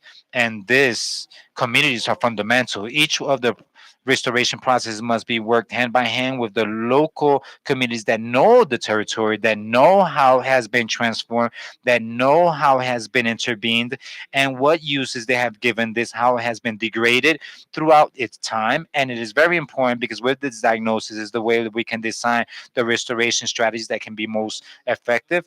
Apart from this, the local people know their species, their fauna, and the biodiversity that exists or that existed in these places back in the day. So it is very important to have the participation of the community.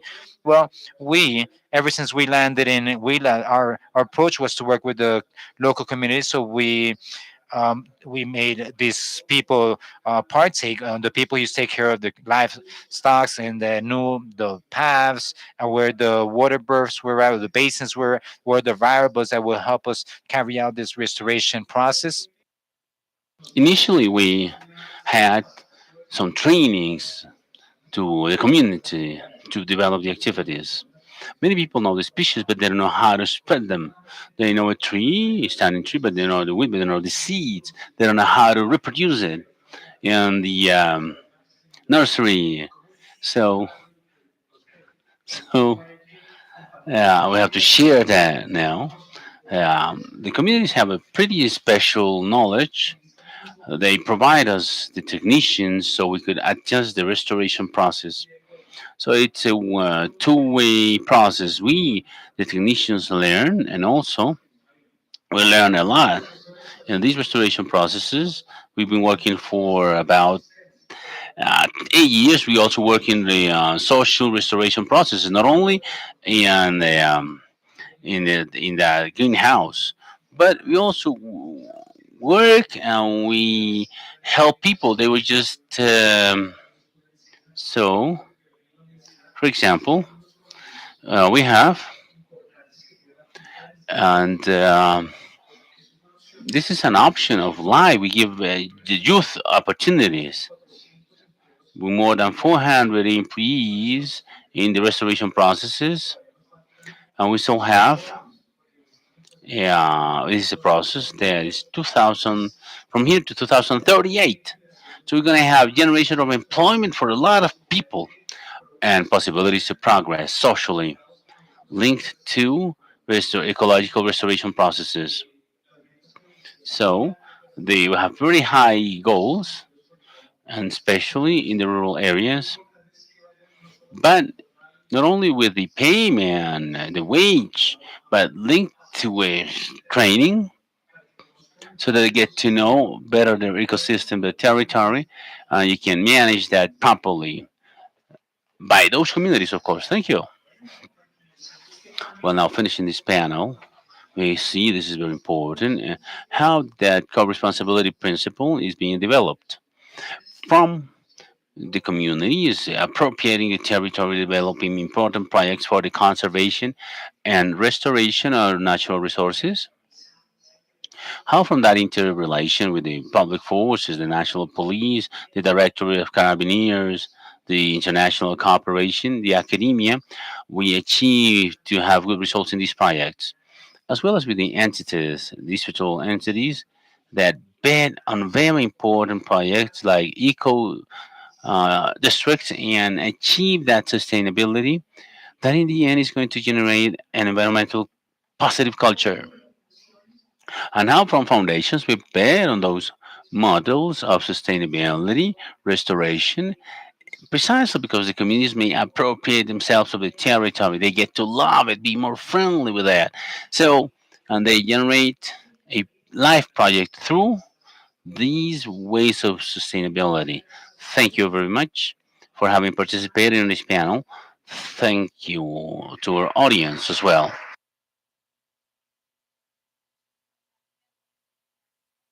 So thank you very much for your presentation. We have several questions, Dr. Marco.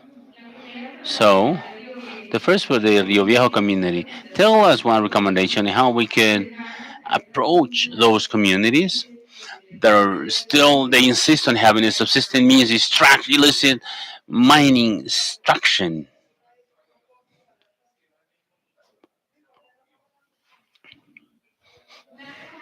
A recommendation to approach communities that insist on having as a means of way of living the illicit extraction of minerals.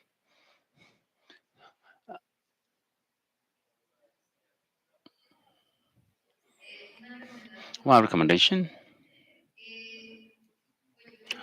I will say that please don't let us there, don't abandon us, don't forsake us. We need to continue with these type of projects. Right now, we're following the phyto remediation, recovering all that soil is polluted, contaminated, so they may continue allocating budget. Because we, within the community, we do not really need so many resources for us to work. We know that we need to have the willingness, and we have a lot of willingness. So with the resources we get, we continue working with a lot of courage and desire to improve in the homeland and its surroundings. Everything that's contaminated, all that pollution around the community in Caucasia, Antioquia, in the Rio Viejo hamlet. Thank you. Cesar Augusto, the question is next. Have you done any evaluation of impact on eco neighborhoods in insecurity, reduction of theft, or micro drug dealing? The first eco district in the Perseverance and Cortijo, we will deliver them as March this year. We're still evaluating the pilot. As I said in the initial presentation, we've had, I think, because we still have to strengthen a little bit the whole appropriation process with communities, but a good link with other type of entities. So we had burglary issues and vandals, and some in the Eco district, because it's not typical that the public space had these type of accessories of furnitures. I don't know if you saw it. With regards to the rest of the public space in Bogota, it's different. It's a different ball game. So we don't see materials like wood, like lamps, ornament lamps, or. But we know that we need to do a stronger job to assure this is not going to happen. In that sense, the appropriation process is going to allow that, because we discussed that in the participating design work with the communities, that is going to contribute to the reduction of crime, especially theft. So both eco districts that have been delivered, they're part of tourist networks with the national, with the distrital tourist institute. In the case of Perseverancia, that park is the exit to Pico del Águila mountain. So we're going to strengthen the visit of walkers and trail walkers, because that's the start point, and we're going to have an eco neighborhood that is a better space to start to wait for this route. Regarding the question, yes, this is going to happen in the near future. That we're going to start mitigating these negative effects based on the improvement of public space. So, thank you. This question is for Fabio.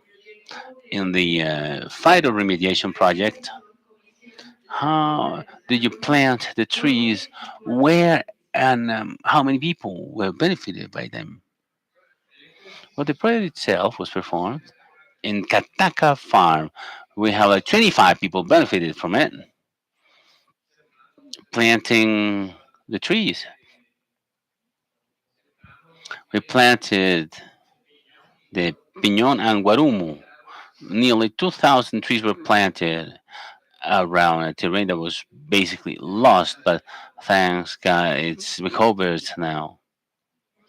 Thank you, Fabio. Next question is for Natura Foundation. From your experience in reforestation, in several places in the country, they plant trees, but many of them don't make it. They cannot sustain themselves. They can't grow. Which would be your recommendation so that these projects would be more effective and efficient? Right. That's a very repetitive situation in the country. So what's important there to have a good diagnosis, know the ecosystem pretty well, to identify which are the species that were there in place. Sometimes the secret is that they plant species that are not apt for certain terrains or climates. So they require certain humidity and light levels and conditions, and they're not in the appropriate conditions. So the survival is pretty low. The idea is to have a good diagnosis, good planning, and to have an intervention that's technically properly performed to have good results. In dry forest, we have planted almost 500 trees. We have a survival of more than 70% in average of 62 species we work with. It is possible. We have good results.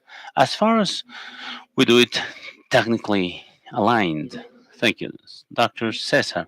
The Ecovatus project clearly helps the orientation of the community in the environmental conservation. Tell us from your perspective, which is the best way to reach communities that are skeptical. I would invite them to a tour in the eco neighborhoods. More than us as administration, it's the community themselves, the beneficiaries, that may share with them the benefits. Undoubtedly, which are the aspects to improve. This is a pilot project developed in the administration, and very likely we have many areas to improve, but we are open to be able to assure that the next eco districts would be better than the first ones. The invitation is that this community may contact us, the Habitat Secretariat. We are in, uh, this is the address, calle 52, 1354. This is the address. So my email is caesar.marine at habitatbogota.org. www.gov.co. So, with pleasure, I will program a visit with the communities who want to get to know this experience. Thank you, Dr. Cesar. We thank all participants of this panel on transformation of community organizations based on their engagement in the protection of natural capital, social community initiatives. So we have to recognize here pretty well the community of Rio Viejo who are with us today. Well, please give a round of applause to our panelists today. And we invite now Major General Jesus Alejandro Barrera Peña to grant them these awards.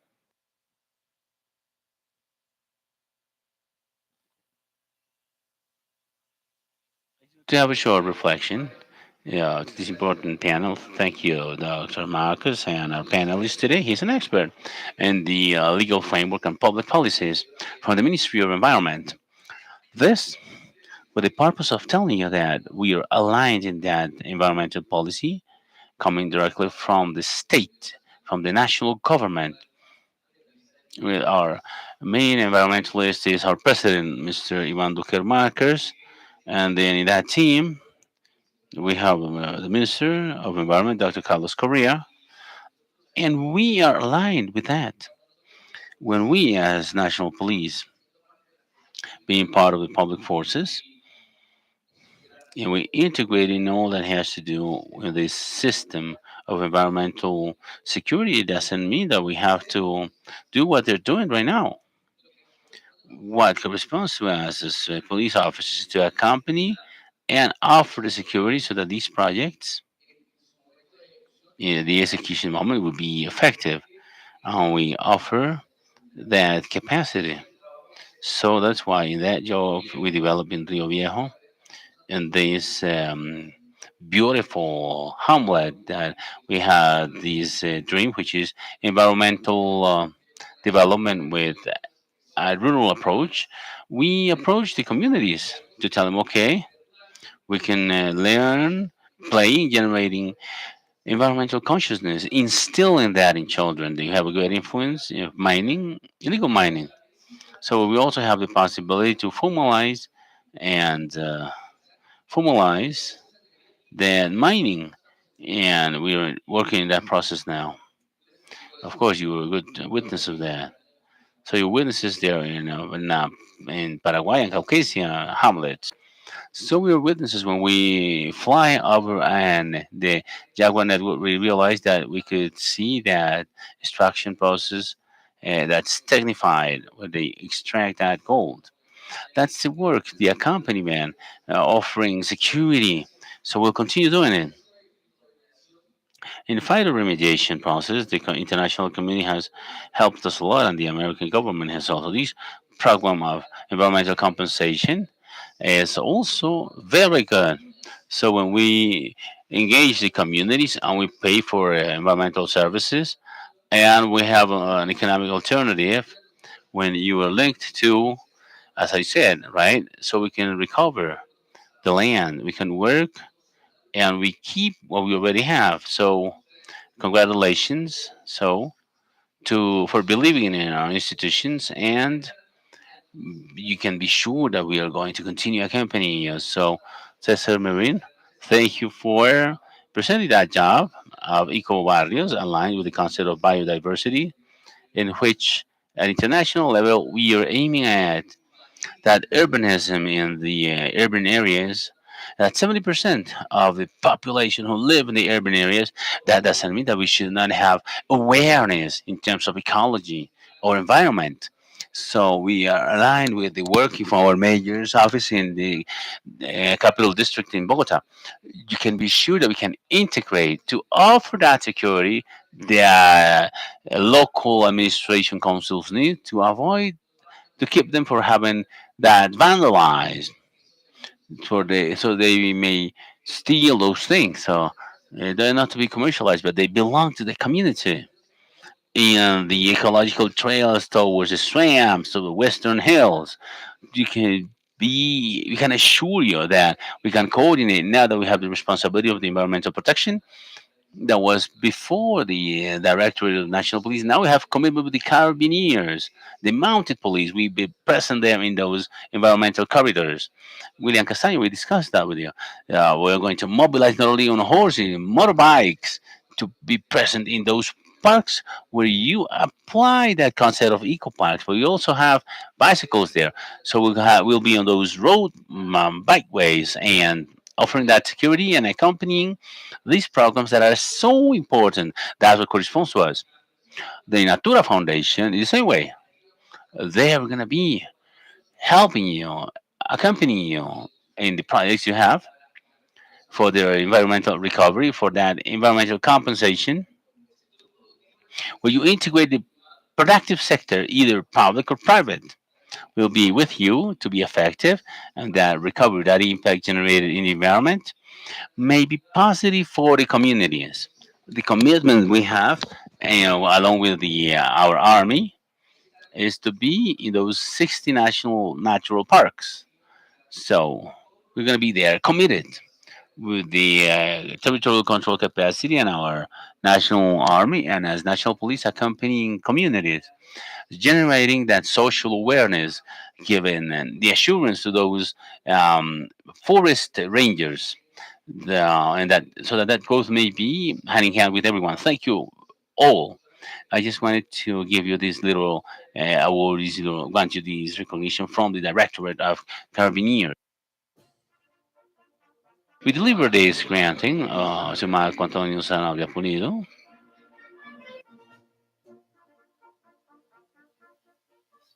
Now, for the members of the Rio Viejo community represented in Norelis, Eduardo and Fabio.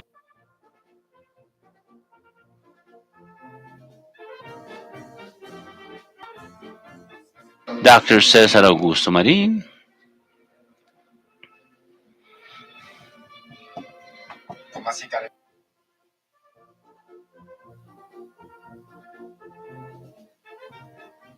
Torres Romero, Chief of Restoration Plan from Fundación Natura.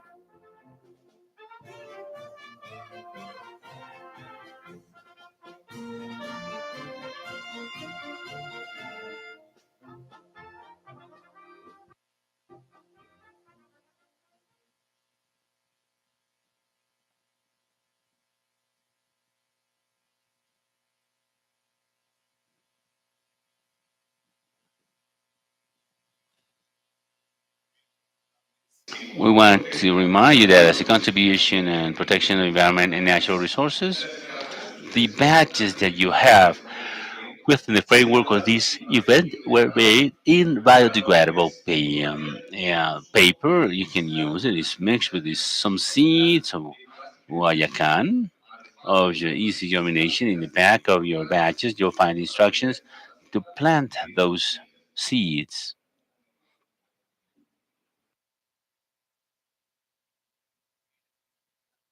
Well, now we have from the Kakashi communities, we would like to give a recognition to those who made the job there. Those he who talks to you has the honor to be in front of the Carabiniers Directorate, but those who really work with the communities are the Carabiniers, the mounted police there. Mr. Superintendent Amorti, I'm not going to recognize you, so it's not really she would like to do it from the Rio Viejo hamlet. We would like to welcome and thank Superintendent Julian Amorteki, who also always been with us there in the hamlet. Even we have, even if the roadway is bad, he always go. He's always there. Oh, riding a horse on a motorcycle, but they always visit us. They're always there with us, accompanying us. Thank you very much. So, round of applause for Superintendent Amortegui. Okay, from the community area, Viejo.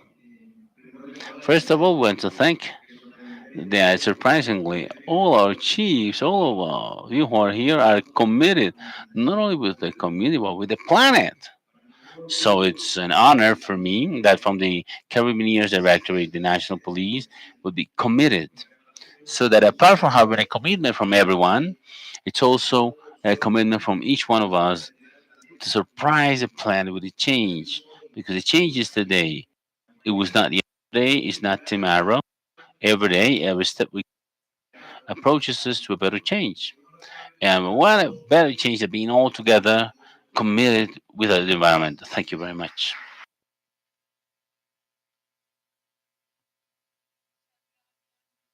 Thank you very much, Julian. You represent on behalf of our carabineers. We want to give a round of applause to all of them for the work they do.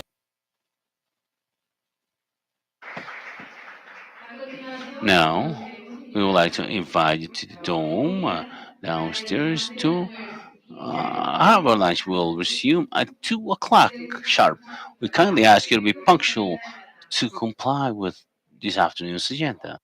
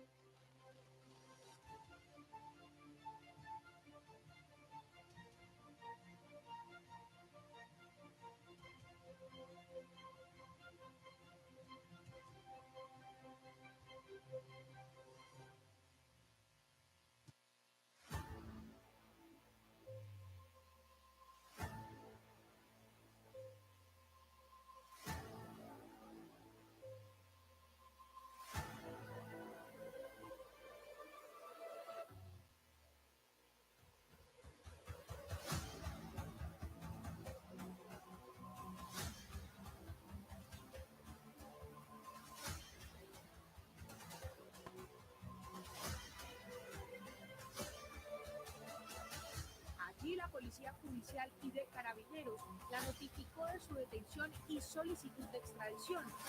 Para la policía, este hombre montó desde hace varios años empresas clandestinas para extraer de manera ilegal el oro. En las espesas selvas del Valle del Cauca, de Chocó y Nariño se esconde una práctica criminal que ha devastado por lo menos 4.000 hectáreas de bosques desde hace varios años. Se encontraron con esta mancha negra que ya les presagiaba una gran tragedia ambiental en ese punto de la geografía nacional.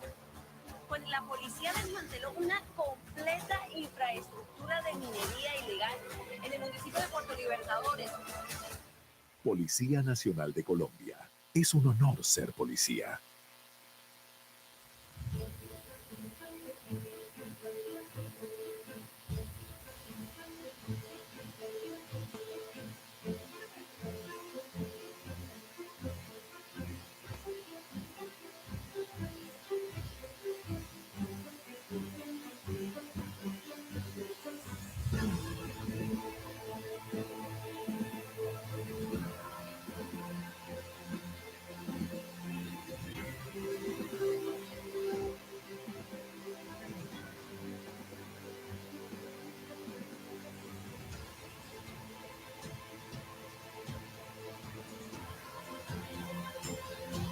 Policía Nacional de Colombia.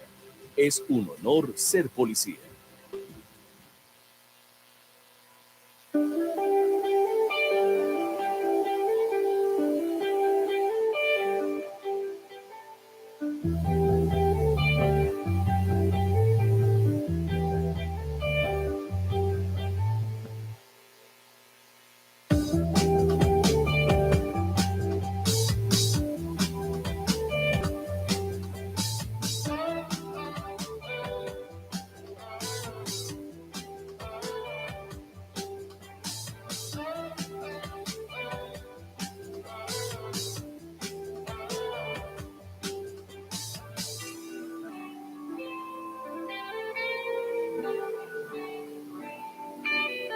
¡Es un honor ser policía!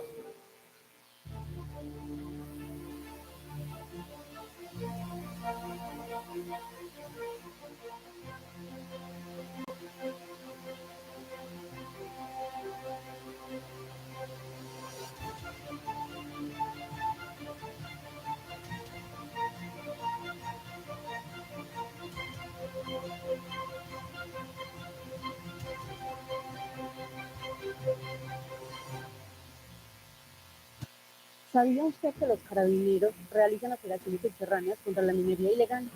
Véalo usted mismo.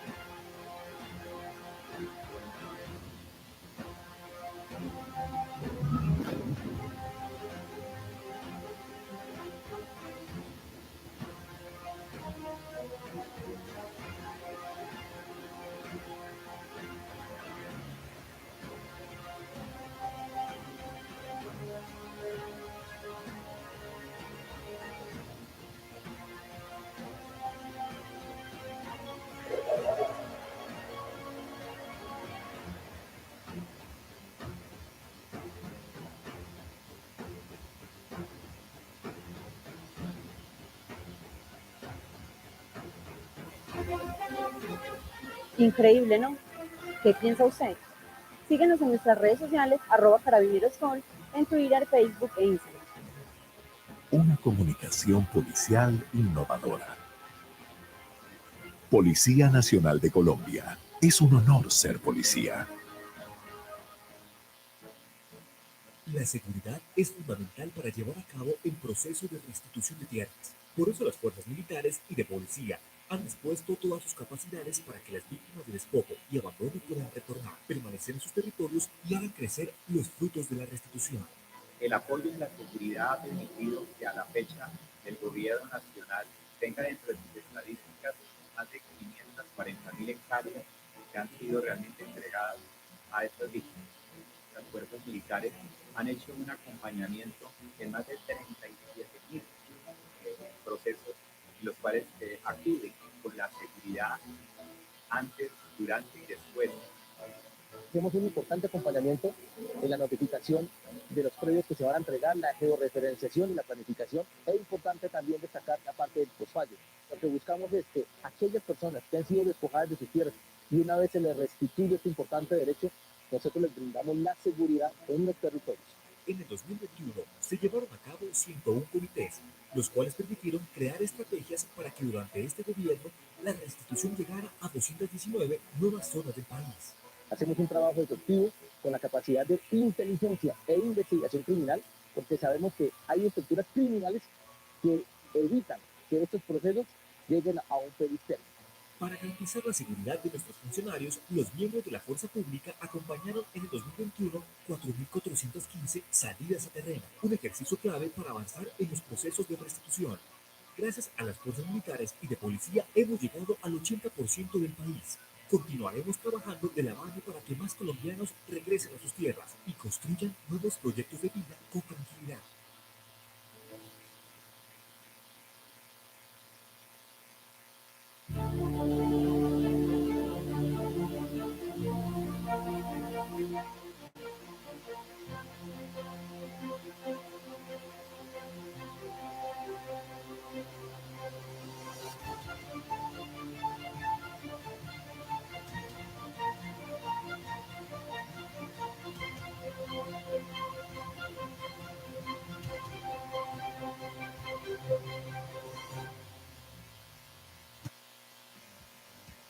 Estamos ubicados en la región de Cáceres, Antioquia, la perla caucana, la tierra que lo que tú le siempre se produce es un verdadero paraíso, es una hermosura. Debido pues a la necesidad de tener las ayudas del Estado, hicimos una asociación, se llama ASOPLACA, Asociación de Plataneros y Agropecuarios de Cáceres. En este momento en la asociación hay 22 familias. Eso es lo bonito de la integración que tenemos en este momento, porque se le trae beneficio y calidad de vida a muchos hogares. El cambio ha sido porque por lo menos nosotros a base de ellos hemos recibido mucha ayuda. Nos han dado abonos y hemos estado administrándolos y ya mantenemos pues como con capacitaciones. Los logros que hemos tenido con la DICAR, con el acompañamiento del PNUD, pues más que todo satisfactorio, ha sido muy bonito, muy acogedor, ya no son algo ajeno para nosotros, sino que son nuestros amigos y un apoyo en el agro.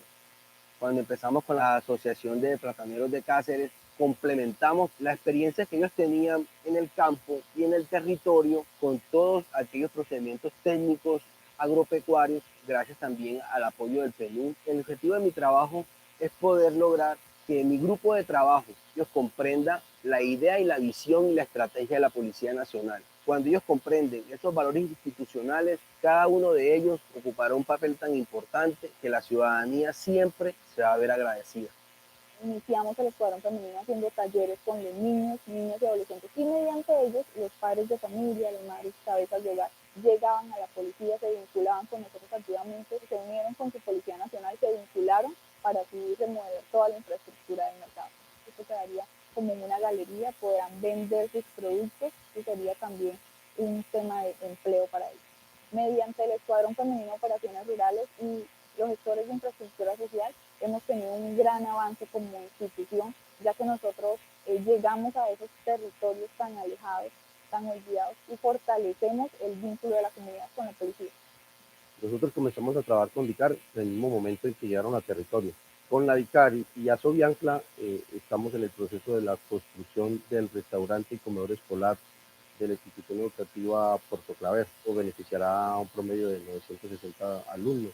Para nosotros es genial que los niños puedan acceder al restaurante escolar, que antes no lo hacían. Con la policía también podemos trabajar. La policía también es amiga nuestra. La policía no es solamente un rifle y un uniforme. Se está realizando una cocina comedor.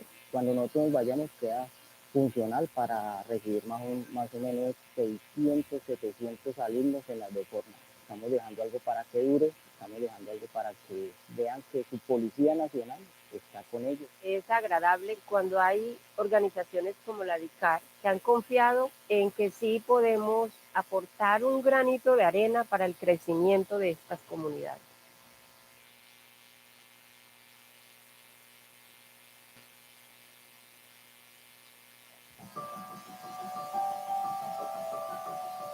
Bogotá es uno de los departamentos que quizás cuenta con una de las agriculturas más prósperas en toda Colombia. Acá el campesino decidió vincularse y decidió unirse entre ellos. Hay ganas de trabajar, acá tenemos voluntad de hacer las cosas y nosotros como policías, como carabineros hemos llegado a vincularnos y decir, venga, si hace falta algo, nosotros somos los interlocutores, vamos a ser el vehículo que va a transmitir las solicitudes suyas y veamos cómo podemos también ayudar. También tenemos que brindar un acompañamiento en la parte organizacional de las comunidades. La DICAT llega y nos capacita en la formulación del proyecto y ya cuando el proyecto se hace una realidad, tenemos el acompañamiento de ellos a toda nuestra persona. No sabíamos cómo realizar una poda, cómo realizar un injerto, cómo fertilizar un cultivo. Entonces ellos se integran con nosotros y lo bonito es que ellos también aprenden a hacer esta labor. También hemos hecho un apoyo muy fuerte y muy importante en el tema comercial. Nosotros tenemos acá unas vitrinas agropecuarias que se desarrollan en donde el productor es comercializador. Cuando vino el proyecto, nos estuvo, nos dio capacitación del conocimiento, que es lo más enriquecedor, pero también nos dio un fortalecimiento para poder nosotras seguir. Entonces, eso fue lo que nos vino a ayudar también a nosotras a crecer. Nosotros en tema de infraestructura hemos apoyado, por ejemplo, en el sostenimiento de 2 colegios, en el apoyo, se realizaron unas adecuaciones para que los niños, niñas y adolescentes tengan las mejores condiciones para que tengan una educación de calidad. Por eso el componente social de este convenio es extraordinario y ojalá lo imitaran en otros proyectos, porque ha cambiado totalmente la faz de la educación de los niños en estas veredas. En el municipio de La Montañita se desarrolló la adecuación de un puente para que pues, se mejore el tema de comunicación. Pues este puente pues realmente unió más las comunidades porque nos da, digamos, esa conectividad con el municipio de La Montañita, nos da la conectividad con la vereda Las Puntas, nos da la conectividad también pues con la Policía Nacional porque se articula más, pueden ingresar más fácil a la comunidad y pues realmente sí da bastante. El mayor objetivo en esta zona es consolidar el tema de la seguridad rural, que las personas sientan que si tenemos una necesidad, que si necesitamos apoyarnos en alguna situación, podamos llegar. Ya no es como anteriormente, que al policía lo miraba uno como lejos, ¿cierto? Sino que ya hay un acercamiento. Qué bonito trabajar con ellos porque pues igual nos ayudan, nos apoyan y se ve reflejado el trabajo que hace la DICAR en estas áreas. Para la DICAR esto es un avance muy grandísimo porque estamos construyendo paz. DICAR hizo una demostración de afecto, de seguridad, de convivencia con la comunidad.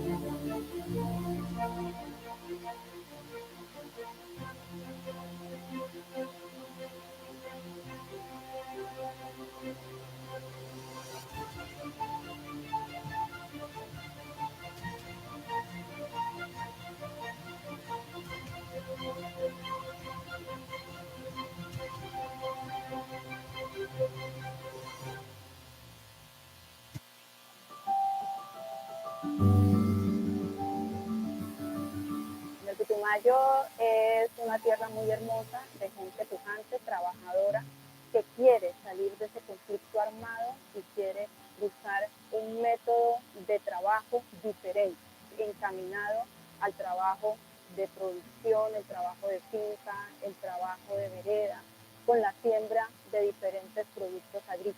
Soprocaf es una organización prácticamente de 54 agricultores de cacao de la vereda de la Florida que producen cacao y comercializan el grano de cacao seco para las diferentes compañías nacionales. Pues estamos trabajando el proyecto con la DICAR, que nos ha beneficiado tanto en el tema productivo, en el tema comercial, en el tema organizacional, que ha sido de gran importancia para nuestra organización. Afortunadamente llegaron en precisos momentos que más necesitábamos, como que nuestro grupo de mujeres emprendedoras, que nos dieran como el apoyo, ¿no? Porque estábamos en este tema de que queremos ser transformadoras, de queremos sacar nuestro producto y que lo que conozcan que fuera de acá de la región. El apoyo de la DICAR es algo que nos ha fortalecido, tanto en la parte productiva como en la parte empresarial. Anteriormente nosotros éramos un poco alejados de la DICAR, pero hoy en día siempre estamos trabajando de la mano para el fortalecimiento de nuestros agricultores. El trabajo que estamos desarrollando justamente en este momento en la vereda La Florida, alcantarillado, el mejoramiento de su vida, que no solamente va a beneficiar lo que es La Florida, sino otras veredas que quedan más hacia el fondo. Y en el resguardo indígena, en la vereda La Isla, batería sanitaria para una escuelita que ellos tienen en ese sector. Uno de los impactos más importantes del proyecto es que se ha vinculado mano de obra no calificada y mano de obra también calificada, como maestros de obra y obreros a la actividad. Todos ellos son de aquí de la comunidad, algunos son adolescentes, universitarios, agricultores, productores de cacao. Entonces es un tema que ha sido muy bien recibido por la comunidad. Es satisfactorio ya que los policías no siempre están, digamos, cargados del arma, siempre están ayudando a hacer labores sociales que motiva mucho a las comunidades. Para nosotros la escuela es muy importante, es significativa, porque realmente esa escuelita en donde los niños aprenden las primeras letras, ¿sí? Como las vocales del castellano y como también las vocales del idioma nativo. Con la DICAR muy agradecido porque hemos tenido una bonita experiencia de aprendizaje, de acercamiento. Gracias por permitirnos entrar a sus veredas, gracias por confiar en la Policía Nacional a través de la Dirección de Carabineros. Sigan adelante, que son unos guerreros. Sigan hace penas sin darle.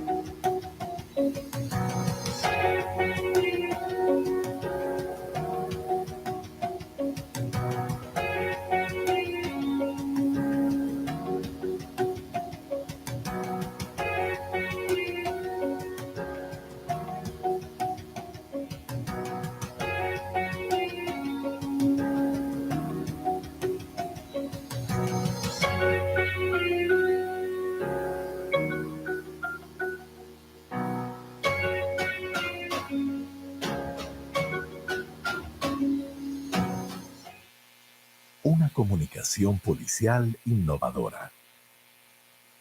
Policía Nacional de Colombia. Es un honor ser policía.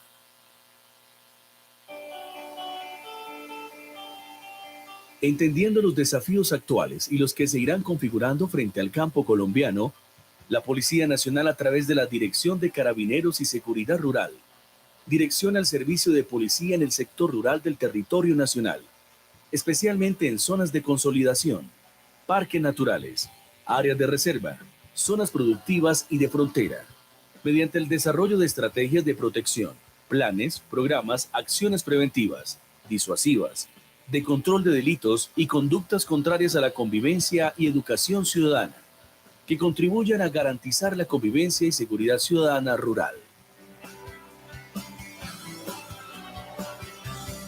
El servicio de policía rural remonta sus orígenes hacia el año 1841, durante la presidencia del general Pedro Alcántara Herrán, en el periodo de la Nueva Granada. Junto al Congreso de esa época, el 18 de mayo de 1841, expidió la Ley Octava para proveer el mantenimiento del orden y la legalidad como una de las necesidades más urgentes de aquel entonces. En el año de 1846, el presidente general Tomás Cipriano de Mosquera creó el arma de los Carabineros de Colombia. Poco tiempo después, con el nacimiento de la Policía Nacional, el 5 de noviembre de 1891, se fusionó a el Escuadrón de Guardias Montados. La Dirección de Carabineros y Seguridad Rural, DICAR, se creó mediante el decreto número 4222 del 23 de noviembre del 2006, con la importante misión de direccionar el servicio de policía rural en el territorio nacional, enmarcada bajo los parámetros de la Policía Nacional de Colombia.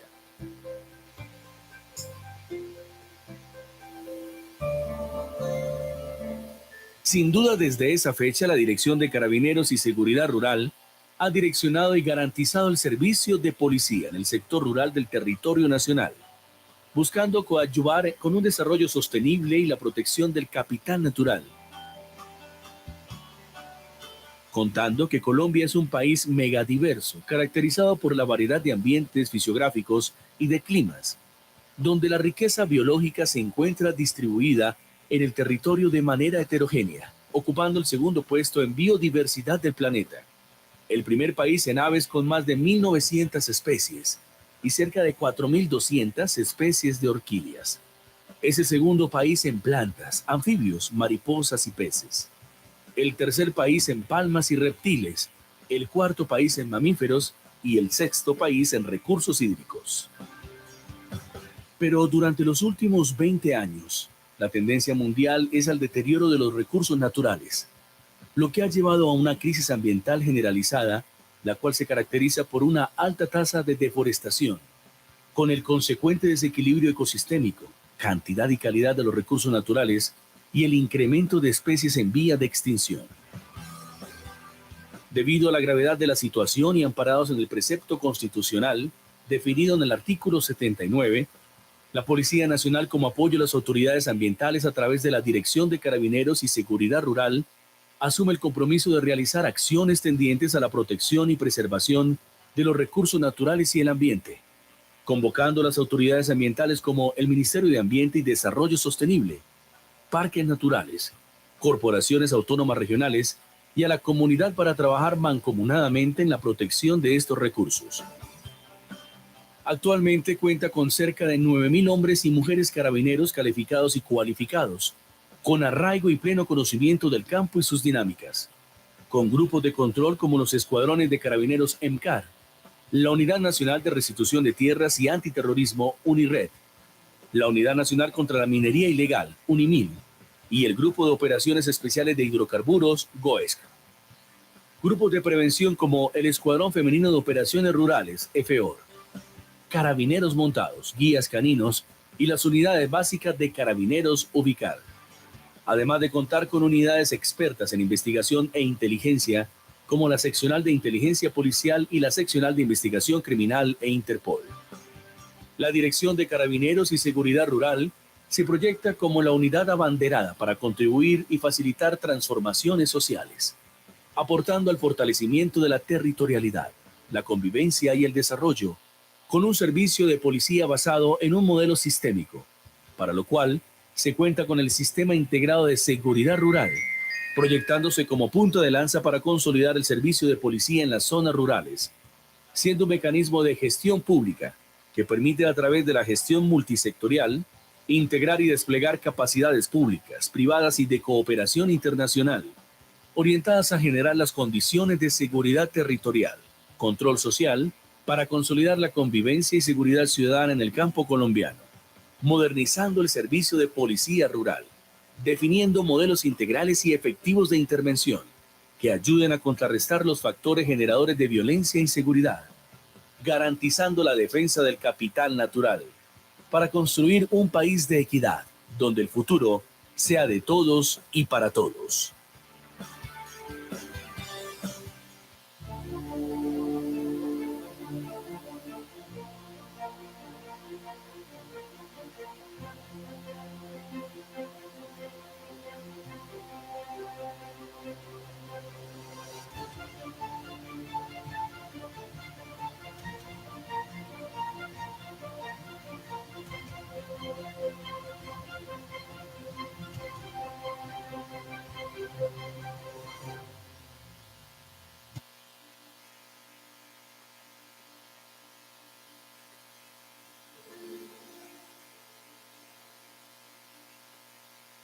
Con la policía que ha venido y con las moderaciones de ellos y todo eso, pues hemos cogido la esperanza de la policía.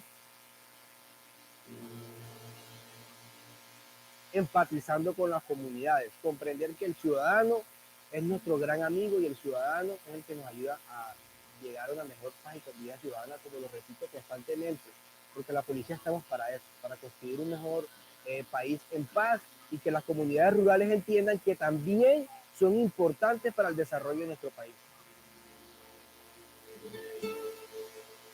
De que llegó a empezar la policía, que nos empezaron a colaborar, a ayudar a nosotros, ha habido un cambio bastante, porque mire que antes usted invitaba a una minga o algo y la gente no salía, y hoy me di cuenta que la gente está saliendo, o sea, ya ve el apoyo que tenemos de la policía y hacia nosotros.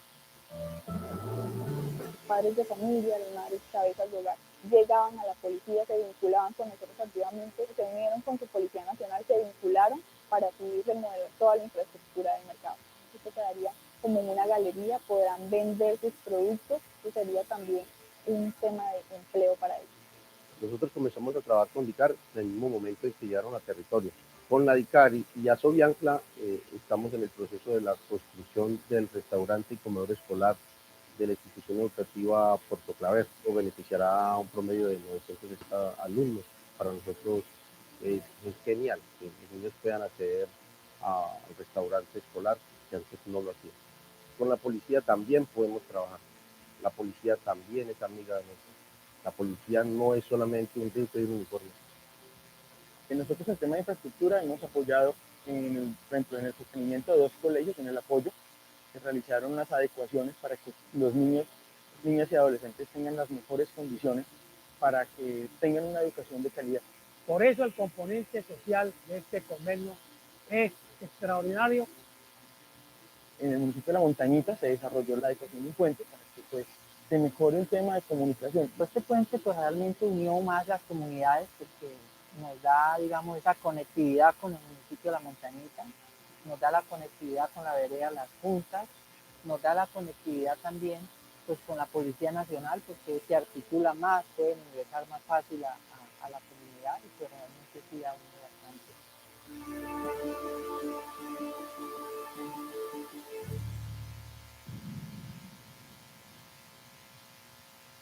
Policía Nacional de Colombia. Es un honor ser policía.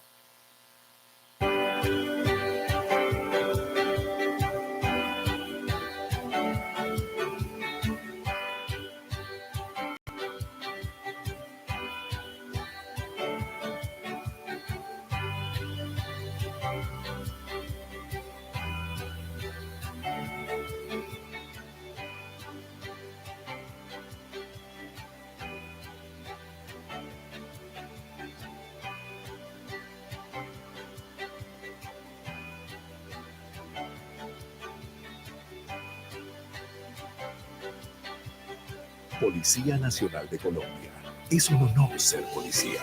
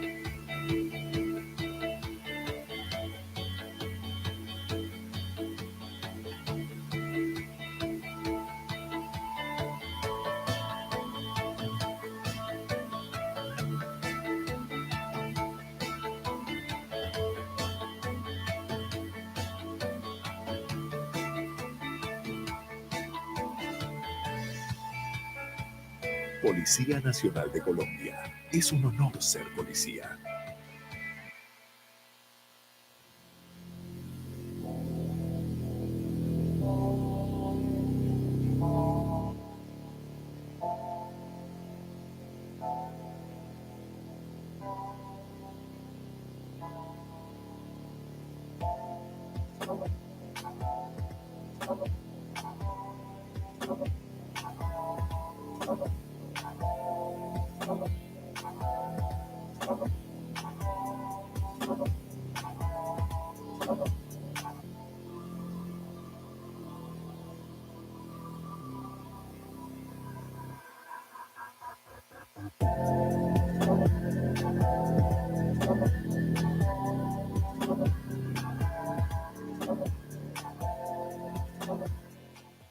Una comunicación policial innovadora.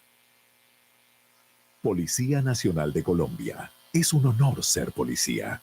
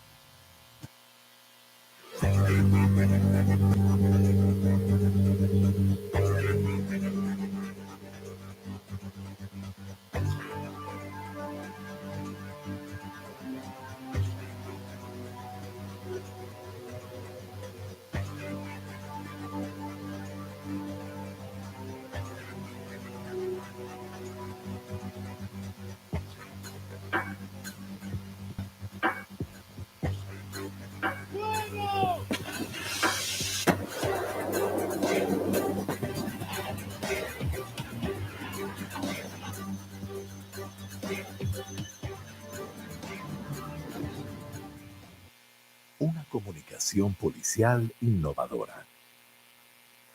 Policía Nacional de Colombia. Es un honor ser policía.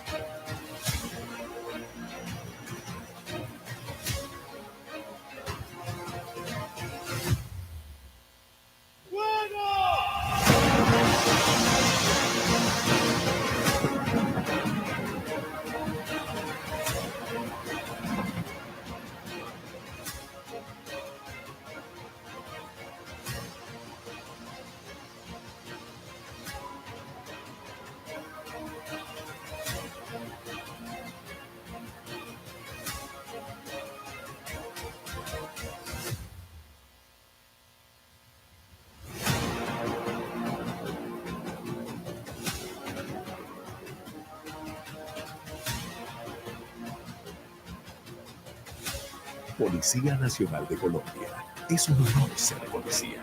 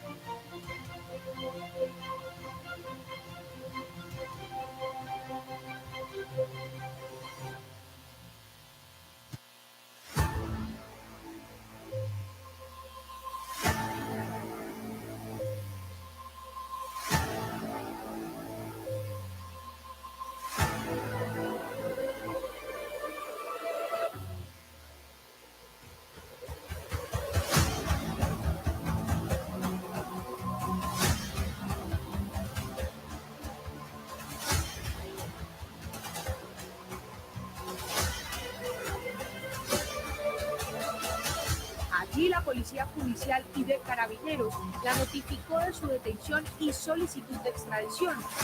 Para la policía, este hombre montó desde hace varios años empresas clandestinas para extraer de manera ilegal el oro. En las espesas selvas del Valle del Cauca, de Chocó y Nariño se esconde una práctica criminal que ha devastado por lo menos 4.000 hectáreas de bosques desde hace varios años. Se encontraron con esta mancha negra que ya les presagiaba una gran tragedia ambiental en ese punto de la geografía nacional. Pues la policía desmanteló una completa infraestructura de minería ilegal en el municipio de Puerto Libertadores. Policía Nacional de Colombia. Es un honor ser policía.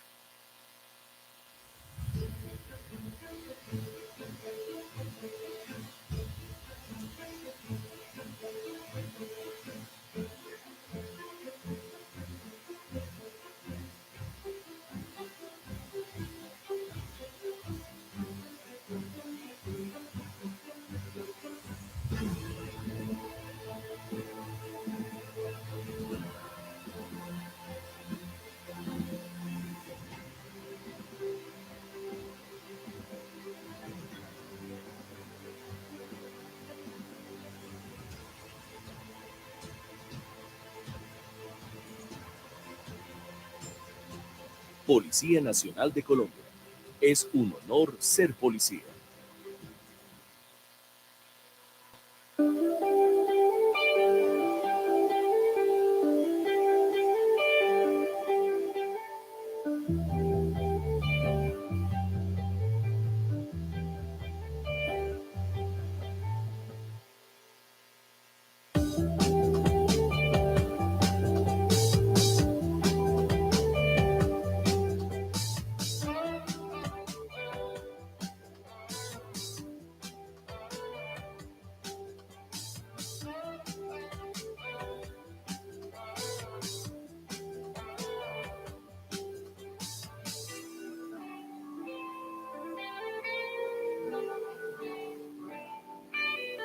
¡Es un honor ser policía!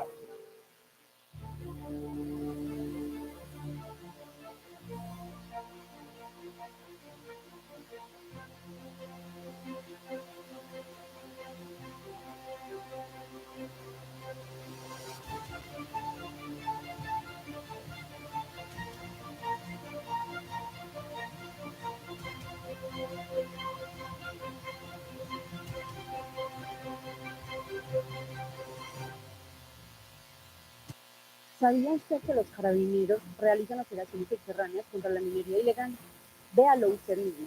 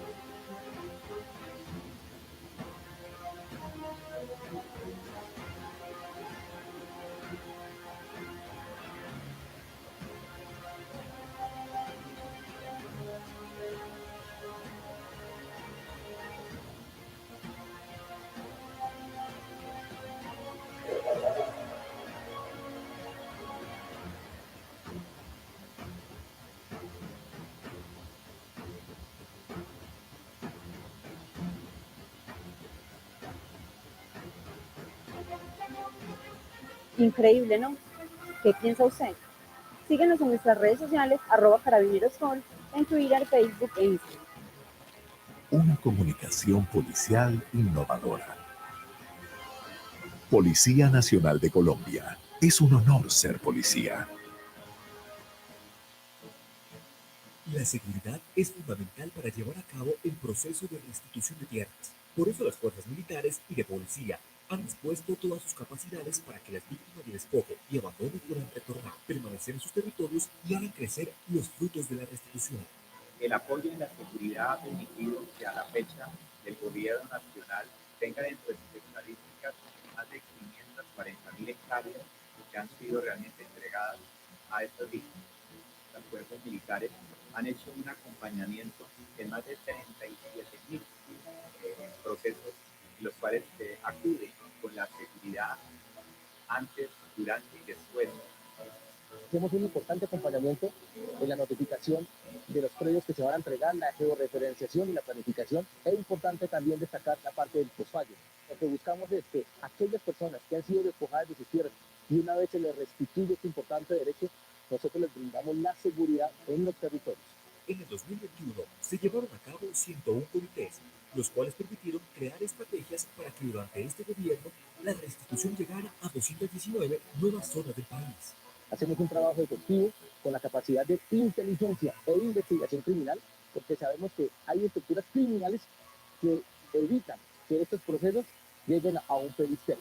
Para garantizar la seguridad de nuestros funcionarios, los miembros de la fuerza pública acompañaron en el 2021 4.415 salidas a terreno, un ejercicio clave para avanzar en los procesos de restitución. Gracias a las fuerzas militares y de policía hemos llegado al 80% del país. Continuaremos trabajando de la mano para que más colombianos regresen a sus tierras y construyan nuevos proyectos de vida con tranquilidad.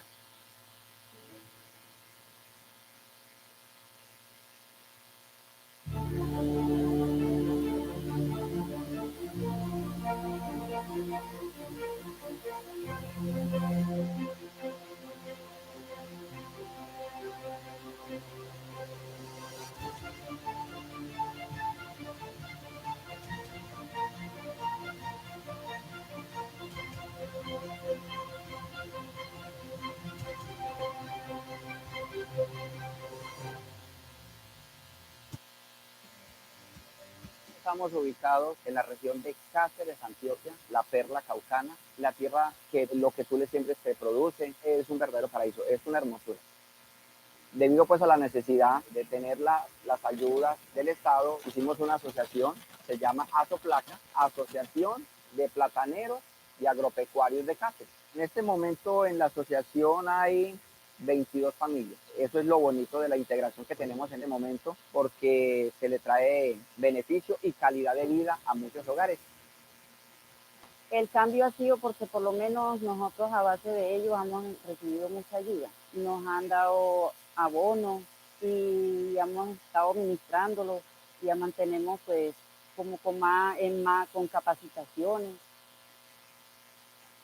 Los logros que hemos tenido con la DICAR, con el acompañamiento del PNUD, pues más que todo satisfactorio, ha sido muy bonito, muy acogedor, ya no son algo ajeno para nosotros, sino son nuestros amigos y un apoyo en el agro. Cuando empezamos con la Asociación de Plataneros de Cáceres, complementamos la experiencia que ellos tenían en el campo y en el territorio con todos aquellos procedimientos técnicos agropecuarios, gracias también al apoyo del PNUD. El objetivo de mi trabajo es poder lograr que mi grupo de trabajo ellos comprenda la idea y la visión y la estrategia de la Policía Nacional. Cuando ellos comprenden esos valores institucionales, cada uno de ellos ocupará un papel tan importante que la ciudadanía siempre se va a ver agradecida. Iniciamos el escuadrón femenino haciendo talleres con los niños, niñas y adolescentes, y mediante ellos los padres de familia, las madres, cabezas de hogar, llegaban a la policía, se vinculaban con nosotros activamente, se unieron con su Policía Nacional, se vincularon para así remover toda la infraestructura del mercado. Esto quedaría como una galería, podrán vender sus productos, que sería también un tema de empleo para ellos. Mediante el escuadrón femenino de operaciones rurales y los gestores de infraestructura social, hemos tenido un gran avance como institución, ya que nosotros llegamos a esos territorios tan alejados, tan olvidados y fortalecemos el vínculo de la comunidad con la policía. Nosotros comenzamos a trabajar con DICAR en el mismo momento en que llegaron a territorio. Con la DICAR y Asobiancla estamos en el proceso de la construcción del restaurante y comedor escolar de la institución educativa Puerto Claver. Esto beneficiará a un promedio de 960 alumnos. Para nosotros es genial que los niños puedan acceder al restaurante escolar, que antes no lo hacían. Con la policía también podemos trabajar. La policía también es amiga de nosotros. La policía no es solamente un rifle y un uniforme. Se está realizando una cocina comedor. Cuando nosotros nos vayamos queda funcional para recibir más o menos 600, 700 alumnos en las dos formas. Estamos dejando algo para que dure, estamos dejando algo para que vean que su Policía Nacional está con ellos. Es agradable cuando hay organizaciones como la DICAR que han confiado en que sí podemos aportar un granito de arena para el crecimiento de estas comunidades.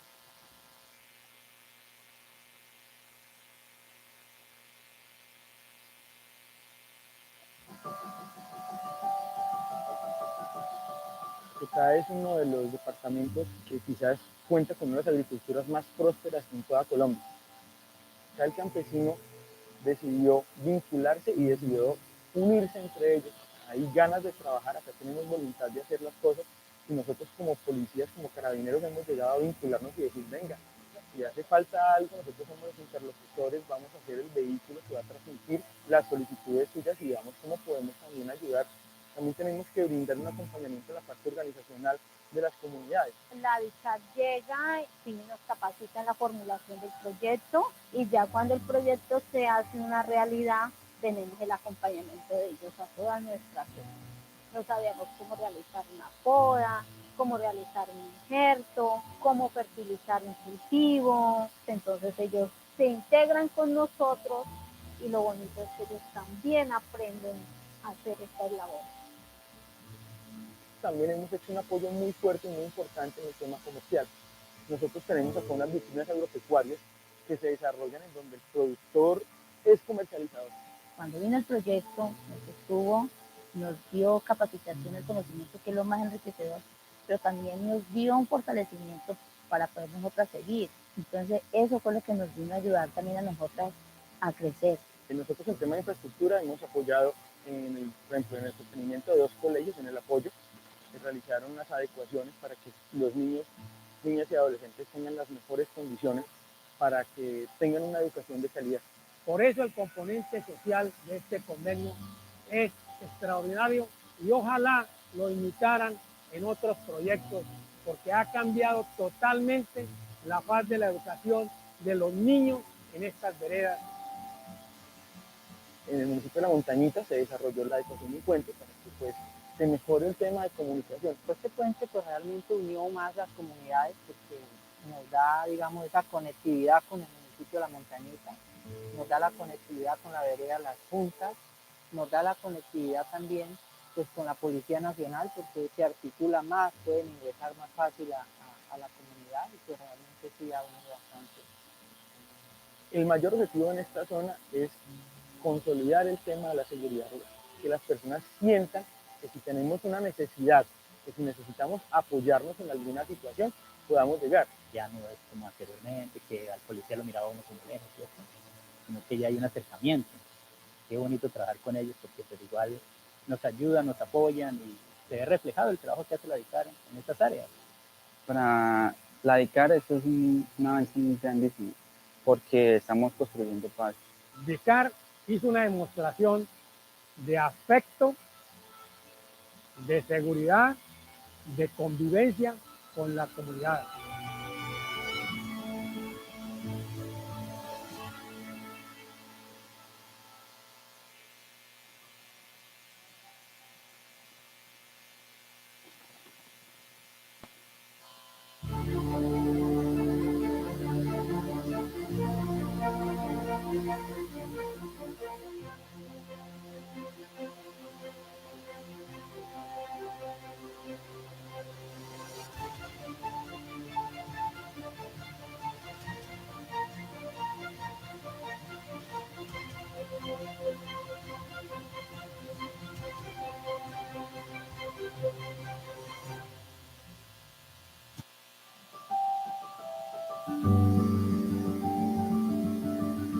El Putumayo es una tierra muy hermosa, de gente pujante, trabajadora, que quiere salir de ese conflicto armado y quiere buscar un método de trabajo diferente, encaminado al trabajo de producción, el trabajo de finca, el trabajo de vereda, con la siembra de diferentes productos agrícolas.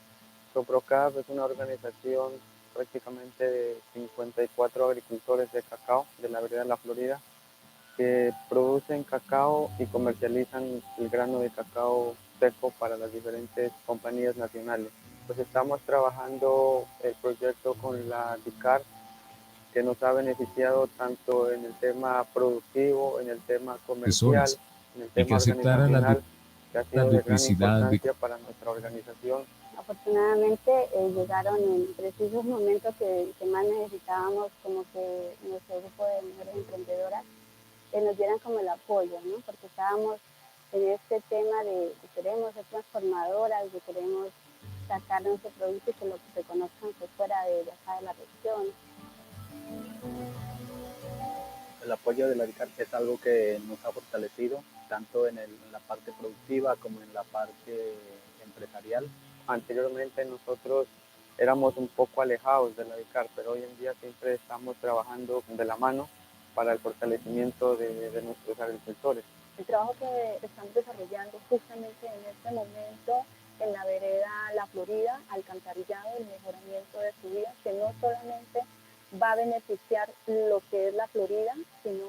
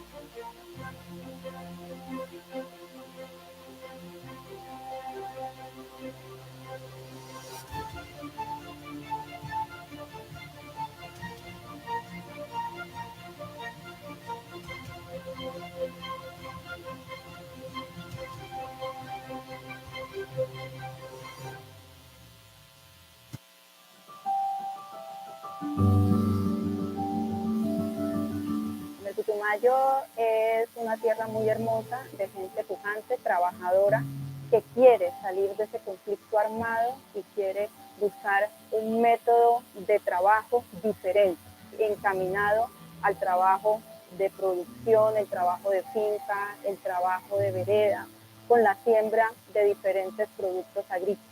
Soprocaf es una organización prácticamente de 54 agricultores de cacao de la vereda La Florida que producen cacao y comercializan el grano de cacao seco para las diferentes compañías nacionales. Pues estamos trabajando el proyecto con la DICAR, que nos ha beneficiado tanto en el tema productivo, en el tema comercial, en el tema organizacional, que ha sido de gran importancia para nuestra organización. Afortunadamente llegaron en precisos momentos que más necesitábamos, como que nuestro grupo de mujeres emprendedoras que nos dieran como el apoyo, ¿no? Porque estábamos en este tema de queremos ser transformadoras, de queremos sacar nuestro producto y que lo reconozcan fuera de acá de la región. El apoyo de la DICAR es algo que nos ha fortalecido, tanto en la parte productiva como en la parte empresarial. Anteriormente nosotros éramos un poco alejados de la DICAR, pero hoy en día siempre estamos trabajando. Good afternoon. Would you invite you to come back into the auditorium to take a seat, and so we can continue with the afternoon session of day number 3 for the protection of capital nature.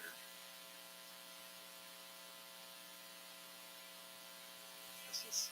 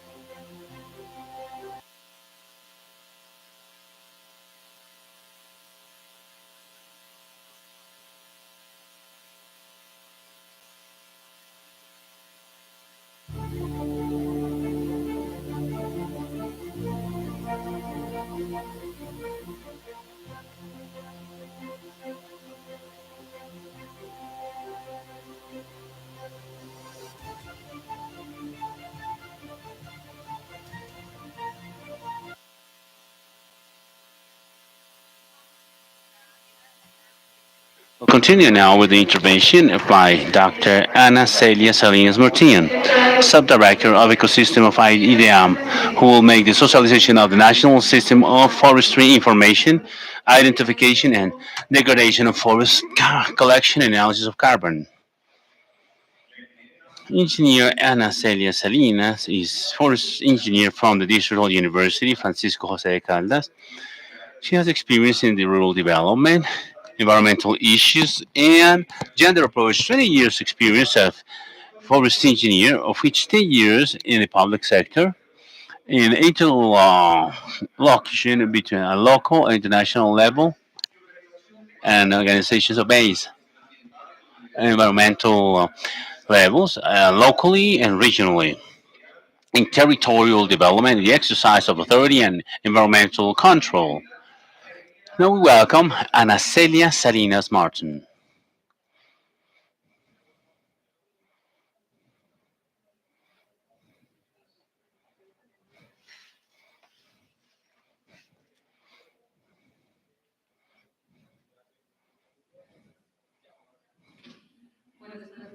Good afternoon, everyone. Thank you very much to the National Police for this invitation.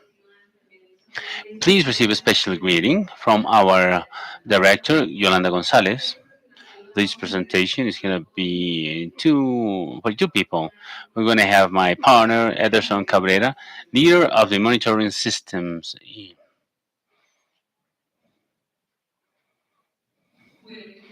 Well, we're going to tell you what we do in terms of systems and forestry monitoring. IDEAM is a ministry, it's an institute belonging to the Ministry of Environment.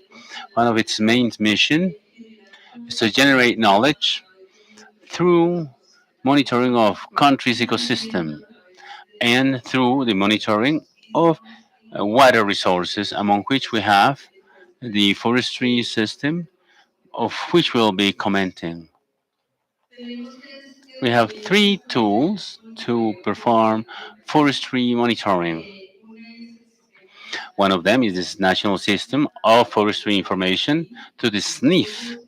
To that, we collect information on the use, mobilization, and benefiting of forestry resources from natural forests.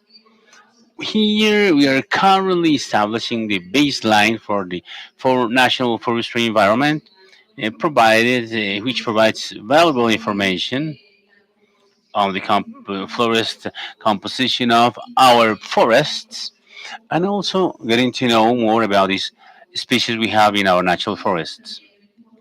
So also the behavior of air biomass and forestry forests. So as the strategy for all these reference levels analysis the country has for setting up the decontamination goals, the carbon monitoring system through which we establish the dynamics of forest degradation.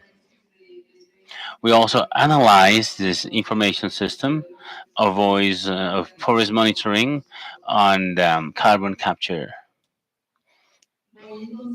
Right now, I'll be talking about each one of these information systems, as I said at the beginning. Our Erson Ara will be referring to that on monitoring of forests and carbon.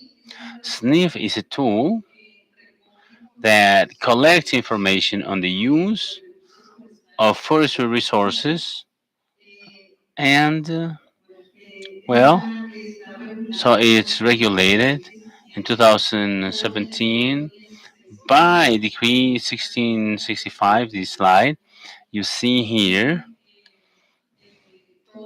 has all the standards Colombia has regarding monitoring and use of our forests. The last one, it's 1765 from 2000 and 2017. SNIF, the forestry inventory, the monitoring of forests and carbon should be working as a big forestry info, and we need to prepare that forestry information. We also need to prepare this type of information to interoperate with other information systems because we have other state institutions and thus facilitate the information flow for the respective analysis and planning for actions regarding the forest protection. Now we go back to SNF. They provide us information that we collect through different institutions from the state. One of the great contributors of information are the autonomous regional corporations. Through them, we register information of forestry benefit, of seizures and confiscations, and also information about forest fires. We're going to obtain information regarding the type of species that are being used for benefit, and also in terms of the wood and timber being used, and the non-timber products like seeds for other uses like raw materials for handcrafts. We can also generate information on how these dynamics of benefiting, what type of dynamics we get, mobilizations. Through this national safeguard where SNIF has this special certificate that allows the mobilization, especially of timber and these forestry products. It is also necessary to register all those seizures and processes generated around the illegality in the use of wood. Finally, through regional corporations and environmental authorities, we gather information on fires of the of the green layer and which type of vegetation was affected by the fire. Through the Ministry of Agriculture, they report to SNIF the information on commercial crops and their mobilization, and through the minister and autonomous regional corporations, we also find information of restoration and protecting protection. So this information platform, which is also managed by the EDM, we find that we could develop a lot of analysis regarding the use and recovery of forestry areas. With all this information, we need to generate a series of reports and bulletins available for consultation, where we perform analysis like the ones I just mentioned, the type of timber that's being used, is being benefited from, what's the volume, the mobilization, the cities where most of this timber is being consumed or bought, the type of vegetation that's being affected by forestry fires, and also we have the information crossing with forestry plantations regarding species and areas that are being used for forestry. The information reported in SNF is also used specifically at EDM to make the reference levels analysis regarding carbon capture, and we also generated information, international reports, to, to comply the sustainable development objectives. And the report is generated by FAO and AOMT for the behavior of natural forests. We've been working together with DNP to generate environmental indicators and also the forest environmental account, which last year we had a report of the advancement of this account. Now let's move on to the forestry inventory. At national level, this is specifically in natural forests. We get highly confident and reliable information on our natural forests. We'll have information, perhaps for the first time, of the composition of our forests and the importance of some of the species in the natural forest, among others. These are some of the objectives that the forestry inventory has.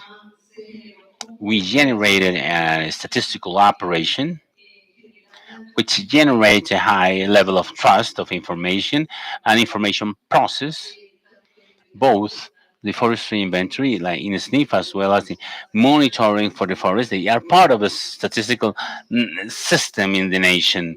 There's stats that have a process that's highly qualified to generate information, and information that's generated by the forestry inventory is going to allow us to take important decisions regarding the conservation of our natural forests.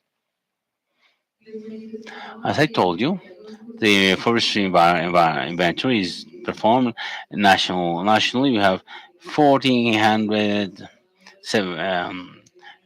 more than 1,400 conglomerates. So we have a measure unit for our natural forest.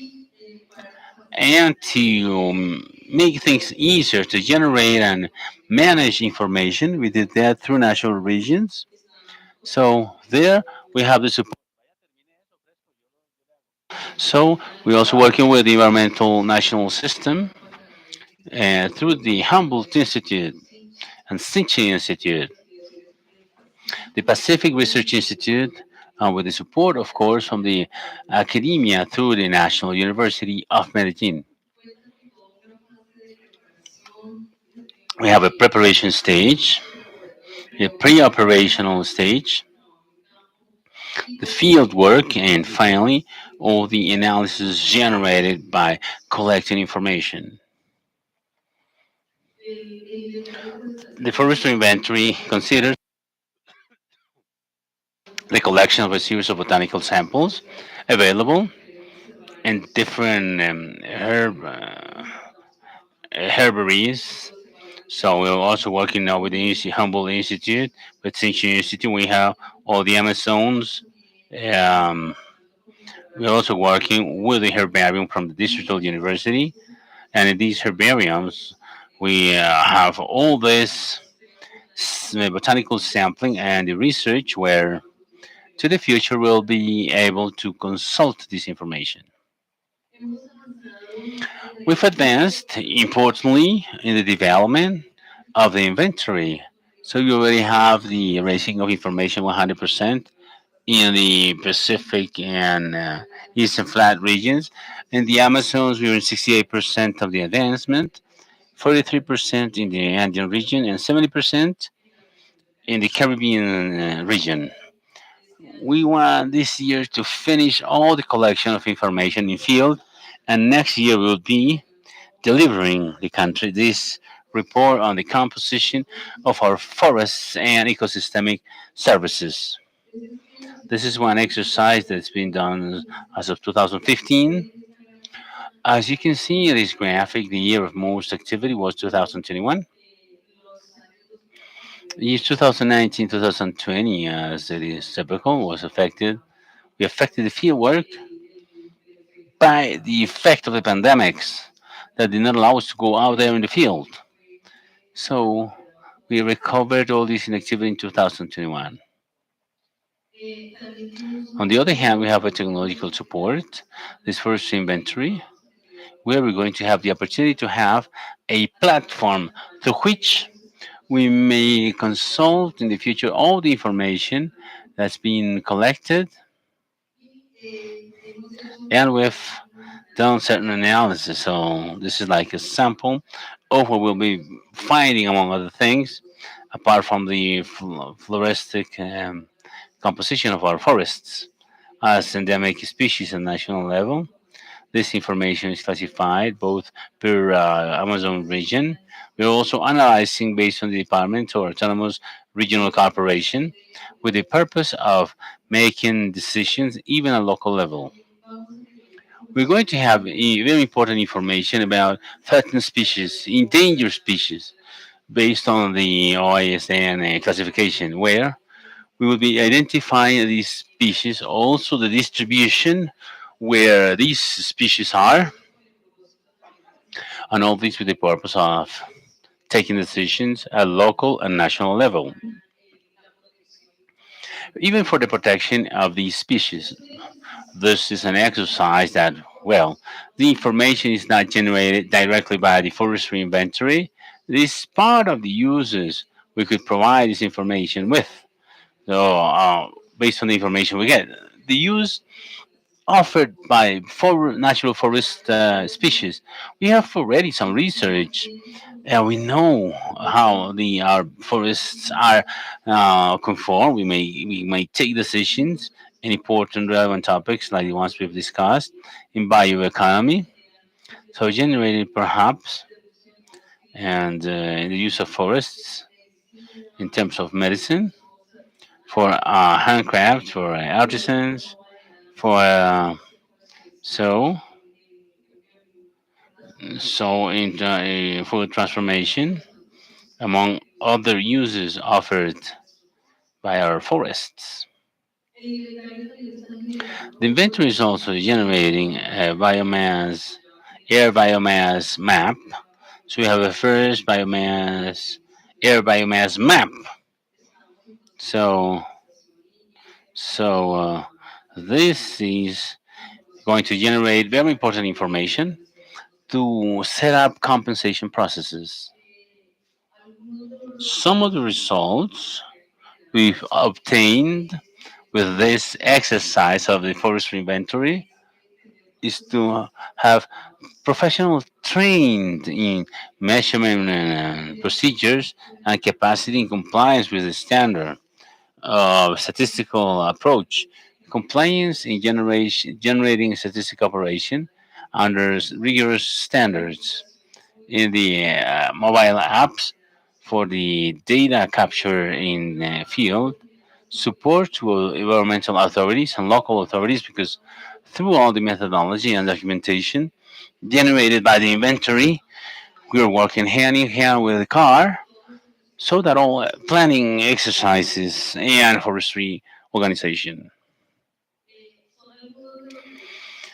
These are some of the benefits rendered by the inventory, like the generation of employment. And here we're talking not only about qualified employment, but also labor qualified in the territories. We've done that always with the population in the territories. The inventory has generated a very strong dynamism in local economy because of the consumption of some inputs, or for example, for hostels or food, or also with the active participation of the community. It's only been done not only with the research institutions, but also getting involved the community, especially to generate trust in the data collecting process. To talk about the monitoring system, I'm going to give the floor now to Emerson. Thank you. Emerson Cabrera, forest engineer, the coordinator of the forest systems in Colombia. Well, I'm going to go quite fast.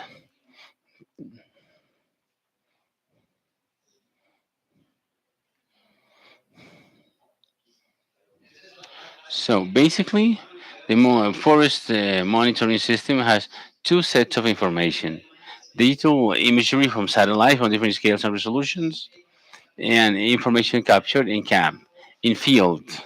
So on I talked about that. So I talked with the environmental authorities. I work with the Ministry of Environment through the National Information System. I'm going to be talking about all the processing of satellite imagery. So it's no development of processing algorithms from downloading the images we capture on the satellite as the generation of monitoring data. These algorithms are free software, are open source. So with some training and digital processing of images, I can use those algorithms, and we have information for any part of the country. They are from free distribution, and they've been used by other research teams in different parts of the planet. Another topic: this monitoring system generates information based on the official definitions set up by Colombia, what is a natural forest and what is deforestation. So the forest is the same throughout the planet. Nevertheless, based on the United Nations criteria, we have certain parameters, and each country is autonomous to define the parameter. So the top of the trees, what's the percentage of that area that they use in Colombia? That's 30%. In Mexico, it's 10%. In Brazil, it's the same 30%.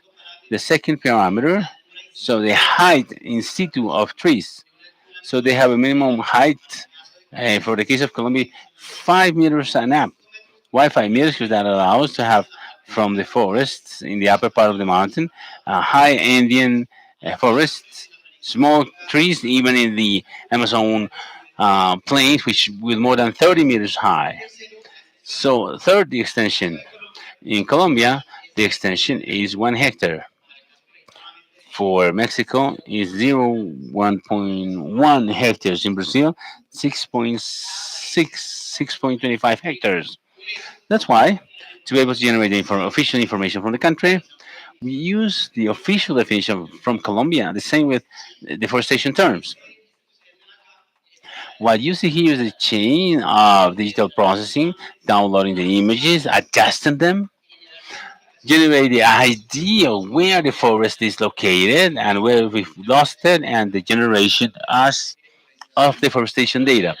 This is semi-automated data. This is the second difference with other systems.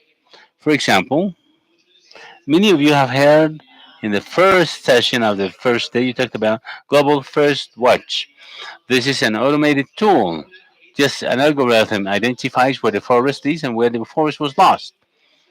Here we have an official definition, so it's semi-automated. So we generate automated algorithms, and then based on the interpreter criteria, we identify which are the areas that meet the forest definition in the country and which do not. So this is some of the differences. This methodology has allowed us to generate these 5 levels of report.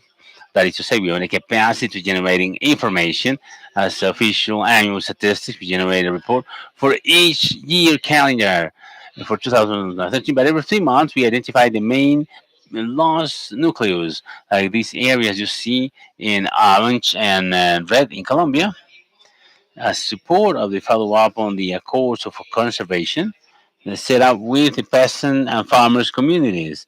Something that in other parts is called payment for environmental services. If that beneficiary is complying with the conservation agreement, if he complies with that, we'll have an economic incentive. Shall not shall that not be the case? We have an authority. We try to look for mechanisms so we can comply with conservation agreement. We also generate weekly reports of early alerts on deforestation. For the Ministry of Defense, we have a direct interface with the General Command of the military, where we distribute weekly this information. So every Wednesday we have processing, and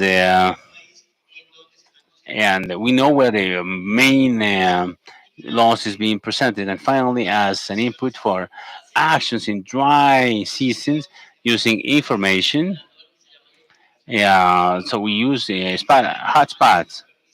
So when the surface of the land, they detect satellites. So so they say that we have the occurrence of a burn or fire that's updated every 8 hours. It allows every user to generate reports nationally, locally, or for any of the 60 protected areas in the country. In that sense, we can generate information from the consolidated, so going through municipal and rural district areas, even at the level of each one of the properties. So, in control of deforestation. So, this is a very brief summary of the 52 alerts we generated in 2021. So, we have the occurrence of one of the uh, activations of the Artemis operation that allows us to generate those 5 control operations, especially linked to the first quarter and the last quarter in the year. Why in those moments? Because in Colombia, the dry season in the Amazon starts more or less towards October and it ends more or less in the middle of March. That is to say, in the first quarter and the last quarter of each year. That's where we generate the most deforested surface in the country.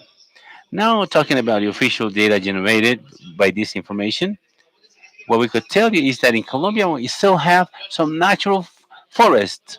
52.1% of the continental surface are natural forests.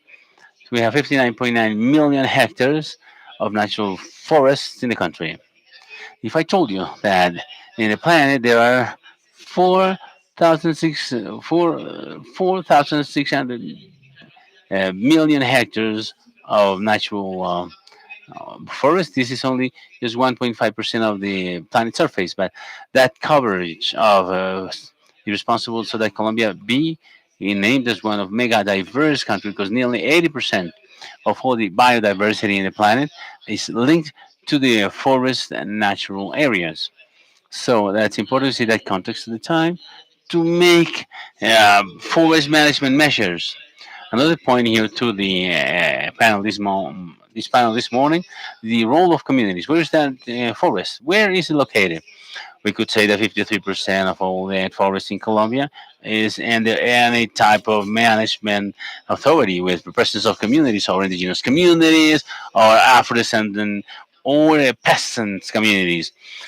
What I want to get across here is the good management of the forest is linked to a good management of those communities that make those territories, in that sense, they're natural forests in those territories and make that the home. So perhaps you saw this in the president's statement this start of the week in Leticia.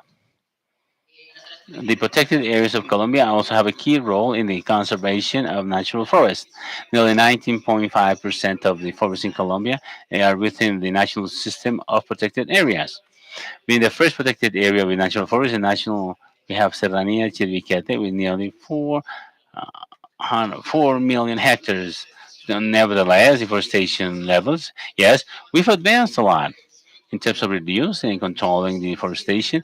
Still, a very, as the general mentioned, it's an aspect we need to pay a lot of attention to, both for the national government as well as the Colombian citizens. We have 171,000 hectares that were deforested, similar to the urban area, just like Bogota. However, identifying the data of 2020, we have a growth of 1.5%. Comparatively speaking, if we see the pattern in the last 8 years, we saw that in 2017 we had the historic peak of deforestation when in Colombia we deforested nearly 220,000 hectares. In 2019 until today, we have different behaviors. And if you look here since 2019 as of 2021, we have a pattern, a trend towards the growth of deforestation because that's why the controlled management of forests is key to be implemented. The fact that in the country we are increasing deforestation doesn't mean that the whole country is undergoing the same situation. We have a national phenomenon, but it operates at local level. So, for example, even if we have an increase in deforestation at national level, departments like Guaviare, Putumayo, or Antioquia, they've had high deforestation. They reduce the levels. Also, departments like Meta, Caquetá, and Norte de Santander provinces have important increase in the deforestation levels. So the situations in Caquetá are the same one in Antioquia. We need to control the phenomenon in a different way. We'll see why. The national parks scenario is mixed. We have a pretty good behavior in general of reduction of deforestation in the protected areas nationally, like the park system. The main areas like Quinigua, Marcarena, Bucac, Picachos, they had reduction of deforestation. But the Serranía Chiribiquete National Park presented an increase of 13% in deforestation, which tells us that we shall not use lose guard. So we need to continue developing effective activities and effective measures. So this is a key subject too. The National Park at Tinigua. This is a park that in the last 6 years They've deforested nearly 31,000 hectares of natural forest.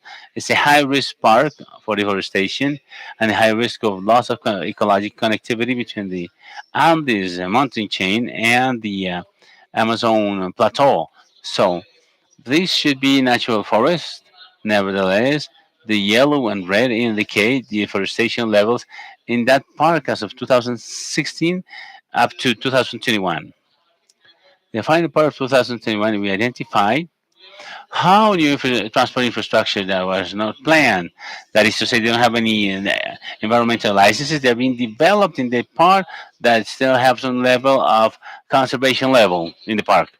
So we need to reinforce those actions to promote the conservation of forests in this area. In Chiribiquete, we have the same situation with the fact that Chiribiquete nearly 95% of the natural forest areas is in status of conservation. So we've identified these four sectors like the most problematic ones in terms of deforestation. As you can see here, the western part, that is to say, the eastern part, where the industrial border with the country has the greatest rates of transformation in this area.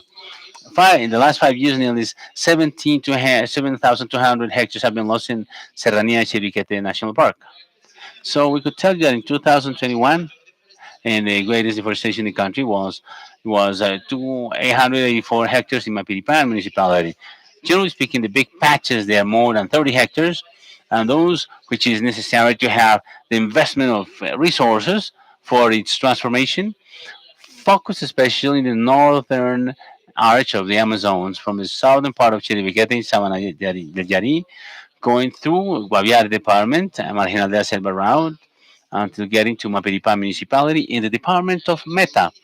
We've also identified that, generally speaking, in the last 3 years, we have an increased behavior of big in parks, those that have bigger, more than 30 hectares. We've identified and prioritized the deforestation control. This is somehow the summary why we deforestate the different. We just to capture lands for cattle raising, and that's what we have seen as it was presented by our researcher by Igarape.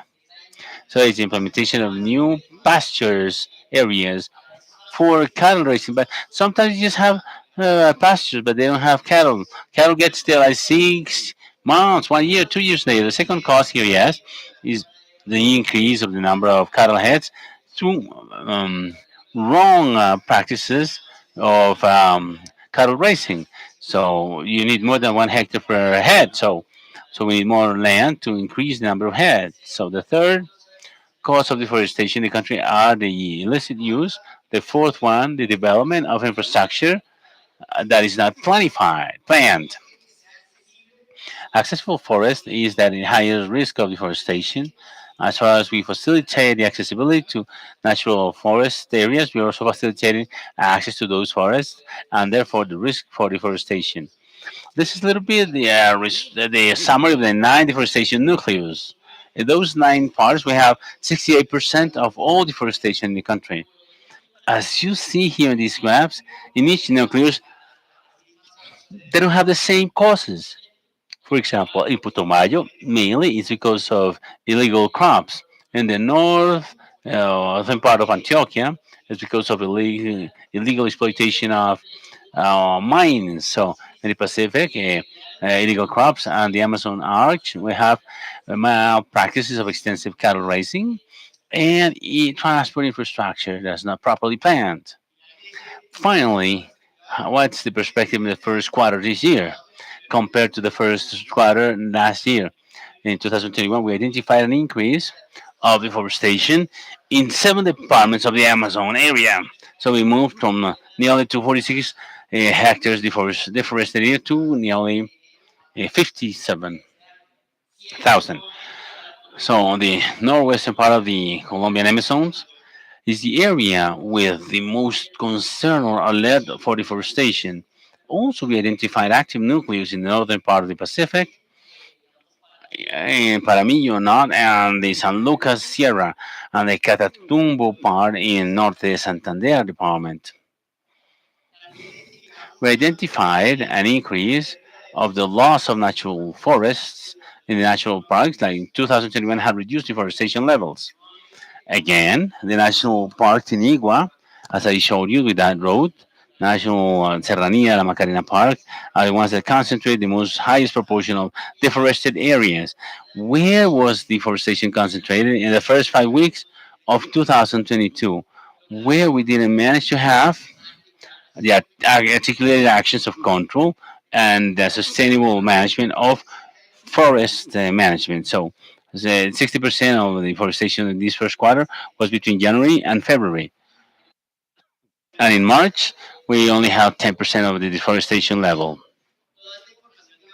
All this information, as the institute is belongs to the Ministry of Environment, is 100% public. It's free. It's an open source. You can ask for it, and it complies with all certifications. Statistically speaking, mentioned by Anacelia, we have a pretty strong work with communities. We've mapped nearly 250 monitoring initiatives from the communities in all the country, and with that, we've generated added value information to contribute to conservation of forests in the country. So we've developed the use of tools of free open source to monitoring directly to field. So we've performed trainings with judiciary police, with mounted police, with the army. So to train ourselves in the use of this type of IT tools that take satellite information to field to make operations easier. As mentioned by Mr. General Barrera, we generated 550 technical judicial reports as inputs for judicial prosecution processes to identify problematics regarding deforestation. These multi-temporary analyses are based on that image analysis. We identify hectare per hectare, month after month, year after year, the process of deforestation. We also identify the causes and deforestation agents and the main crimes linked to the in these areas of deforestation. The last slide that also you also seen it. Why is it important? Because we have to talk about deforestation because at planet level, nearly 12% of emissions of greenhouse gases come from deforestation of the mismanagement of forests. In Colombia, nearly 48% of all emissions are regarding the deforestation problems, 33% directly with the change of use of the land, and 14% because of fermentation processes regarding the increase of the number of cattle heads and that increase in the generation of greenhouse effect gases and the departments with the greatest emission of these greenhouse effect gases. So we compare to the departments, they match perfectly with the departments of greater deforestation and national level. That's what we wanted to share with you today. Thank you very much for your time.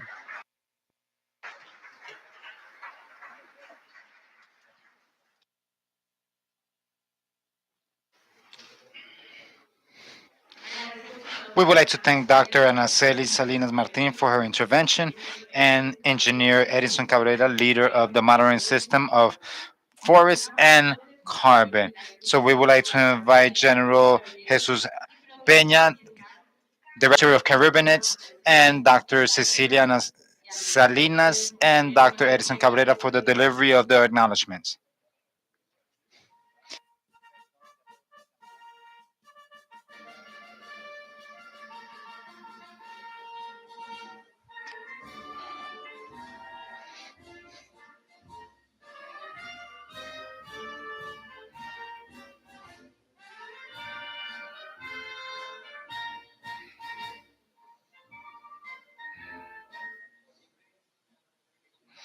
Like always, some small words or short words. There are eyes on top of all the work that we carry out. Here, we could not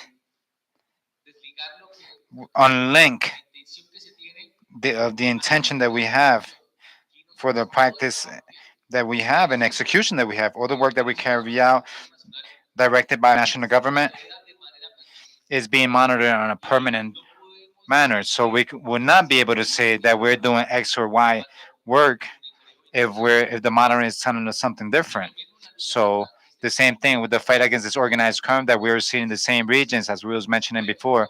We will be able to prove in a scientific way that this is good as a material, scientific material for this evidence to be able to say that a person or criminal structure is the one who determines the instrumentation to carry out these criminal activities against the environments. So this is what gives us the capabilities to be able to show that we are attacking criminology in these sites effectively, but that we're also working in a coordinated way with IDEAM and the Ministry of Environment. And we would like to thank you again, Dr. Hans. This applause is for you.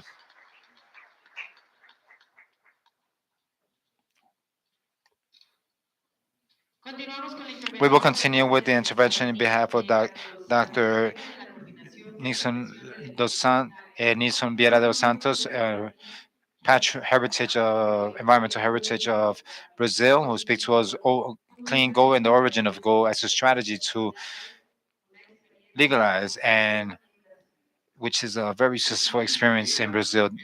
Mr. Nilson Vieira is a BA in law in the Catholic School of Pernambuco, who also carried out a master's degree in public administration at the Universidad of Brasilia in 2019. He is the acting chief of his entity against the crimes against the environment and the investigation of organized crime for the federal police. We would like to give him a warm welcome, and Dr. and BA Nilson Vieira. Good afternoon to all. Yes, of course. Good afternoon to all.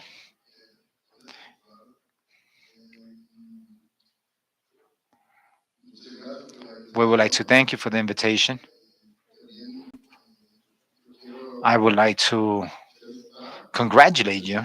I would like to congratulate the National Police in Colombia for the initiative and the excellence quality of symposium that we're having today, and as well to the Jaguar network and the pact with Interpol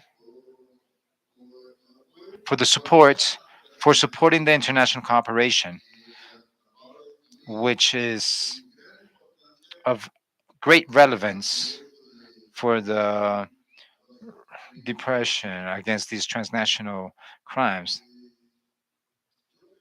I believe that science is the solution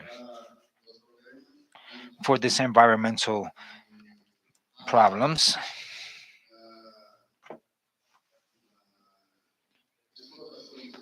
The sustainable exploitation and the environmental recovery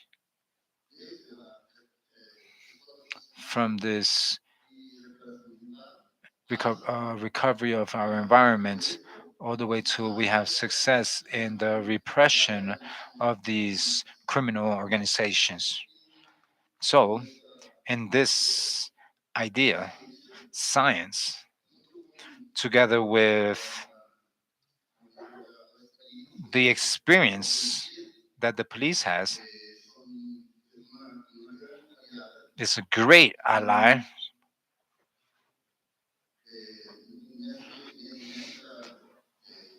in this idea. The police is creating a solution which is pertinent for us. I believe all of us this is relevant because illegal mining in Brazil is a great problem as well, and it's one of the reasons or causes of deforestation in the region of the Amazons.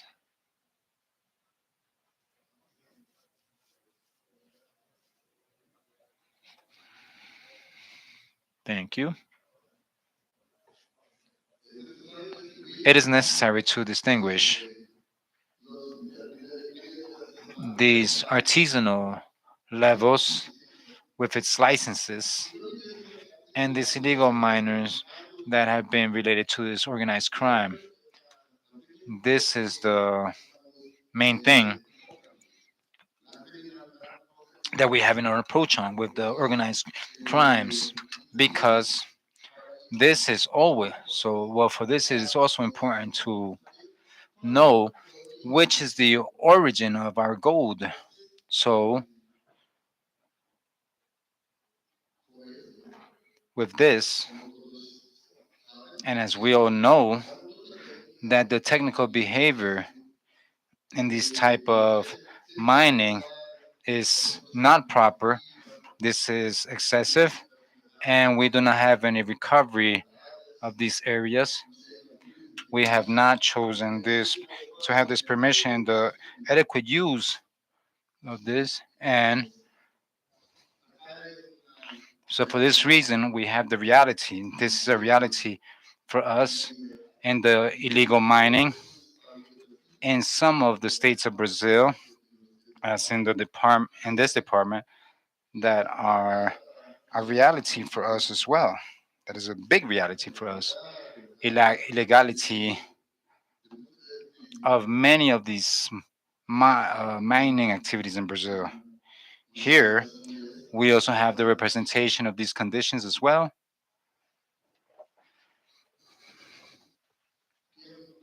Here, we are carrying out a comparison with the other countries in the Americas, but this situation is a lot more in Brazil right now.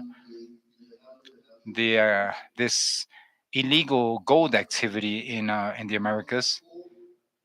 So for this reason, a lot of the gold from one country and the illegal miners sent to another country like Brazil, which is a reality, and it is very difficult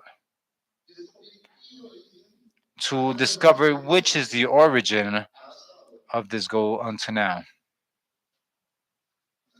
Here, the illegal mining, which the Brazilian indigenous do, there are a lot. We cannot generate this in indigenous grounds in Brazil. Until now, we were not able to. It is not allowed. The gold seizings in Brazil have a lot, but we believe that this is not because of the mining in Brazil. It's also because of the gold that comes from other neighboring countries. Because in Brazil, the gold for exportation has just one small percentage of taxes. So many of this legal mining that comes from other countries bring gold to Brazil, and in Brazil they export it to other countries like Europe, European countries, countries in Asia. Our operations of the federal police have been involved a lot, and so we can say that this is the reality. Well, because of their techniques and other illegal mining that we have today, because all these indigenous land is difficult, which we live in Brazil, and this is not so simple to allow this type of activities to enter these indigenous lands. To the east side, there's the monitoring that we do with our satellites that has been involved a lot in this. Wills, well, we have some joint actions from other agencies in Brazil, but this has not been so effective to comply with and to detain this illegal mining that we have. Brazil, with other countries nowadays, as you can see, Brazil is in the seventh place of countries that produce the most gold. But we believe that most of the gold is not from Brazil. It is not from the mining in Brazil. Why? Well, because there is a situation that the illegal mining are the great sources of gold for others that are legal. So they're the ones that carry out the exportation, and it is very difficult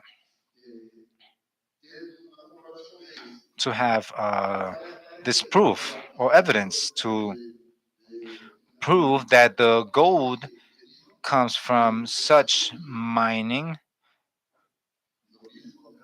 The same here.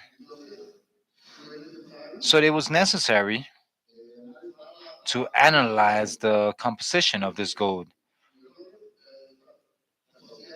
Gold is associated, so associated with minerals that contain copper or other metals, and they're composed of this. They come from the bottom of the rivers, and all these elements that we have in the region are also in gold, as others that are within the composition, and this is clear like neutrons, protons, protons and electrons. But these have several variations, given that the gold is subtracted. So all these elements are necessary to analyze, and they have an identification of this gold. The regulations that we have in the control must support and foster these partnerships of several stakeholders.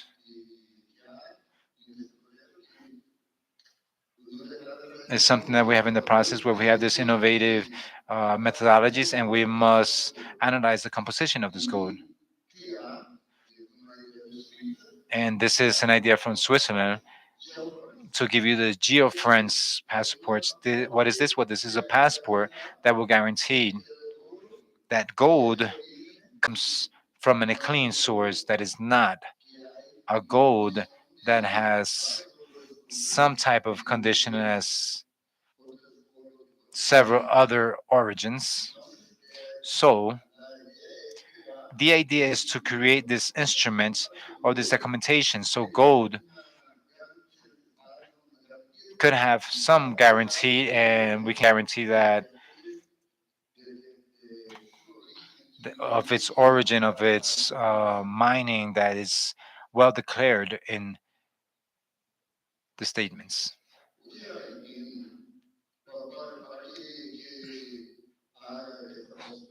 So for us to have this possibility that is so necessary,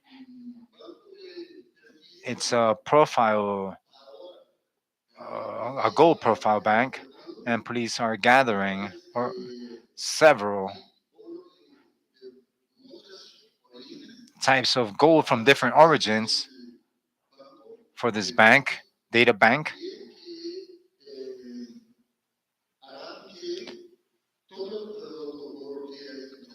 It will make all this gold that has been seized or traded could be analyzed and compared with the gold that we have in the data banks. And what does this do? Well, it has some links with the economical, financial, scientific axis, but we also will find out not only about the criminals, but also the trade that they carry out. We carry out this identification, and with this geo reference passport in Brazil, this initiative was in, uh, embraced to answer this question: is it gold that comes from from our country, or from Venezuela, from it, or any other countries, and this would allow us to see the origin of the gold that has been seized with its indications. This is difficult because the documentation of these tools is okay. We do not have any problems with this documentation, but there are some frauds as well. So we know that we're in this situation sometimes, and we know that these analysis of the composition of the gold that is available for its assessment, if it's gold that comes from mines or if it's gold that, as I told you,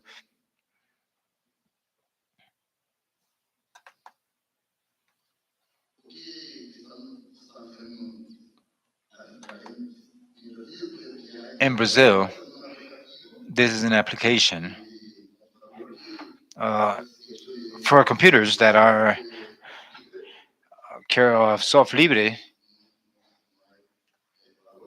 that there are any value. It's there's no price to it. It's a free one, and this application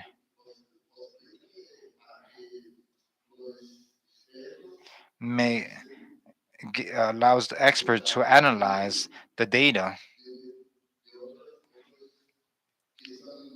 of the other information that we have in the data bank of many other regions and origins.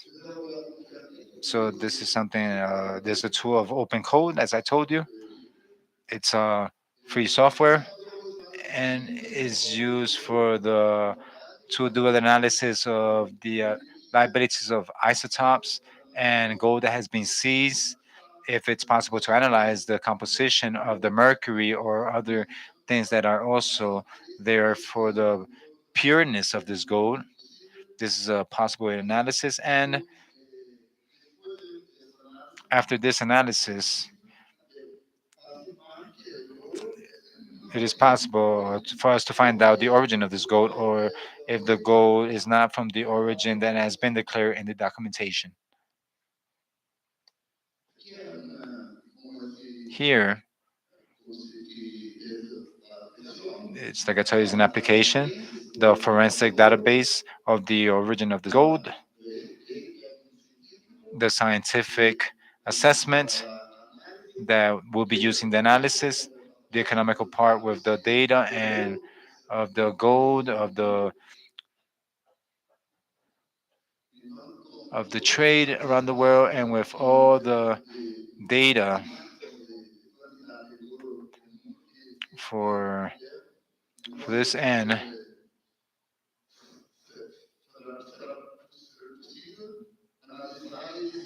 to analyze and to see where this gold is coming from. We have a laboratory for this analysis in Brazil at the scientific institution for the federal police, where we have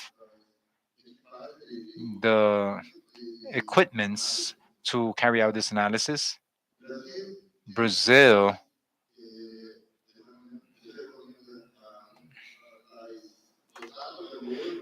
the data of this gold. So we have some mapping of these sites in Brazil where we have gold mining.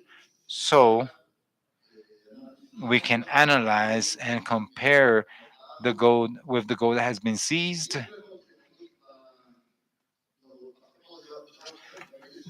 Since we have this georeference codes of the illegal minings, we have something clear. We still don't have enough information, but we have other people who are interested, and as I told you, giving us more data for our bank for the gold profiles. Here is an analysis of other ones that are possible to compare and analyze the differences of the gold that has been recycled or the one from Garimpo, of its nature and other character or the features that for these experts is easy to identify and clearly to discard or not, discard the origin of the gold or not.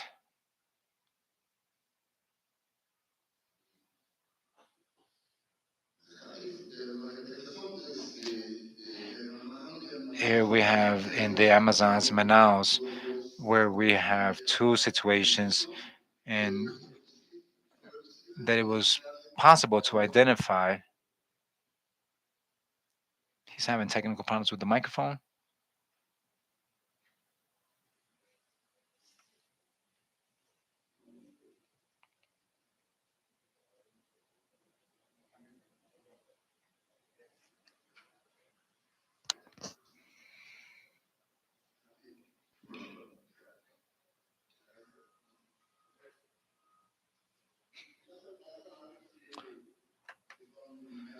So those analyses that are carried out from the parameters are morphology of the gold, mineralogy of its features, the chemical composition, and the artificial ones that gives the possibilities as well. These artificial markings could be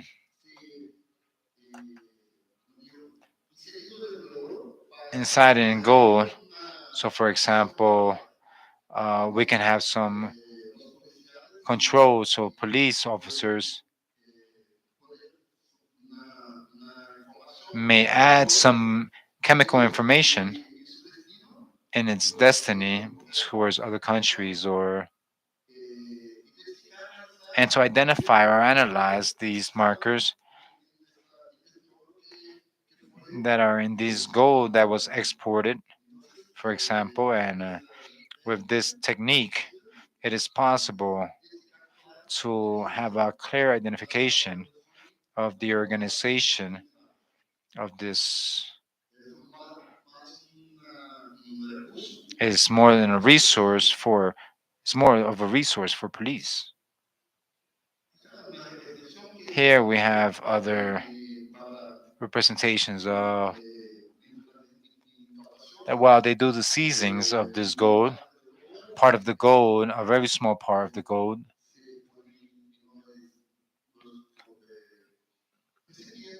and this is placed in these containers that would be analyzed and compared with the data bank of the gold. Here we have a representation as well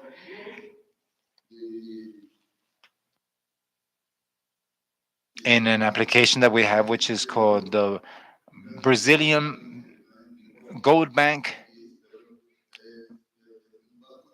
It is a profile, a gold profile bank.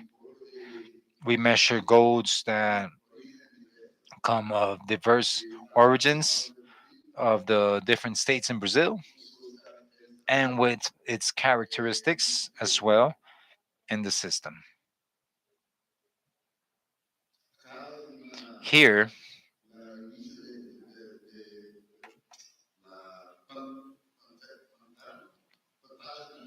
the screen of the buyers with the application system. Here, we have the profile bank for gold.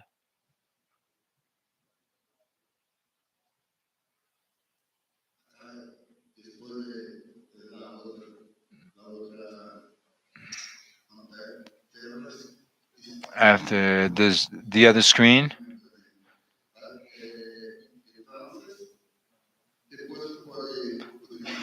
then we will be able to use and know the characteristics of a gold region. And this is the public decisions that or institutions that we have in Brazil that are heading this project. The mining agency in Brazil, Ministry of Energy, Mines and Energies, the federal police, the profile entities, and other universities as well.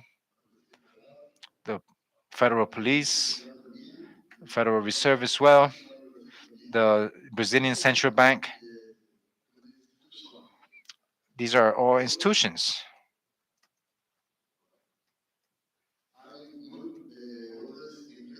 We have other international companies that are also included in this project.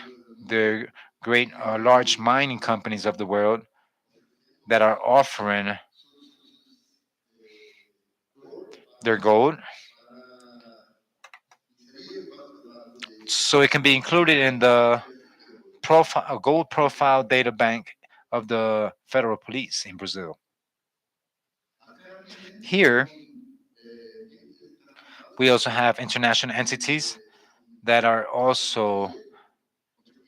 contributing with our work, as well as universities, institutions that do scientific technology to contribute and help in this project. Here we have an example of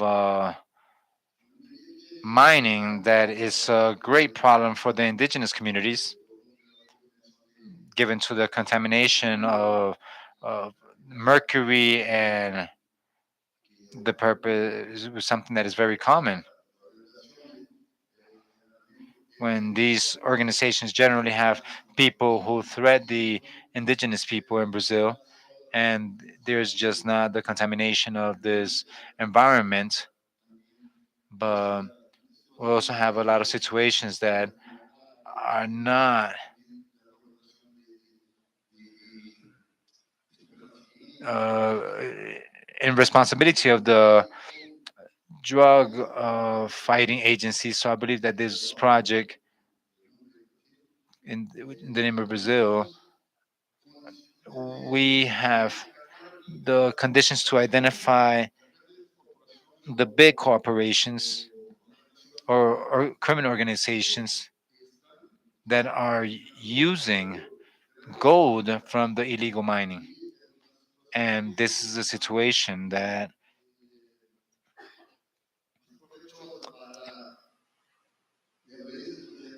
is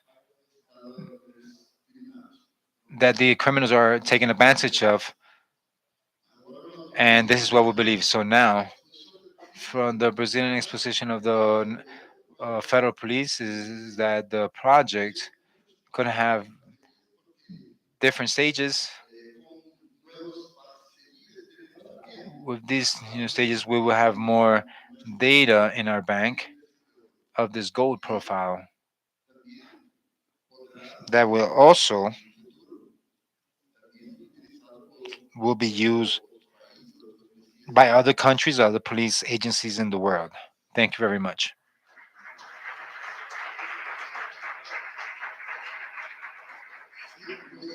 I apologize for my Spanish, but I try to do my best.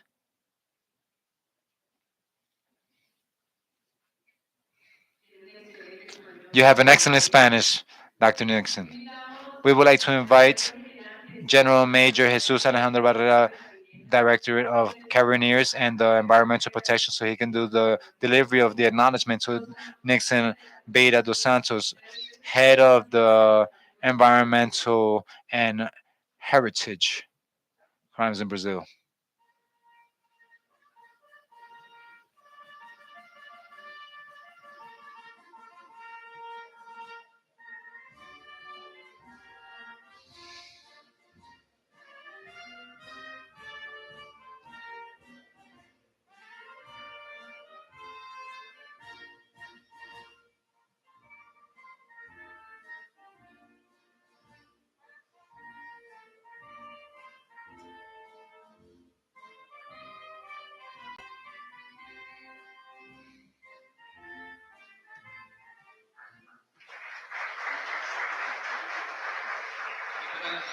All right, for Dr. Nixon,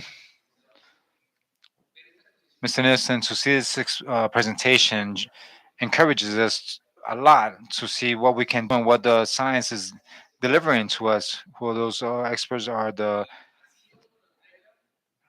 as the way you deliver, we know that we can contribute to save the planet.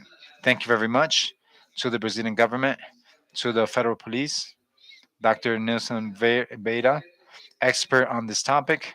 I had the opportunity in a prior meeting to get to have gotten to know this dynamic, this methodology to identify the traceability combined with other techniques that we have also been developing.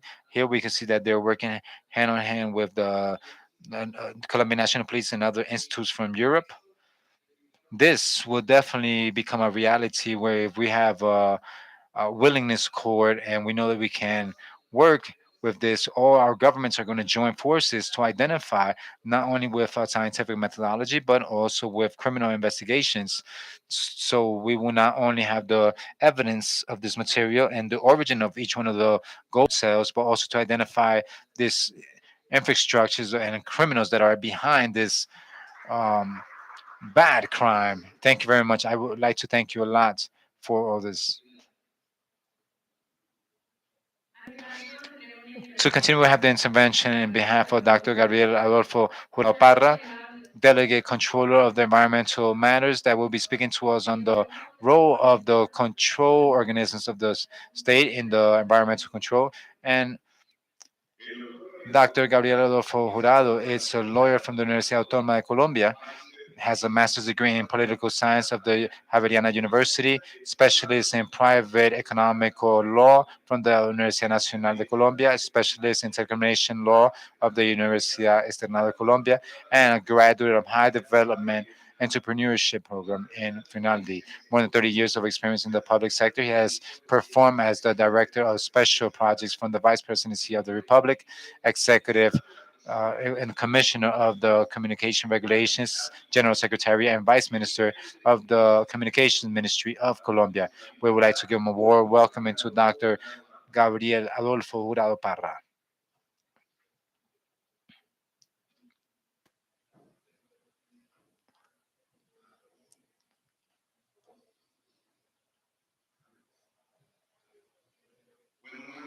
All right, so good afternoon to all those who are attending here and everybody who's accompanying us virtually. Mr. General Barrera, I have to thank you for your invitation, but from the bottom of my heart, General, would like to congratulate you for motivating this meeting. And I believe that very few times you sit down to reflect from the interinstitutionality on the value of natural capital, specifically in these times where we well, effectively and despite all the negotiate all the things that come from the directors of this planet, we are before a dramatic situation. Dr. Brigitte Bautista, in her intervention on Monday, she was mentioning and was concluding that we were even in a delicate situation, that we were threatening the existence of the human population seriously. And I coincide with this statement.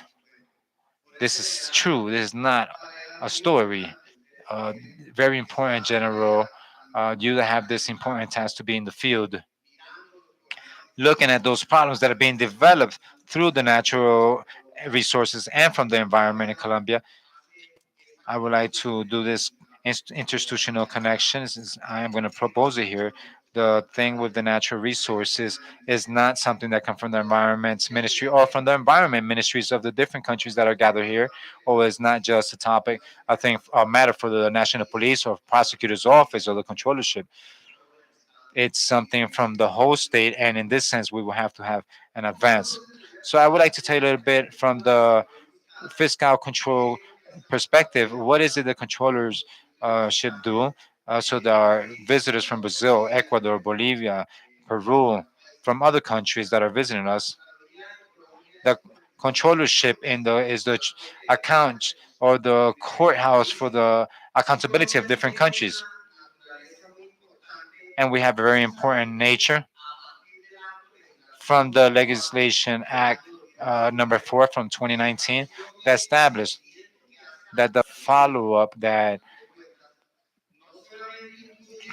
the controllership does is not the management control and the control to the outcomes that come from the economical resources of the country, but also is around with the natural resources that belong to the country, and just from the political constitution, we have inserted this concept of the natural resources as one of those most important assets that the nation may have. And this is very important to mention because when we speak about the controllership in Colombia, we just think about the fiscal trials. These people are seeing if they stole the money to begin a process. Well, the truth is that today, the controllership, yes, this task is very important to manage the resources. It is important, but today, perhaps from one of those more important functions that the general controllership has is the control to the natural resources, control to the environment. This what reason why we developed the concept of sustainable development, because it's not us only for us to be taking this society to an evolution. We cannot go back to the cavern times when we did not use electricity, when we didn't use up our resources. Human beings cannot go back in evolution, but their evolution is necessarily linked to our sustainable development. And just in this specific institutional reform, we have introduced one of the most important principles that the environmental fiscal controllership has is the price of this. And why is what we're saying that this is the most important thing in the reform process? Because at the end of the day is from the principles of this environmental cause that we will be able to develop this fiscal accountability um, processes against particular people and against officials because of their mission are creating very bad fiscal uh, environmental damage. And we're going to be speaking this about this ahead.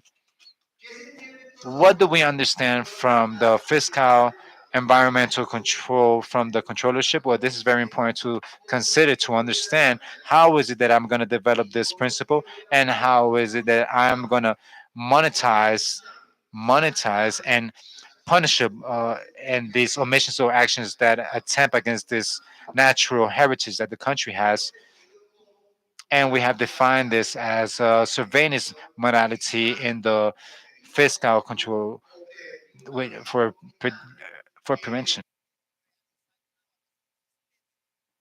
That allows systemic evaluation documented independent and objective to the environmental aspects, ecological, economical, and social within the framework of fiscal management framework to comply with the constitutional mandates they have to do. And we could verify the equilibrium and sustainability and well-being in the community. This is important. When we develop this concept, basically we are saying how I'm going to learn all that theory and how I'm going to monetize that through a fiscal responsibility process in a scenario in which the evolution is not possible. So we need to transit to the sustainable pathway. This is how we're going to do it. First, we need to evaluate environmental costs that would allow us, or the obligation it has is, we will consider and assure the quantification and internalization of the environmental costs generated by the goods and environmental services. That comes from an evaluation principle that has to get to an economic environmental evaluation. When I have a process to know the environmental damage, the country paid in pesos for the deforestation of a hectare of forest, not only am I going to have an inventory looking at the diameter and the length of the timber, we have to do an exercise of how much does it cost to the state and civil society and economic expenses to recover that forest at the height and density it had prior to deforestation. It's not just that I turn down 80 species and then I'm just going to value 80 species. No. And who's going to respond for that? For that capacity of generation to reduce CO2 that I'm not going to have, but in 5, 6, 7, 8, or 15 years. So precisely that this principle of valuation of environmental costs is about that. They are direct and indirect damages. So this is a message, a clear message for all these human organizations that are devouring our forests and natural resources. So the state is not going to be just like that. The state is going to persecute your goods and assets. And through the cost evaluation process, we have a methodology now that is going to allow us to establish fiscal damage in economic figures, and that's going to allow us, based on the functions from the General Controller's Office, to prosecute those bands and hit them hard in the financial recourses. The role of fiscal management is to implement those tools to have the calculation of that natural capital. So considering all those elements included there, I'm not going to go into the technical details, but this was a very illustrative example with the hectares of forest. It's not just the material, timber material. It's the lack of ecosystemic services that forest that has been deforested was providing. That's what this is about. This is the methodology with which we're going to quantify those resources. Within this scenario, so what we've defined in the controller's office is six strategic axes towards the task. First, here we've discussed about in this general forum about the deforestation problem. Perhaps one of the most critical issues we have. The second one has to do with the environment and alternative energies. So it's not just to involve, but to generate sustainable um, sense. So the and alternative energy has a key role to play there. The second source is the water resources, hydric resources. So throughout these 2 days, we've evidenced that environmental crime committed again because of the illicit or illegal exploitation of minerals, particularly gold, for its extraction. They use heavy metals that pollute rivers and that generate damages that are irreversible. So the fourth point that is not less important is the issue of solid waste. So this morning we talked about the or green neighborhoods project. So this is important because in the end, human beings we need to understand that as far as we recycle all the waste and the organics we can take advantage of, we're going to reduce the load of landfills and we'll have a more sustainable development. Of course, the issue of biodiversity management in countries like Colombia, Brazil, Peru, Ecuador, Costa Rica, many countries, they are very rich in that biodiversity. That becomes an absolutely essential topic. And the strengthening, of course, of fiscal control tools within which, as I've already said, is one of the most important, uh, which is the methodology to value environmental costs. What we've done so far, we have some studies. So this year in a study, the state of natural resources and environment, where as a matter of fact, we are now ratifying what has been already presented here. The engineer from IDEAM talked about the situation of forests in Colombia. And for you to be flabbergasted about the figures he presented, listen, Colombia in 1990 had 75 million hectares of forest. Today we have now 59 million. That is to say, we've lost more than 15 million of hectares of forest in 32 years. In this country, unfortunately, we deforest 15 500 hectares per day. 500 hectares per day. That means that somehow we are deforesting 1,000 soccer fields. So it's gigantic. So make that image for you.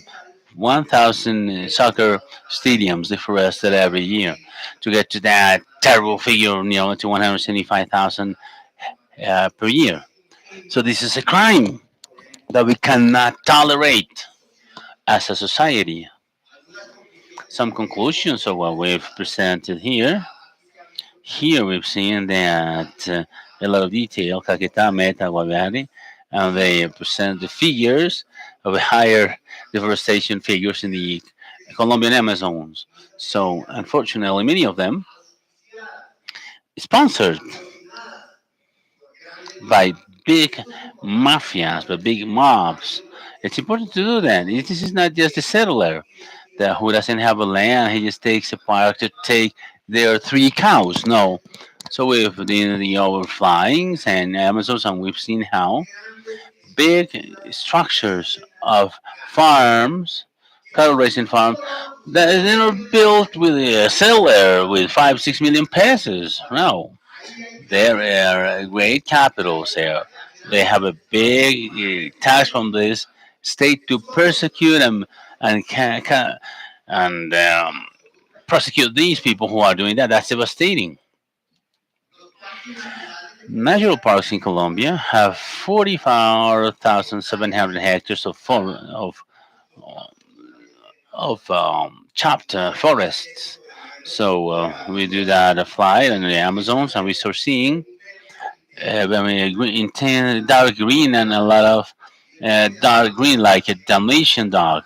So these criminal bands, these delinquents, have found or they've looked for ways to somehow mock the satellites, making small holes so that the coca plantation will not be seen from the satellite and make it difficult. That's why, as I said at the beginning, this is an issue that not only we have the IDEAM, the police, or the armed forces, we need the whole state should be here because this is a problem state. We have limitations to evaluate the compliance of some of the mandates from the Pactor Agreement of Leticia. We have also technical reports. It is important in this scenario for transition to bear in mind the anteceding of information to achieve a follow-up, and especially for the General Controller's Office is going to be very important with regards to this whole process of environmental cost assessment, and that process we would like to start to perform fiscal responsibility processes against those who are damaging the environment. Something very important here is that this survey evidences is that it is necessary to have a clear traceability of resources of cooperation that are not being supervised under the controller's office. Throughout this process of environmental damage, there is a task that I'm going to share with you. We're going to do this year that somehow is complemented with what we've been doing. Basically, we go to this first stage with two products for the determination of parameters of what is the physical environmental damage. So, in the first step, we had a characterization, a conceptualization of environmental damage. These documents are available for all of you on the General Controller's website. Here we have first, we start with a concept framework. What are the components? We reinforced the legal framework for this year. We had a study case for deforestation in Guaviare that helped us a lot to be built, starting from the experience, all this concept framework, and especially the contextualization of the environmental damage. So, in the second product, we obtained results of that exercise, practical exercise done in El Guaviare region to design the methodology to quantify the environmental damage. That's very important because for us in Colombia and for all of you in your countries, if you don't have a standardized methodology on how to quantify environmental damage, it is very difficult to fiscally prosecute those bans. So this is perhaps one of the most important products of this task. We also had a quantification, or a biophysical quantification of environmental damage, including all these I had in the example. We they don't just see the tree as a resource for timbering, but what are the ecosystemic resources that deforestation of forest is causing? So we talked about the impossibility of us having to do so. But this is just one. So we have the issue of the hydric charge on the species that live in these trees and are endemic sometimes. So they have a tendency to disappear. So we look at the design of the restoration project to get finally to a methodology that would allow us to quantify environmental damages. So for the controllers, we are going to this year with the support of the USAID, a second stage, which is the design and evaluation of a pilot procedure for the incorporation of fiscal environmental damage in that process of fiscal responsibility that we want to know, and it's going to be performed within the context of deforestation of the Colombian Amazons. This leads us then to quantify the value of damage produced today with those 500 hectares that are being deforested in the jungle. So, but of course, that methodology is going to be applied tomorrow to be able to determine the physical damage generated because of that damage in the water resources, with, for example, with cyanide, with mercury, um, for the exploitation, and that's going to be the great purpose of these controllers office. What? To be able to prosecute economically. This we can harm these criminals and seize the resources because finally that's why they work for. Another important aspect we are doing in this concept, in this exercise, I'm sorry, has to do with validation of good practices guidelines for the fiscalization of advancements in the implementation of sustainable development objectives, SDOs. So we're going to see as of next year all this issue of SDOs Colombia has in the international agreements where we incorporated SDOs, but I'm going to stop there. But yes, I want to tell you that this part is very important because in the end, it's not just about incorporating agreements to the legal framework. We need to have a validation for verification in compliance.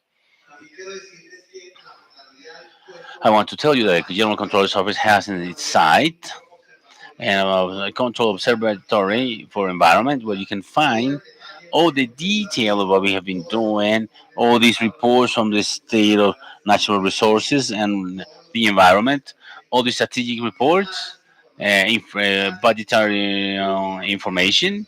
The invitation is that you can consult this information there. Finally, because time runs, okay, I want to reach these conclusions that are going to be very important to bear in mind. We in the General Controller's Office for the Environment, basically what we do, we basically we prosecute, we somehow audit all these part. So we monitor, supervise all these supervision tools to extend basically this methodology of sustainable development as well as the evaluation of environmental costs, and especially, and that's the next conclusion, that quantification of damage. Really, we won't get anything just saying that we are losing 500 hectares of forest today if we cannot recover, at least monetarily speaking, that damage, because that's going to be the only way how we're going to stop and stimulate this type of delinquents. Deforestation is one of the main subject axes. We stop here to reflect on this. I think that throughout these days we've seen all the process that has meant to have the union of forces, the Artemisa operation, all these other joint operations. And it is very important to say this. This cannot stop, my general. We need to continue. Of course, perhaps, and that's where my reflection goes through, perhaps we're going to have to look for a cost cutting option. It's not just about making efforts by the EDM or having monitored images and program the public forces, the police, and the army and the navy. These processes and our efforts in operations performed around these delinquents. Perhaps we need to extend much more the tentacles of the state to have those places that are also contributing to this situation. It is important that the agricultural sector would be incorporated to this process because the dam said it. So one of the bigger triggers that this phenomena has in deforestation is precisely the expansion of the agricultural border. We've seen that in Guaviare, Macarena, Tinigua. Is that expansion of the border, of the cultural border? We cannot surpass this like that. Now we have to do something about it. It is not just about like you don't have certification of cattle origin to know if that comes from a natural park or no. Okay, then we have to involve the we call it the agro industry sector. All state offices that have to do with register and civil um, records. So here, the mobs that have very big tentacles on the state cannot be lower than their tentacles. So we need to see what's going on with that subject of legalization of land, because it's precisely there where we generate a perverse stimuli for deforestation. In the end, as we're going to be doing, we have a legalization process in many cases of wastelands. We've advanced a lot in this regulatory framework. Korea talked about this at the committee that we held in Leticia. We talked to the president about that. We have Law 2111 of him, environmental crimes, but law is not enough. We need to have a very strong task performed. That's what I say, my general. This Artemisa purpose is not just to continue, but it has to be more elaborated with an articulation of all state forces that would allow the incorporation of those spin-offs that are not yet there. It's not about military thing only. It has to be social, has to be organizational. How do we tell those persons that do not listen to those mobs that are extortioning them, that are constraining them, and how we generate for them an alternative? That's the task we have because that's a complete cycle, and that very likely we're going to have to do it in the gold processes and in the drug dealing processes. You've probably heard that that's why we have this image here of this person there outside. You may have heard that many well-known citizens from this country in the media have said that to finish all these phenomena like deforestation, corruption, drug dealing, what we have to do is to legalize drugs, for example. So I asked them, have you ever considered how much land we would need to produce the demand of drug that would imply that legalization? They haven't done that yet. No one's not. They say, okay, the problem is that the strategy is focused more. We've lost the battle. Perhaps we haven't won it, but because drug dealing is very complex. And Colombia has been a country that has suffered with death of many citizens. That phenomenon. We, more than any other place in the world, have gave our lives, our development, death. The people have died because of that fight. Okay, we haven't won, but legalizing it, we're not going to win it. Perhaps we need to add an approach that has never been given, and which is the public health problem. So this humanity here, we just survived, and we're still trying to survive and overcome one of the biggest pandemics one of the most complex pandemics in the history of humanity. They kept us months confined without even going to the street for the fear of being contaminated or contagiated to all of the states.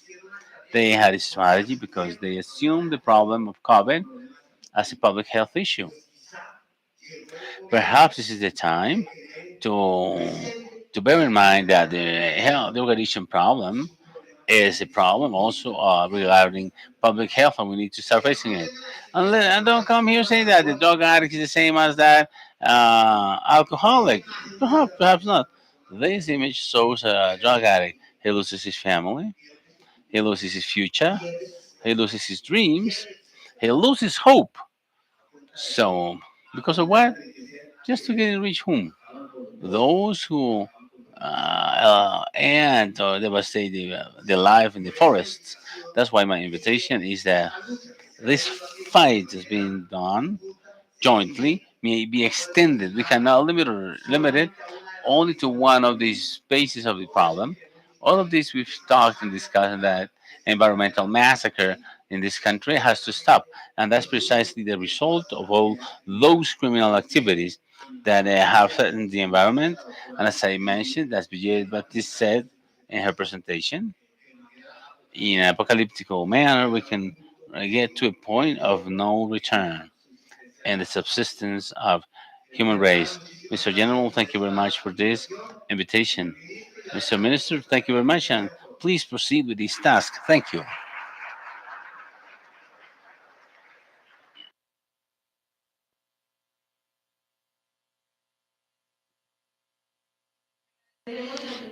We thank Dr. Gabriel Adolfo Jurado Parra for his intervention and invite Major General Jesus Alejandro Barrera Peña, Director of Carabiniers and Environmental Protection, to grant the recognition medal to Dr.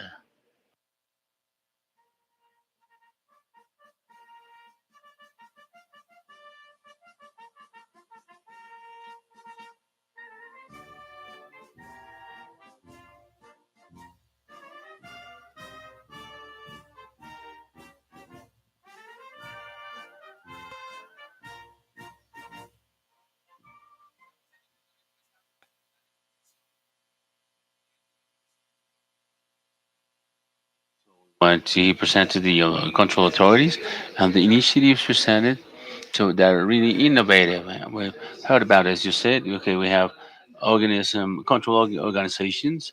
Well, okay, we haven't stopped yet to see how many resources in the country are being lost because of these illegal income. We have this initiative, which is very likely our colleagues from the international communities are going to consider it, and here we will have to apply it. It's not just about rhetoric, but also talking about the application of what's being discussed. Thank you very much, Dr. Javier, for this important masterclass you gave us. Thank you, sir.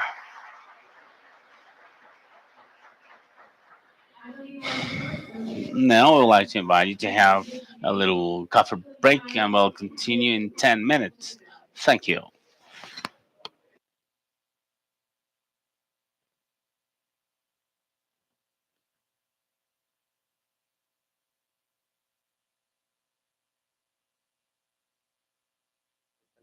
De nuestros agricultores.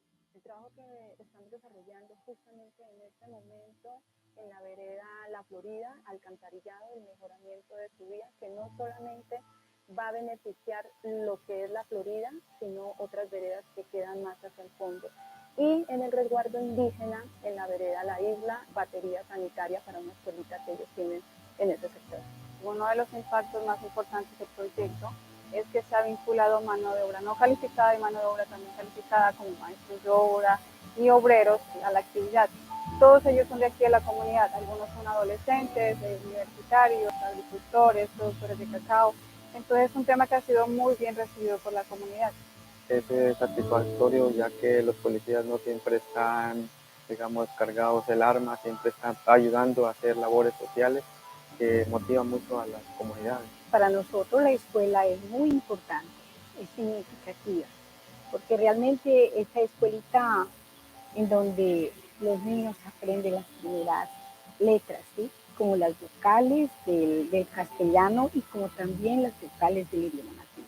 Con la DICAR muy agradecido porque hemos tenido una bonita experiencia de aprendizaje, de acercamiento. Gracias por permitirnos entrar a sus veredas, gracias por confiar en la Policía Nacional a través de la Dirección de Carabineros. Sigan adelante, que son unos guerreros.